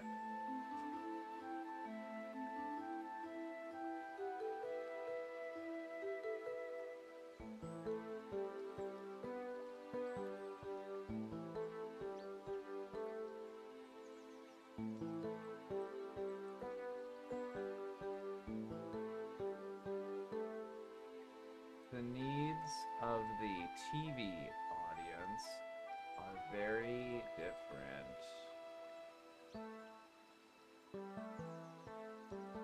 from manga readers. They're easily distracted, and it's difficult to keep them focused on one story.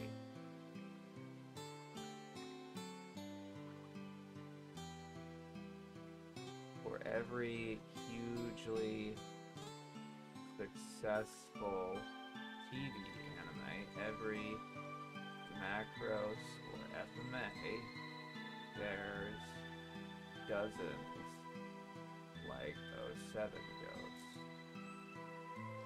Macros anime or daytime anime.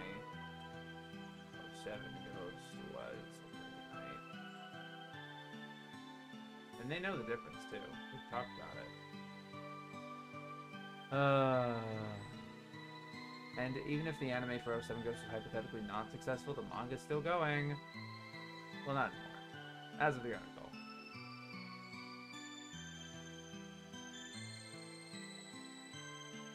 Were they trying to be sarcastic? Didn't Discotheque license this one? Oh, I guess so. Yeah. I remember it had a pretty big female audience. It's a Josei manga? When did the hat come off? Around the time where I took my sweatshirt off.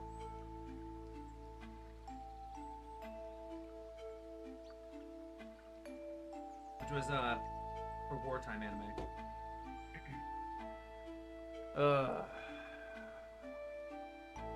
Zero Sum Game.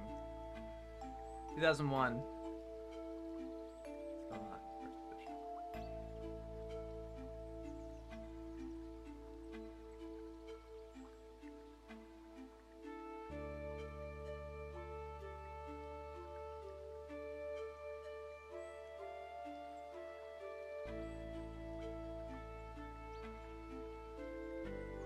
Yet another erotic anime that requires its female victims to be broken into.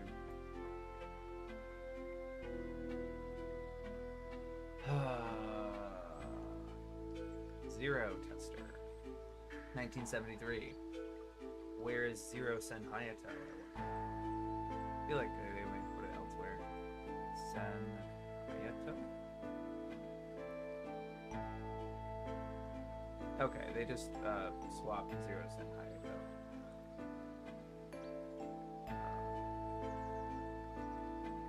Zero Tester. Moved Zero Tester ahead of Zero Sentai. Not a big deal though. I'm just saying. Put that back on. Like a zero-sum game.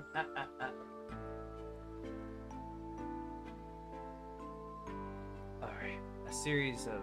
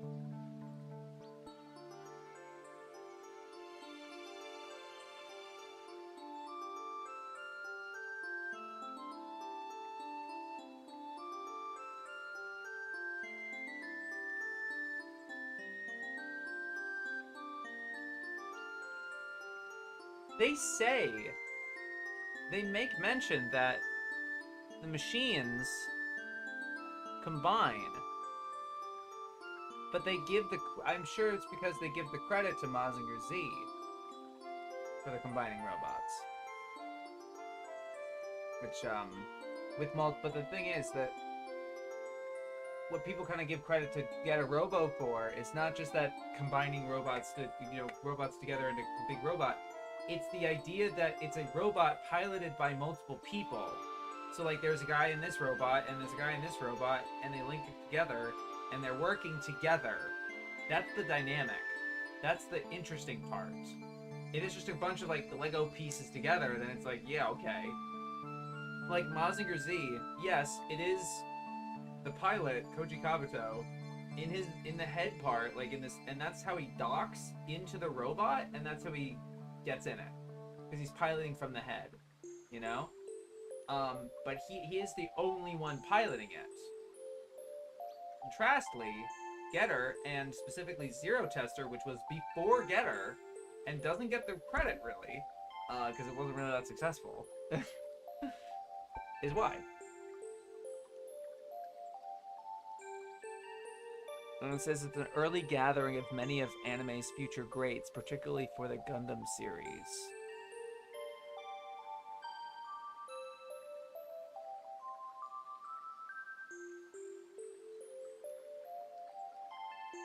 Which is fine, I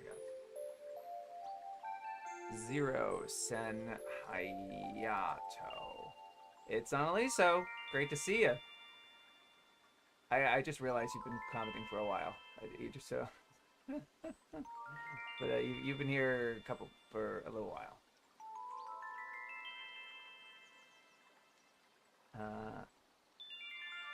No, giving a hats off to these guys. That's funny.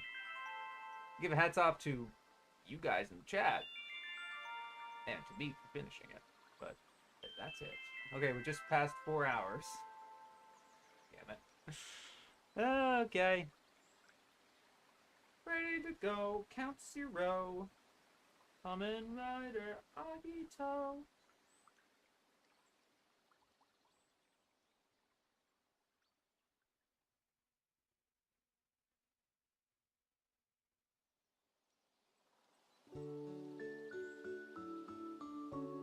This is probably the last loop. This might be the last time we hear this song in this expedition. I'll probably still use it, but I might try to retire. I don't know.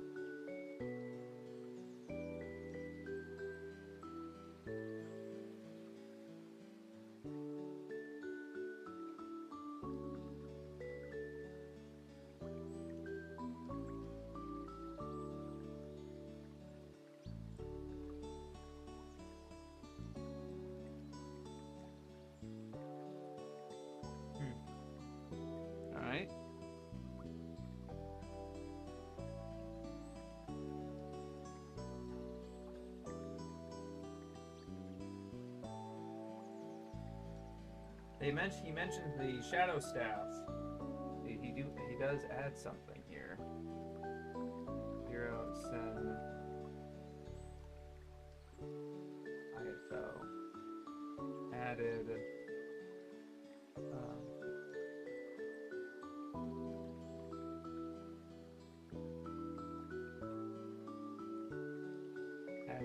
features much repurposing of wartime experiences by Tomio Sagisu, who had been a member of the military instruction. Yeah, just of the Shadow Staff. The Shadow Staff being those guys. You heard about them. Alright.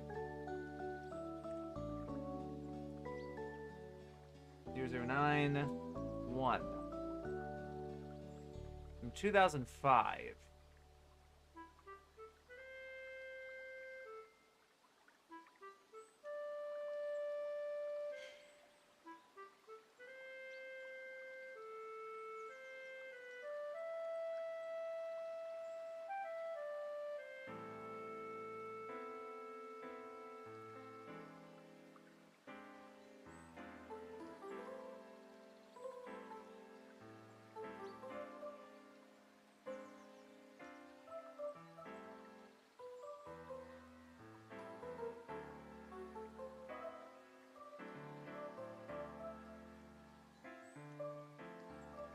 Imagine Charlie's Angels set in the world of early James Bond films, but with elements of fantasy that might have been borrowed from the British TV series The Avengers.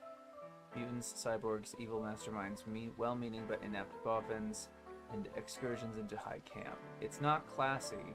There's some less than sophisticated weaponry, like shoes that spit needles, and guns embedded in women's breasts, but the action rattles along at a good pace. Although Karadev and strong story points are neglected in favor of hot babes and an episodic structure that makes The Man from U.N.C.L.E. look masterfully plotted, there's still enough story going on to keep spy fans and peeping Toms entertained. I guess I'll give it a mix of that.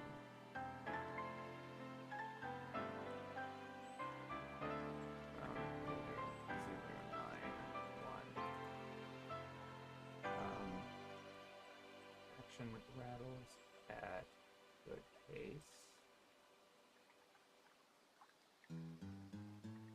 Karadev and strong story points are neglected for hot babes.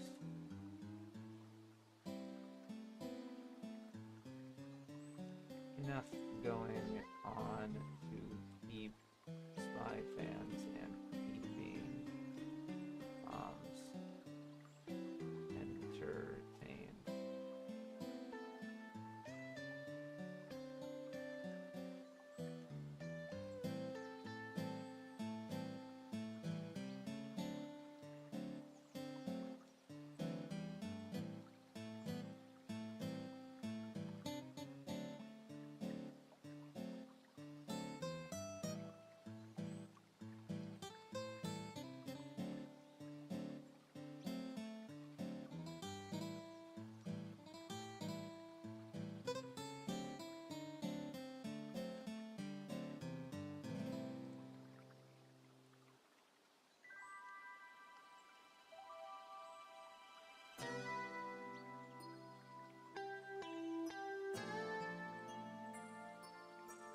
Alright, Zetsuai, 1992.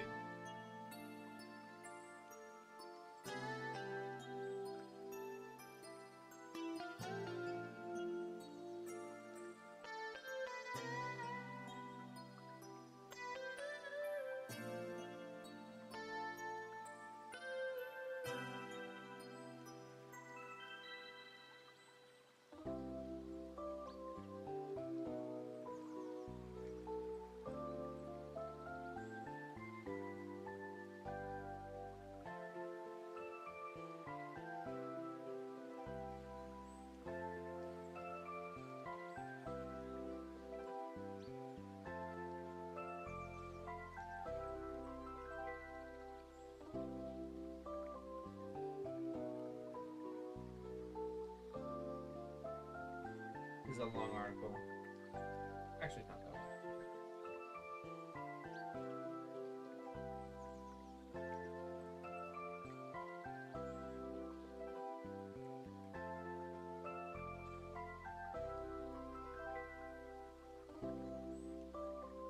One of the greatest icons of shonen ai, gay erotica for a female audience.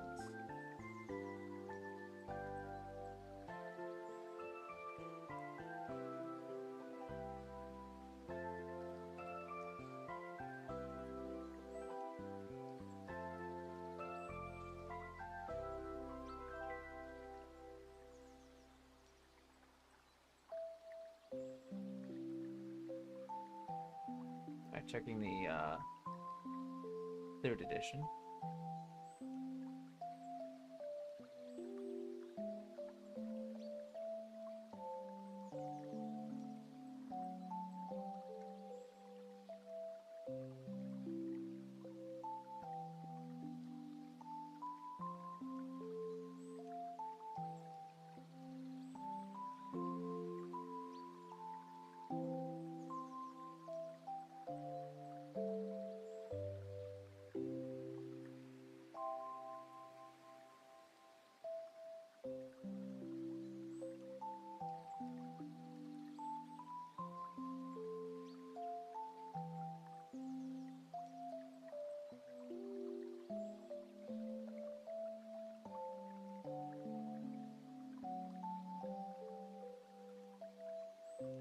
One of the greatest shonen ai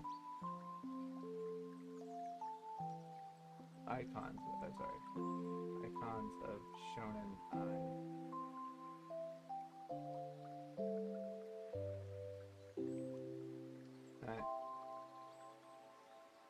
The Tai Shonen. Absolute boy. I wish I remembered Blade's OP as much as yeah. Posting he-ish.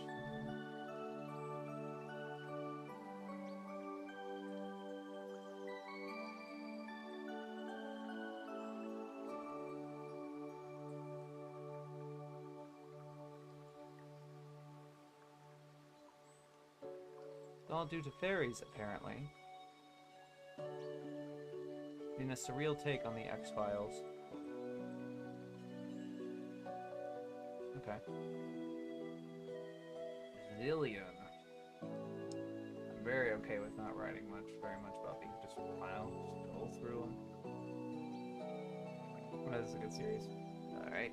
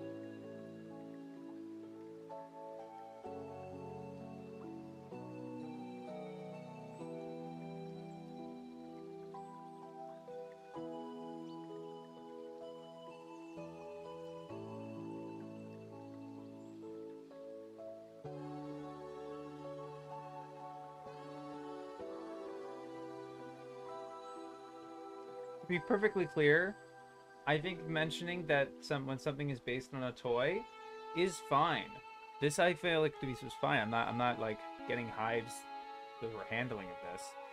The whole series was based on a toy, a photoelectric gun used for laser tag, and only 5 of the 31 episodes appeared on video in the US. I prefer that handling than some kind of I don't know, there's something worded that way that just, like, is fine. Like, that's a matter of fact. But, like, the way they kind of solicitously talk about some of this stuff, it's like, that's 60. Wow. Okay. I definitely miscounted that, because I thought there was only, I only thought there was 58 entries. And I have 1, 2, 3, 4, 5, 6.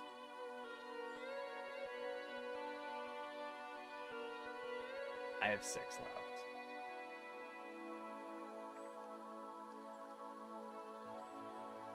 Oh my god. Zapang. Zapang. I wonder what they think of Zapang.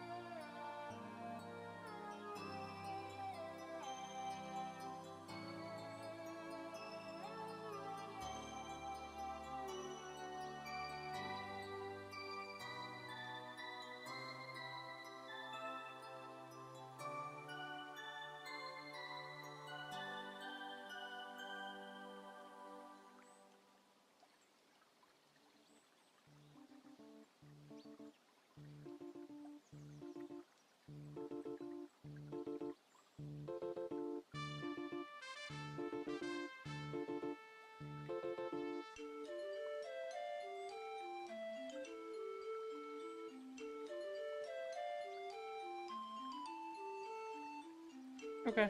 They don't have much of an opinion about it. But they do seem to, like, spoil a good deal of it, actually.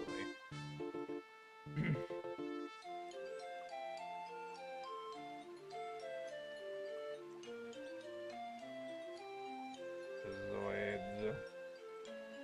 Here's Zoids, everybody.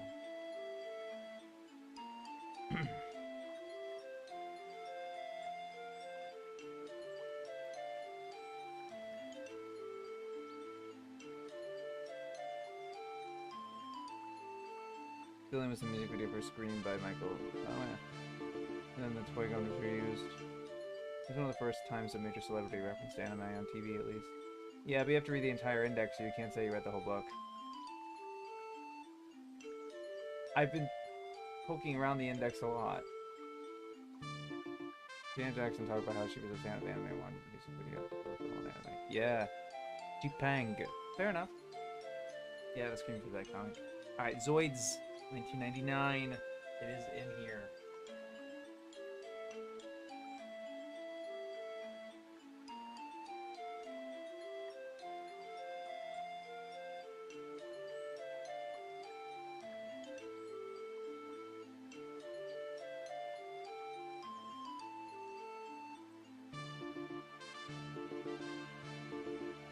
I'm gonna eat this book. I'm gonna eat this book!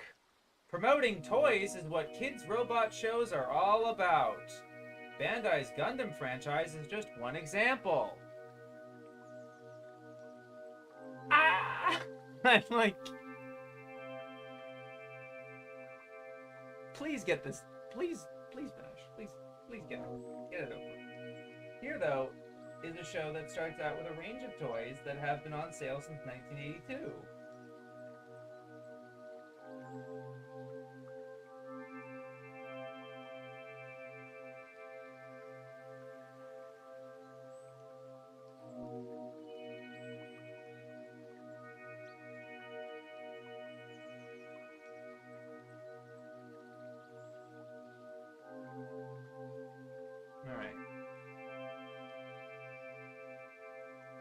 Sure am Gundam.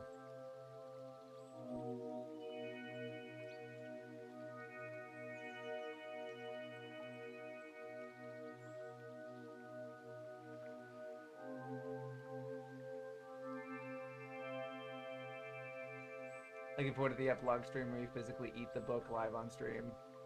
I have to use it to film first.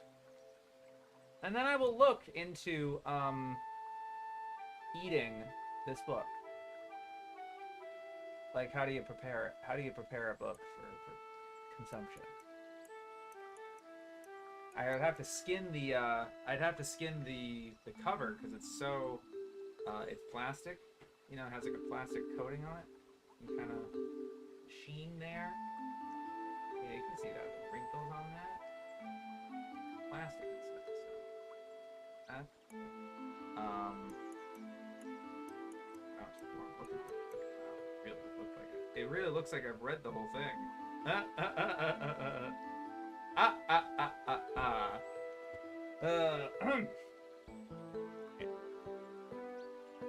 Obviously, they add stuff to Zoids. I don't even care about the toy comment. Alright, added third series.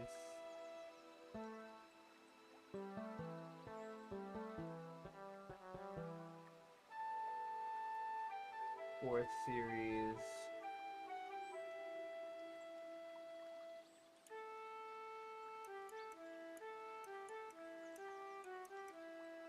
Yeah.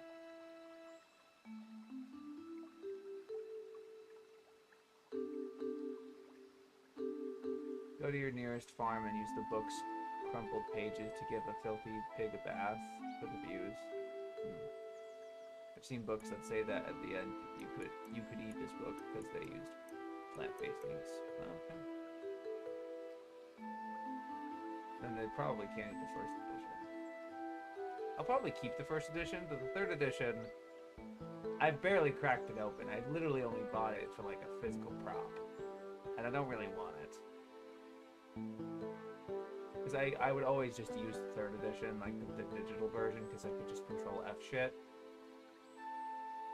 I really just got it for like the physical, like to physically read it and show it off and everything. Zombie Loan from 2007.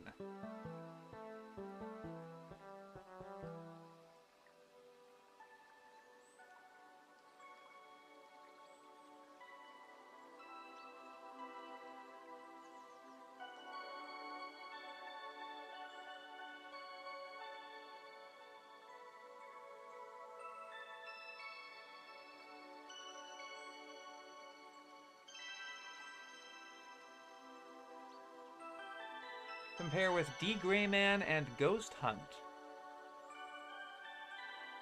Very different stylistically, but with similar themes.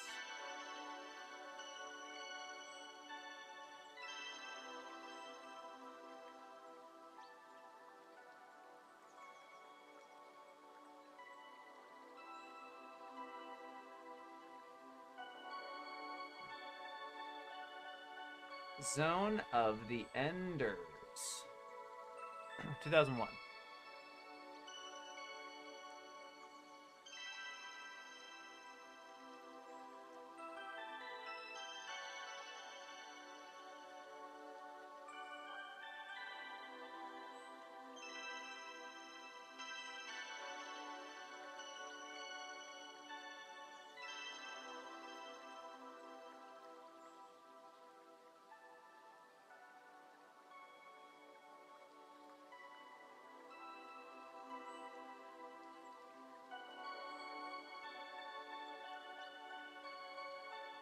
Okay. The end of let's see the. I am on the last page of the first edition.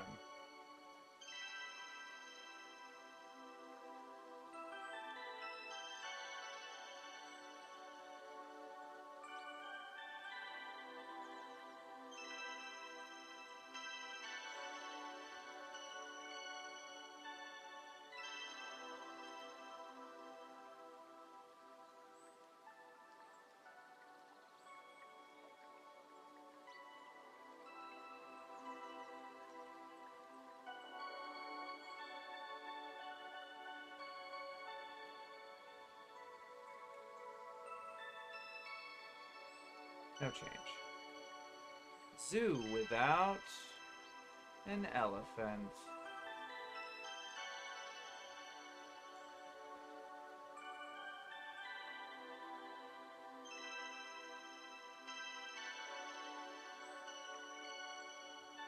Oh, jeez.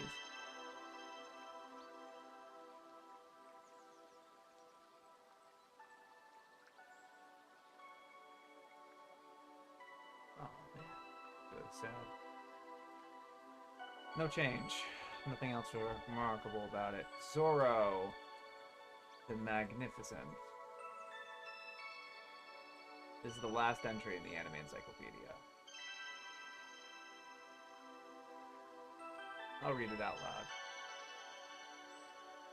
First edition first.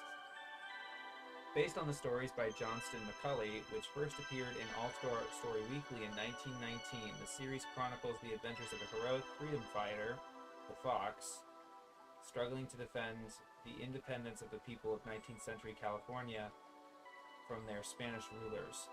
Like the Hollywood feature film Mask of Zorro, Zorro the Magnificent is set a generation later, with Zorro's son taking up the mantle and rapier. The idea has previous history in animation. Hayao Miyazaki planned a Kaiketsu Zorro series in 1982, but it never appeared. He is in the last fucking article. And I don't think he was even mentioned a single other time in this stream until the last article. Other animated adventures of Zorro include the 1981 Filmation series and a 2000 Warner Brothers remake, Zoroi the Magnificent, Kaiketsu no Zorori, is an unrelated 30-minute feature directed by Toshio Takeuchi, which featured 2 popular episodes from the Zorro pastiche children's book by Miho Mizushima, with animals in all the main roles. Zorro, of course, is played by a fox. Okay, it's Kaiketsu Zorro. Yeah, I know this one. Oh, okay. It's not what I was thinking. It is not the one I was thinking of. Okay. This is the one they link to, and it's like, yeah. But I was thinking,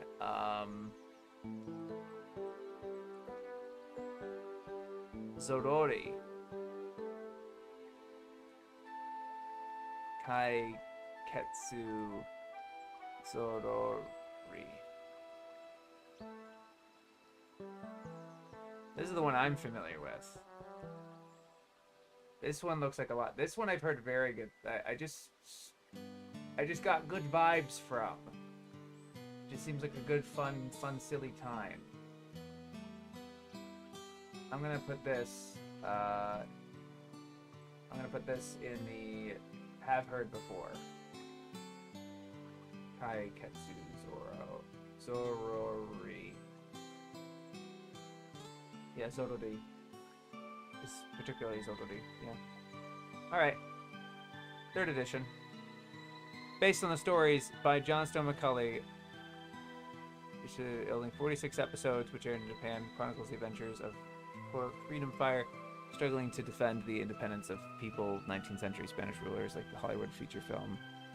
So Zorro's son, Mantle and Rapier, the series was reportedly dubbed in English, although the authors have not seen any evidence of this beyond the... Oh, they added something. Whoop, whoop, whoop, whoop, whoop, whoop, whoop.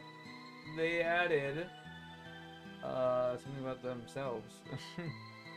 Zorro the Magnificent.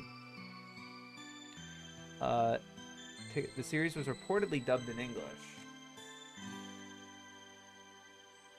Yeah. Added how series was reportedly in English. Dubbed in English. Although the authors have not seen any evidence of this beyond the entertainingly awful 106-minute movie edit credited to Village Productions of Dagenham, UK, which misspells the director's name as Mino Guti and often gives only surnames of the Japanese staff. Okay, so they have a negative opinion on Zorro. Magnificent. Entertainingly awful. With McCulley conveniently out of copyright, Zorro is a popular franchise in animation. Hayao Miyazaki. They kind of reword that. Pew pew.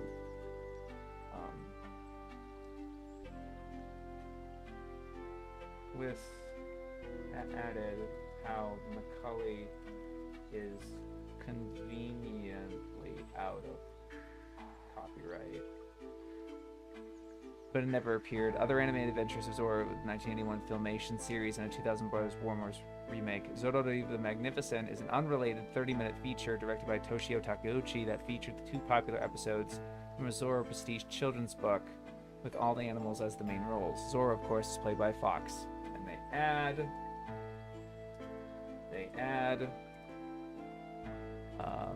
returned as the hero of a 52-episode series in 2004. Added 52-episode Zorori TV anime.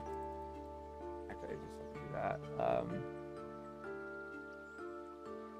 that. Returned as a hero of a 52-episode series on Nagoya TV in 2004, directed by Hiroshi Nishikori. Zorori, accompanied by his twin boar assistants and with a self-proclaimed desire to become the Prince of Mischief, came back once more in his own 53-minute animated movie, Kaiketsu Zorori, The Race for the Mysterious Treasure, Nazo no Otakara Daikakusen, 2006.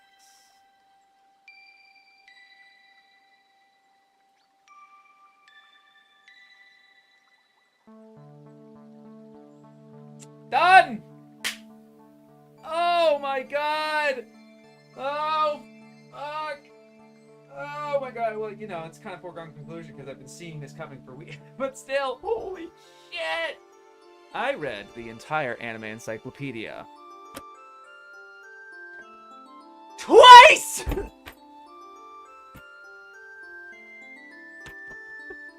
Ah! God! What's your immediate reaction, James? Oh. I mean, you seeing this? Oh, shit. You still have to make the video. You still have to... The script's not done, but... I will spoil the line that I say kind of at the start, that it is... This book is terribly fascinating. And fascinatingly terrible. Wow. Okay. Jeez Louise. Thank you everybody for being in chat and congrats and everything. I saw Lexi in here. Good to see you, Lexitoria. Am I tuning in? Yes, you were. That was it. If I didn't have a speedrun counter or nothing, I tallied the amount of hours from the stream, but it was a very rough arithmetic because, you know, it's a lot. It's weird with, you know, hours and minutes and shit. I want to do an exact count once the stream's over of the whole playlist, but it's 85 streams and about 260 hours. But I was like roughly guessing with, I was overestimating, sometimes underestimating. I didn't count just the hours. I was trying to do my minutes as well, because like this is basically 6 hours or stuff like that. So it's a rough guess, but I do want to add like all the minutes together and everything once this is all done.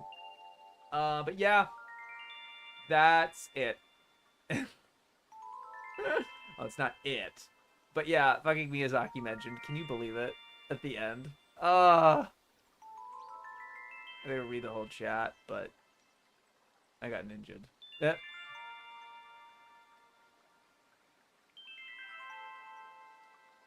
Yeah. Oh, hello, Highland Cow. Hey, Cow. There's a new letter. Oh, no way. How many entries? Thank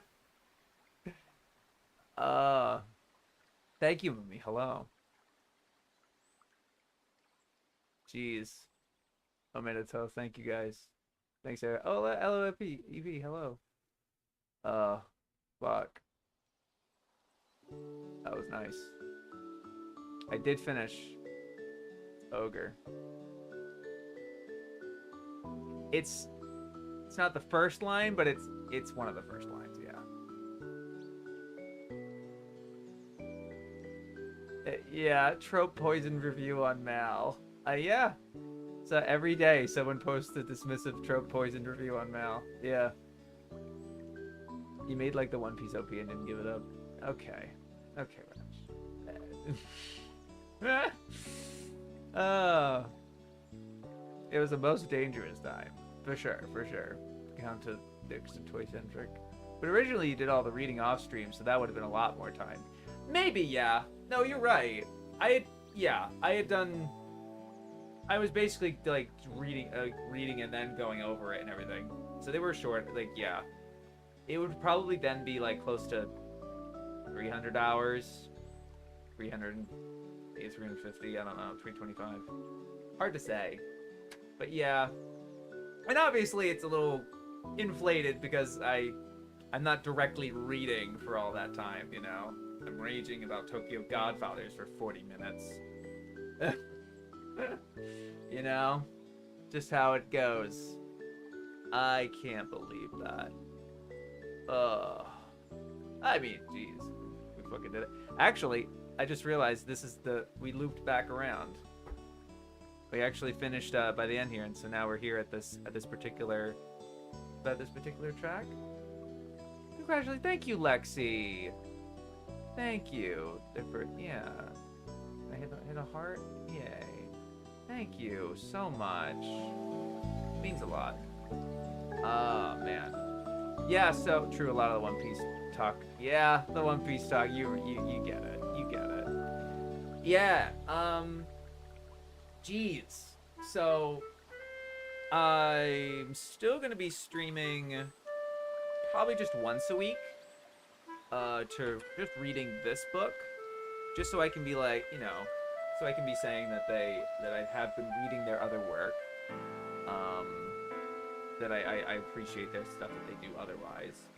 But there really isn't going to be a whole lot of room in this video for niceties for me, like, you know. Thank you so much, Weird Proc. I really appreciate that. Thank you so much. Congrats. Thank you. I didn't have COVID. Just say the world was. Just the way the world was. Oh, not gonna lie. These streams help me get through COVID. Thank you.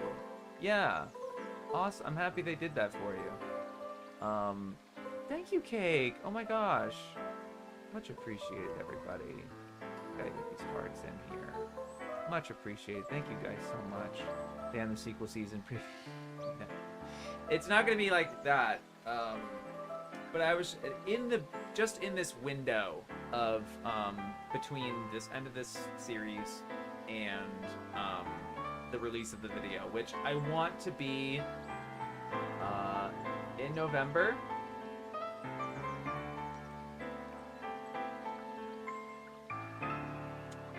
I don't know. I really want to.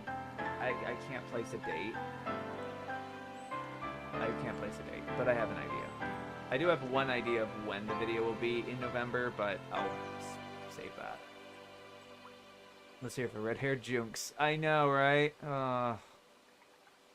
Agree, those streams are peak comfy. It's such a ride. Thank you.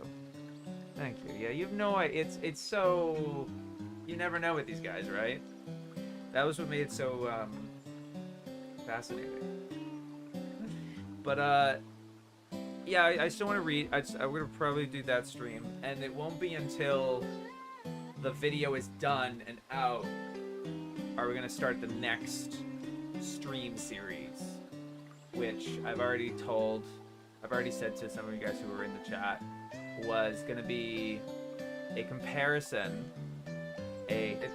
Most of the stuff that I'm probably going to do on streams are long-term project comparison type things. But what I want to do is compare the 2005 English dub of Nausicaa of the Valley of the Wind to the Japanese sub. We're doing a dub versus sub comparison. But no one has ever done it going line by line and being like, this is the reason the dub is better for this and this reason. Accounting for both translation and performance. And funny enough, I've done a whole... Like, I've done maybe half of it. Like, half of it's already done, actually. I got, like, halfway through the movie. I still have those notes from 2019. Thank you so much, Glowworm. I appreciate the streams, guys. Be your first story. Yeah, I'm so happy you were here, too. I think most everyone who is tuned into these for the long haul, for the majority of them. I know Holy Pig's not here. P did show up. P usually only gives one comment, which is nice. Hugs isn't here. I haven't heard from Hugs in a while, but that's okay. you know, it is what it is. Now I feel bad. I shouldn't. Yeah. But you know, a lot of you have been like from the beginning. You know, I know Greg's probably still here, but yeah. It's crazy. I really wouldn't have been able to do this without you guys. Are you doing both dubs or just the good one? I do want to talk about Warriors of the Wind because a lot of people haven't heard it, and it is funny. It is interesting. It will be part of that. It will be part of it. But it's not really a contender because they cut 30 minutes out of the movie. If they didn't, it would be a genuine contender. But there's several lines that it is literally not accounted for. So I don't count. I wouldn't give it official standing. Yeah. Oh man. This did not help that like I was using my loud voice today for work. But we did it. But then yeah, after that Nausicaa one, which I don't think will take nearly as long, especially because I've already done half of it. But I could always go through it again, probably the same way. But it's not going to take that long. If I had already done half the progress, like by myself. And it's one movie, right? It's gonna be fine.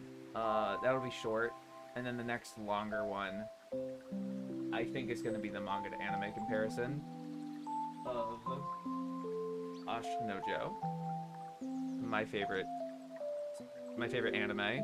I don't necessarily know if I call it my favorite manga. As much as Asao Takamori, Iki Kajiwara, Tetsuya Chiba, as much as these guys get the credit for creating the story to begin with, adaptation, baby. We could probably make it better. That's what we're here for. Don't jinx it. I know it won't. 2 years? The reason this took 2 years was because there was long breaks. There were several long time skips. I didn't stream for a long time. Ugh. I still gotta watch the Trauma dub. It's pretty good. I like when the Toxic Avenger came out and fought Toro. Yeah, Joe compare it. Yeah. And it'll be a little funkier. I don't know about the setup. Because obviously I want to show stuff, but I mean, hard to archive, you know. I don't want to just like, I don't know. I think it'd be fine, but I just don't want to get in like super trouble. I'm also sorry I've been putting the the movie music really loud. Okay, it's been almost 5 hours, as you would expect. But yeah, thank you everybody so much for the support in just being here, or even just supporting in ways that you have today. I'm really bad at this. I'm really bad at I don't know, at that. But yeah, no, you guys' support has been fantastic. I really have you guys to thank. I can't say that I don't want to leave anyone out because even if you've popped in for one stream, and especially for people that have gone back and watched the VODs that have not really been involved live or have never commented, I still see that views have accumulated over time. You know what I mean? But you know, thank you so much, Bob. Wow. You know, like I can't. Yeah. You guys are gonna be mentioned in the video, not like name-wise, but like I really wouldn't have been able to do this without you guys' support. And again, like some of you coming in later, or at any point, one stream, again, watching after the fact, yeah, this was a really meaningful experience for me. Very big part of my life. So yeah, I really, really appreciate it. Thank you so much, guys. Great job finishing. I'm looking forward to it. Thank you. Oh, I'm shy. Name drop me. You won't. Yeah. Yeah, thank you. Thank you, guys. And hey, look, credit, you know, the real performers here. Let's give some credit where it's due here. A little. These two made something quite extraordinary. And I can say that they have because I've read all of it.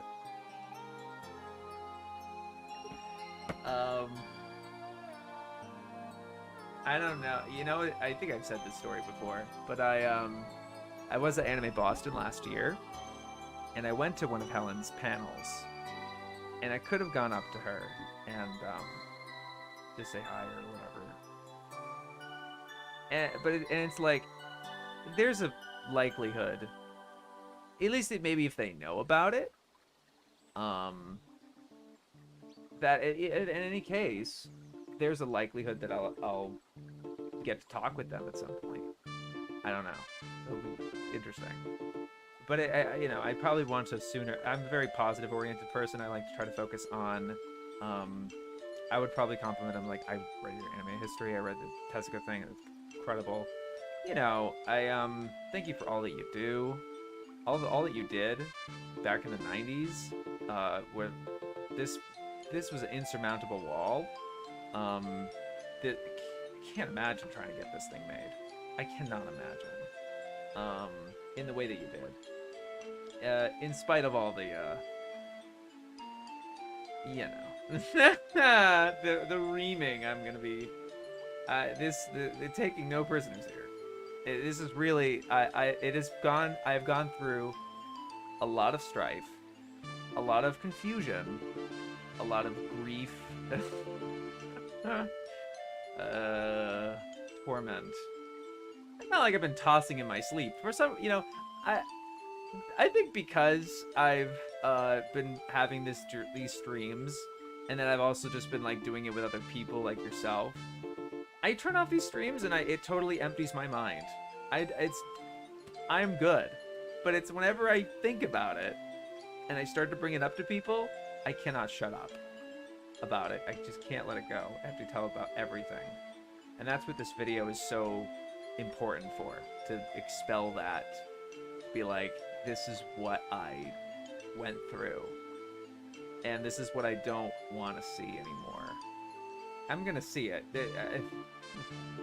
Obviously, you can't get rid of, like, contempt, you know, completely.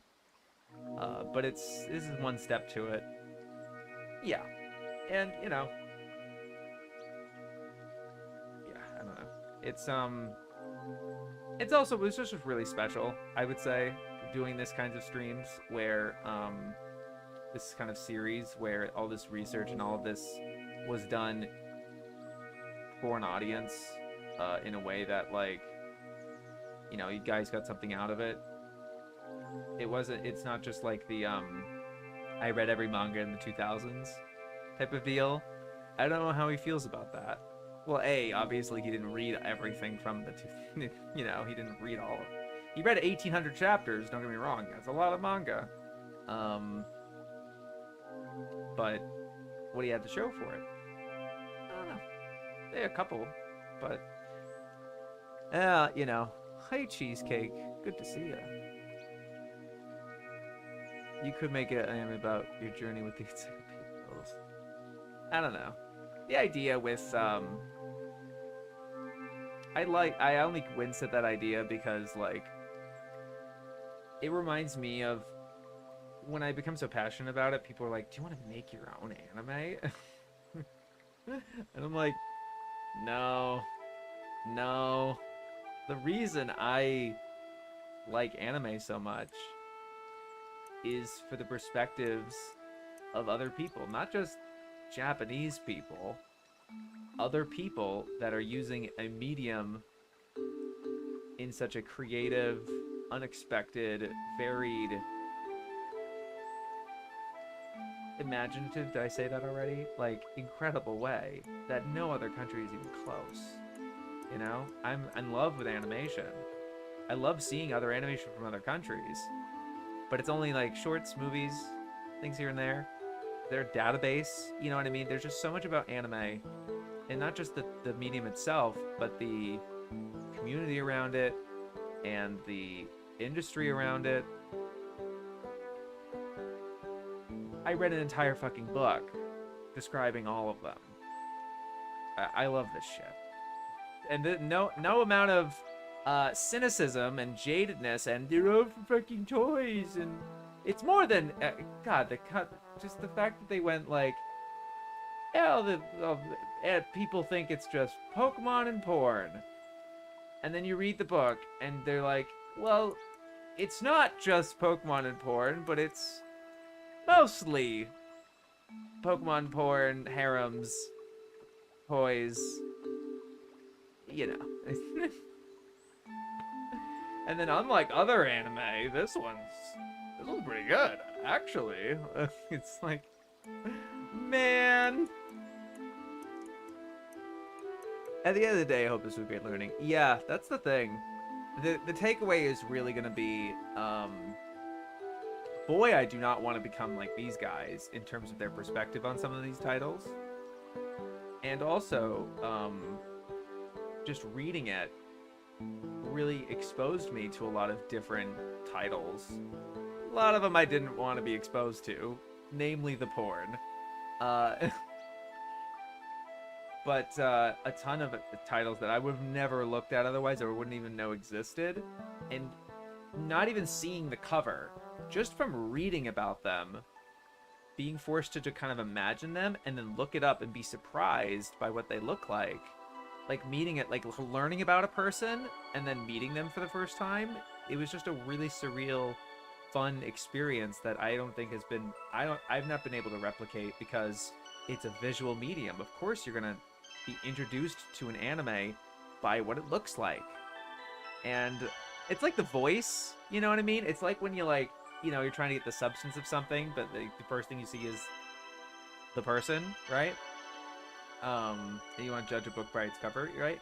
I'm a discerning fan. I can see something and be like, yeah, or like, ooh, you know? But it was the combination of like being interested by its substance and then in any way, like some reason I wanted to see what it looked like, and then that surprise of like, oh wow, that's what, oh okay. There's so many anime that I was introduced to in this project that I would never have otherwise. And I was saying last stream that next stream I definitely want it to be, I want next year to be, for me to focus on, in terms of what I watch, deciding what to watch, I want a lot of it to be from this list. Somehow. Just to expose myself to more stuff. I interviewed Helen and saw her panels at Anime Central this year. Regardless of opinions in the Encyclopedia, I have a lot of respect for her as a historian, researcher. She's very sharp, funny, and thoughtful. Oh yeah. Like she, you know, they're both very intuitive and interesting people, you know? And I have a suspicion that, like, you know, their name's on it, but not all their writing is from them, because a lot of it is really fucking brain dead. But their name's on it at the end of the day. So they're gonna have to take this L! Take it! I spent 260 hours systematically combing through your entire book to give you the respect of giving you this L. I'm just glad the cartoons and anime I grew up with were mature and well written. Rarely did they dumb it down because kids are stupid. I for real respect and appreciate the authors for everything they did. I just wish they didn't feel like they looked down on the community they gave so much to. Yeah.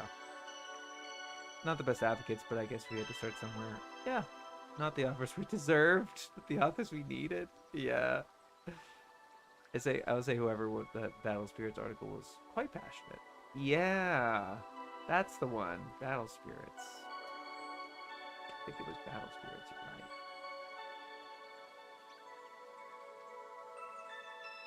right? Shapespeare's entirety of Mal database. Ew! Ew! Stinky! And like, no use. Like, no way. That's for the meme. I feel like this was really interesting, just the Encyclopedia as an artifact. This is everything we knew about anime as of 9/11. I'm not just saying that, like, they remember. They were like, published 7 days after 9/11. Imagine if they make a 4th edition, correct all these problems, and credit you. It's really funny. The 2nd edition here does credit Mateo Watsky, Anime Tudes, and Ben Ediger for, like, engaging with this book and, like, correcting him where he was wrong. That was really cool. He gave him, like, credit there, like, there. Poggers. To be fair, there was a lot of really good art. Yeah! They really, and the thing is, and also, like, they were more positive. I have to do the final tally, but especially if you look at this, right? They are way more positive.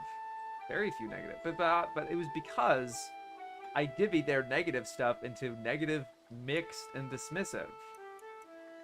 And this was a very subjective delineation for me to do. It's going to be really close. Really close. I think it's ultimately... my money is on positive. That they were more positive. But the thing, like, it's like YouTube. You see one negative comment, and it drags your attention. And imagine reading 200, 300 negative reviews. You'd be like, oh my god, these guys fucking hate anime. which isn't true. There is objectively more positive than outright negative. But the rub was that there's so many dismissive ones. And they're not just annoying, but like, or like, they're useless. Like, at least the reviews, they can kind of give you a form of like, oh, push you towards or away from something. Dismissive, literally just like, you watch them toss it like a piece of litter on the ground, and you're just like, hey, what was that? You gonna pick that up? You know? Either put the piece of litter on a shelf, because you like that piece of litter. Sorry, I'm comparing anime to litter. Either put it on a shelf, or throw it in the trash. Don't just fucking throw it on the street. Does this metaphor make any sense? I hope it makes sense. Anyway, I should probably shut up. We are shy of 5 hours. I watched every anime before 9/11. Oh, God! I gotta go, but this has been fun. Thank you, Glover. I should go, too. Watching more Kaiba. I wonder what positive negative ratio. Yeah, there's a ratio. Oh, if you took out all the hentai? I don't know. I have to... porn going. Anyway. I've been streaming like 24 minutes since I finished. Everyone's like, yeah, you did it. You should get out of here. Yeah. Okay, I will see you guys next week to just chill and not read the encyclopedia. This is the end of the Anime expedition of the Anime Encyclopedia. Thank you guys so much for watching. You guys are great. You have a great weekend. Yo, peace.